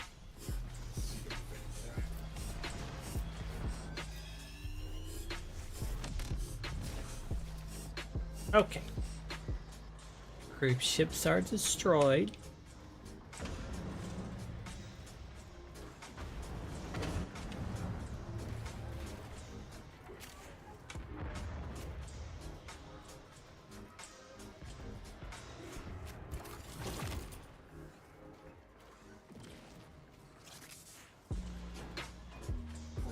Alright, enter the obelisk.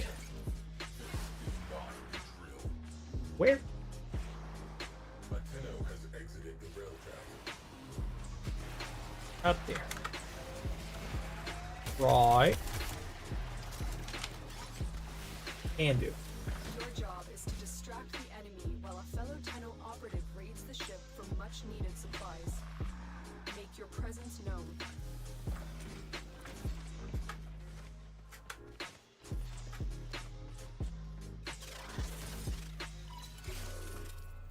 Life support has been cut off. They're trying to choke you out. Hold on. I'm sending auxiliary life support.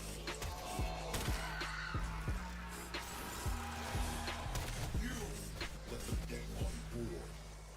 Enough. Out of here. Alive.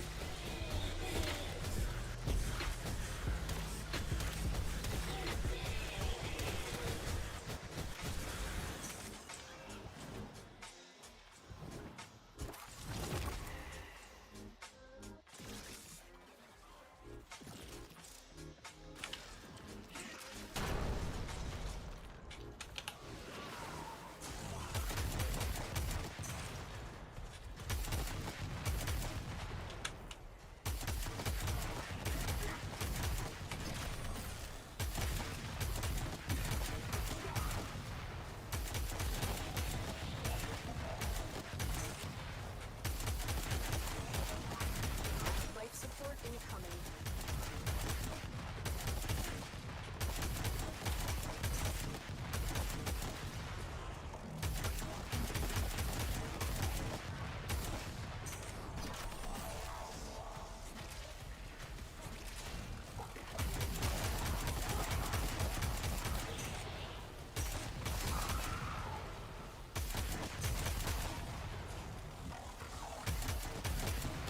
I delivered a life support capsule to the area. Activating it will buy you more time. I think I want to go up there.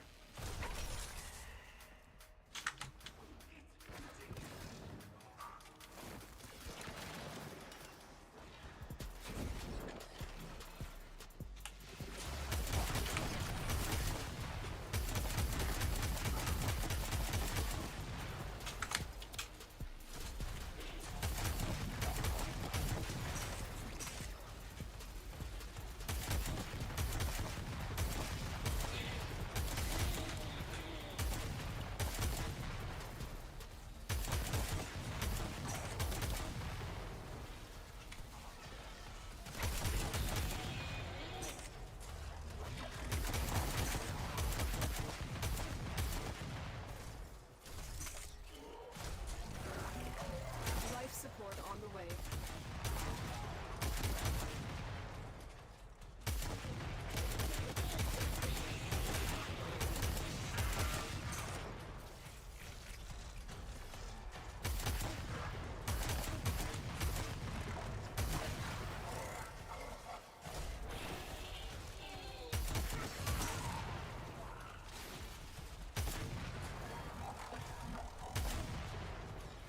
Additional life support has arrived.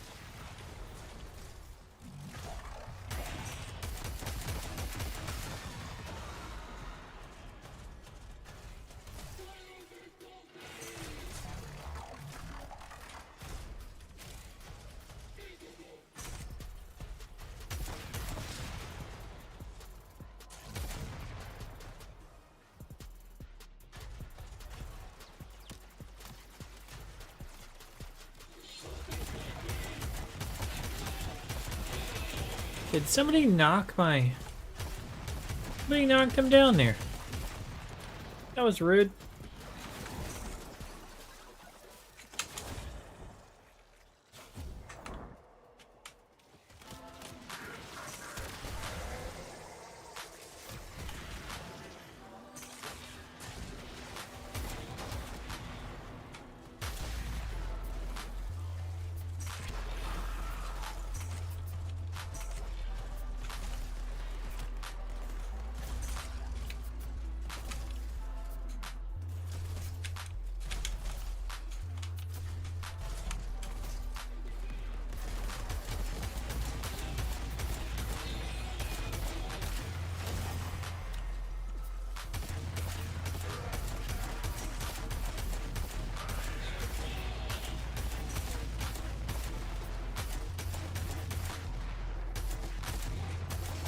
50 of 100 killed with a necromech.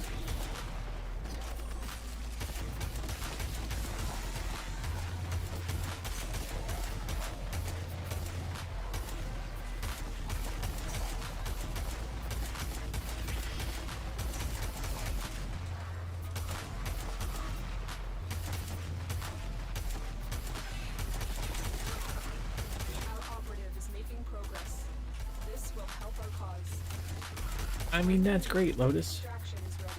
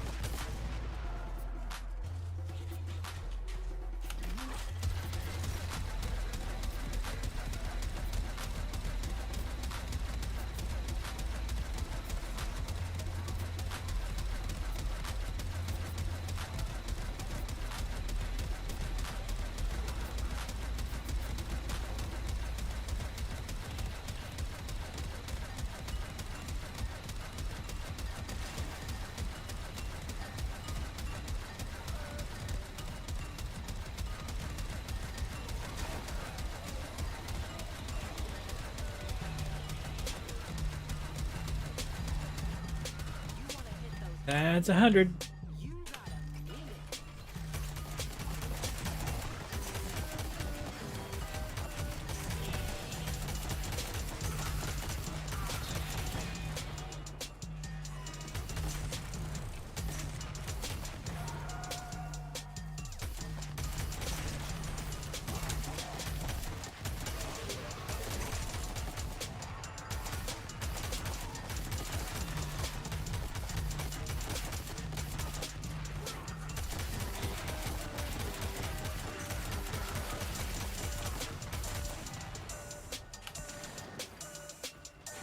Let's call out a different arch gun.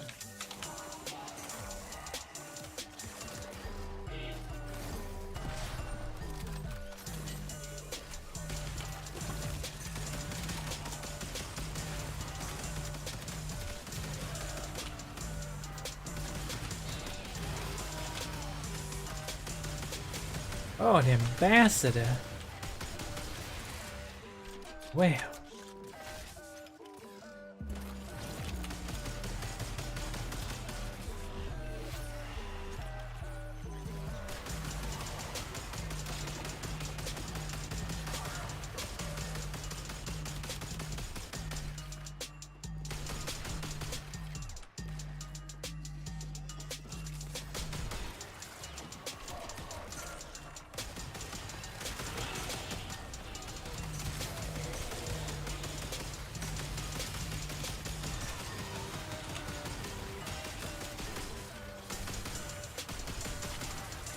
More ambassador parts.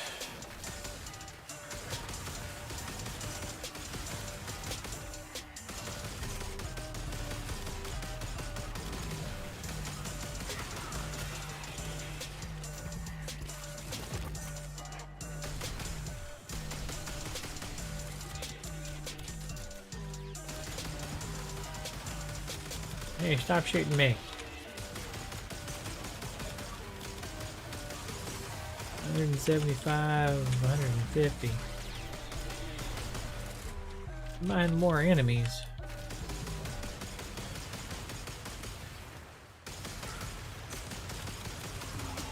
I was hoping for more than this.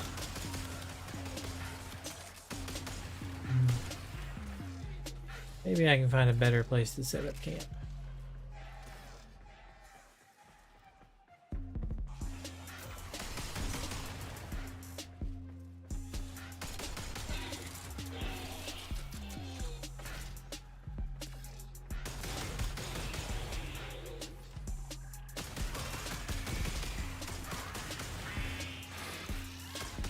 We will all share in this bounty. Hold out as long as you can. Extraction is available if you need it.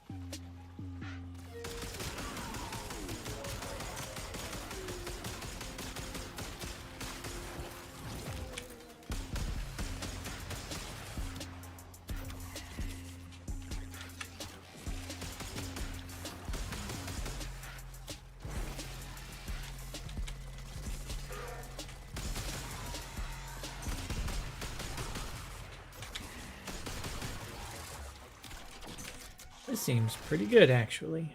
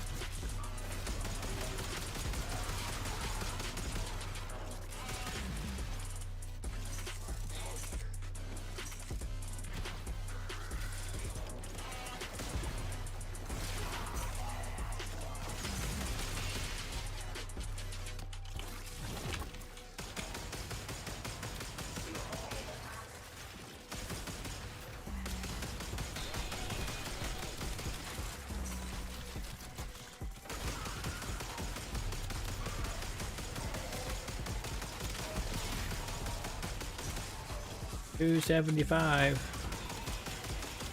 Along pretty well.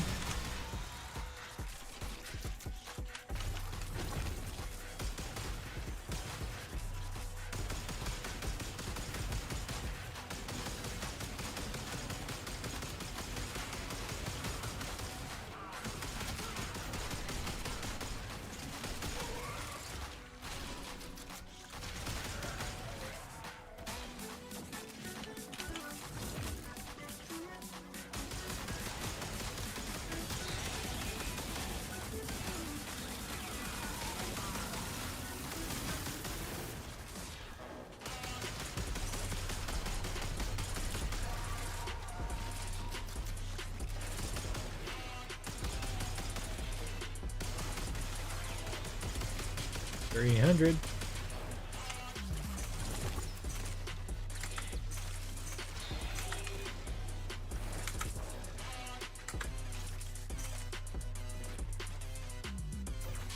Look what our Tenno operative just found. They could not do this without you. When you are ready, go to extraction.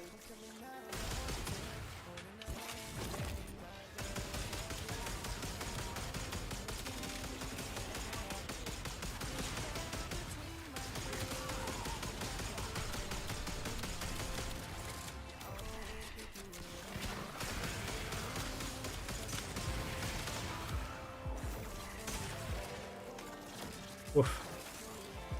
The knockback on this gun since I don't have the standing thing on.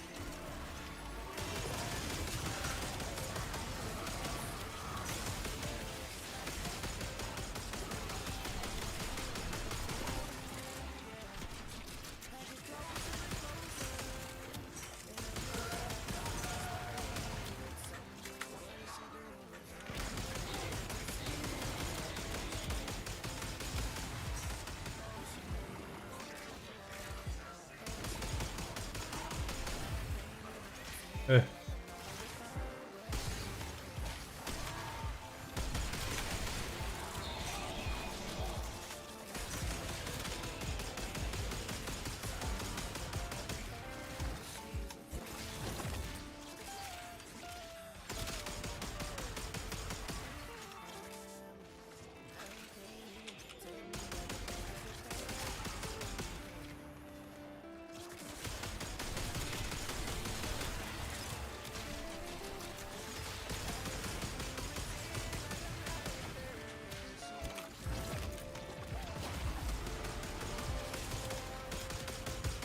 $375.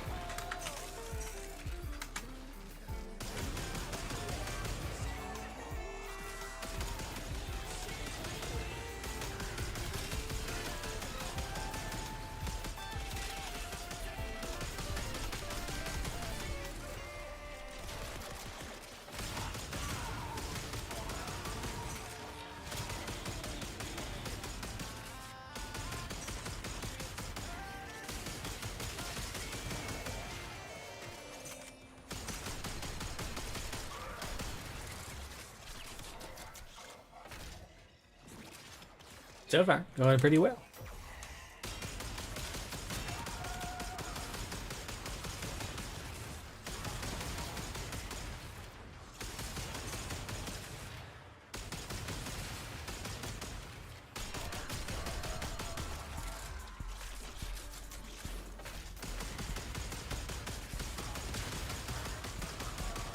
$425. So close.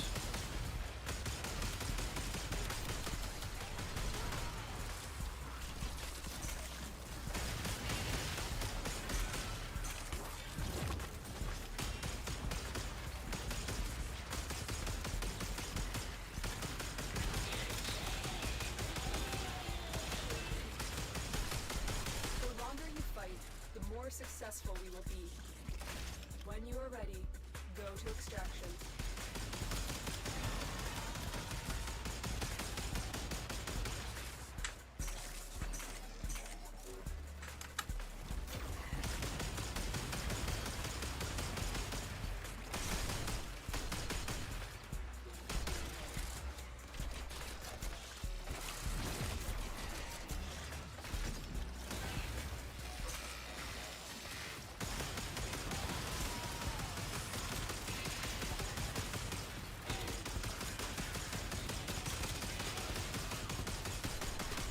Or fitty.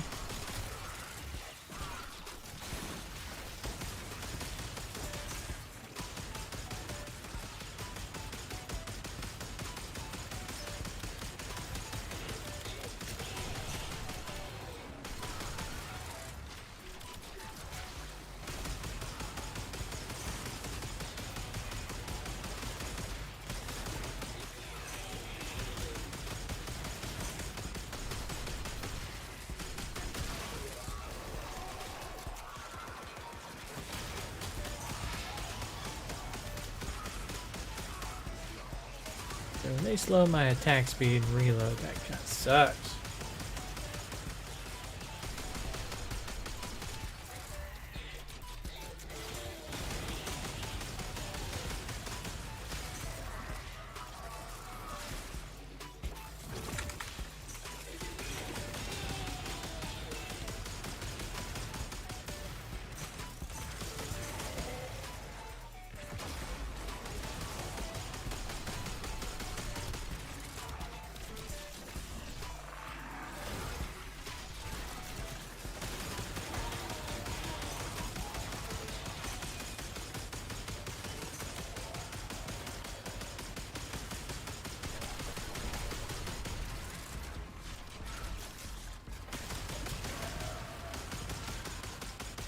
Be close to that 500 by now.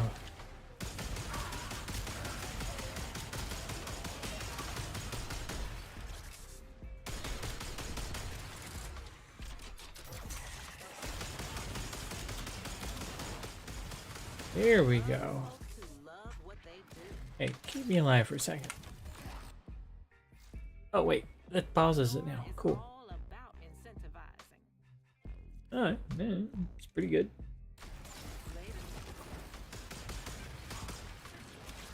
Come on, girly. Let's go.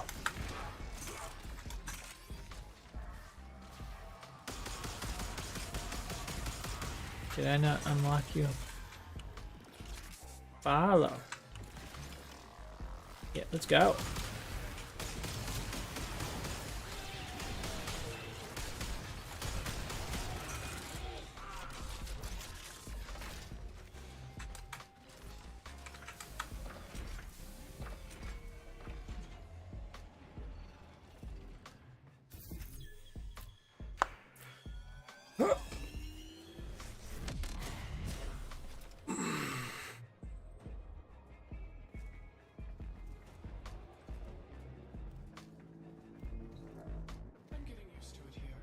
Say hi to the pilot. And the lights hardly ever give me a headache.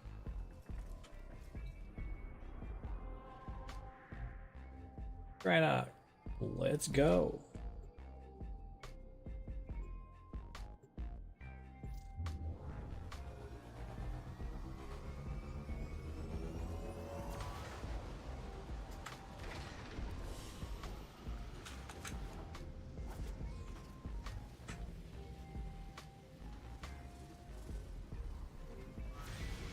Leveled Nautilus and Verglass up. Not too bad.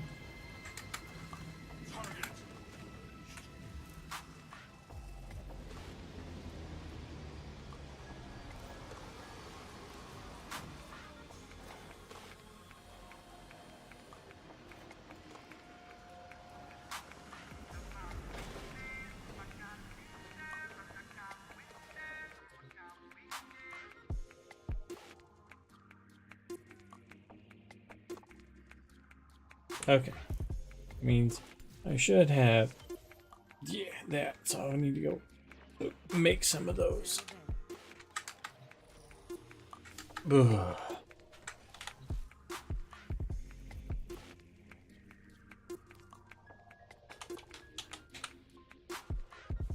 Stalker Spectre, 5. Okay. That's not too bad.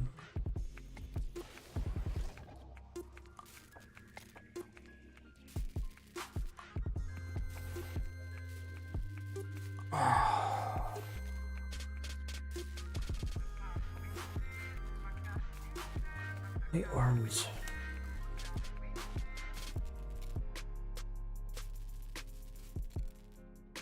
I don't think that shows up on camera. Maybe? I don't know. See what it looks like through the big camera.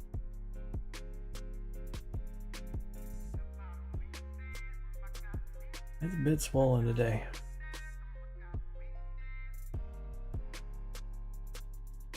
The gym trip is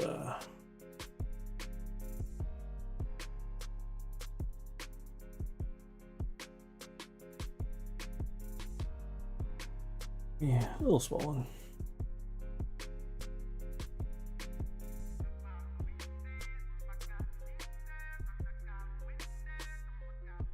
Been working out.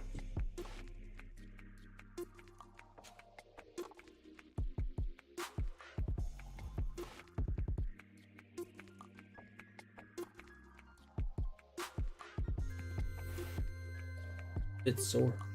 Both of them.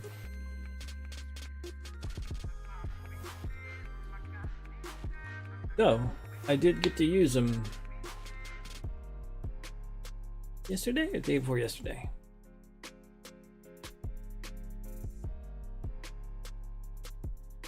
Sunday.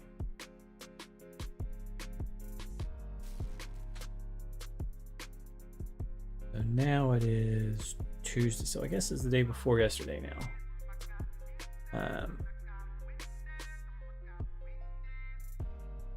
Went out, woke up, and the neighbor was shoveling some rocks. I went and helped him shovel rocks. We'll clear all of those. All right.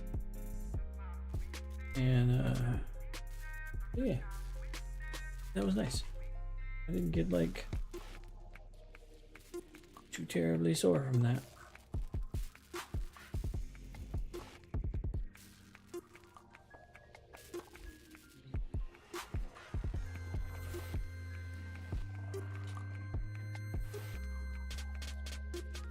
Do I want to do the steel path? That's the question.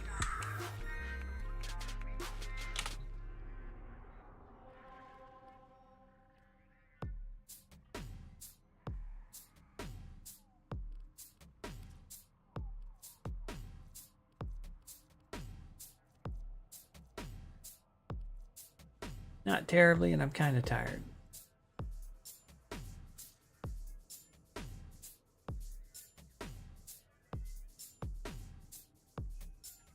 Maybe I'll do them tomorrow when I get up. Or tomorrow night. 2 tomorrows. And finish out a little bit more of the Nightwave stuff. Like the mirrored events. So for now then, I'm going to head out, go watch some anime. Wake the wife up. Yeah, I gotta wake her up in 15 minutes anyway for work, so that's a pretty good time to check out then. So peace, take care, stay safe, have a good one.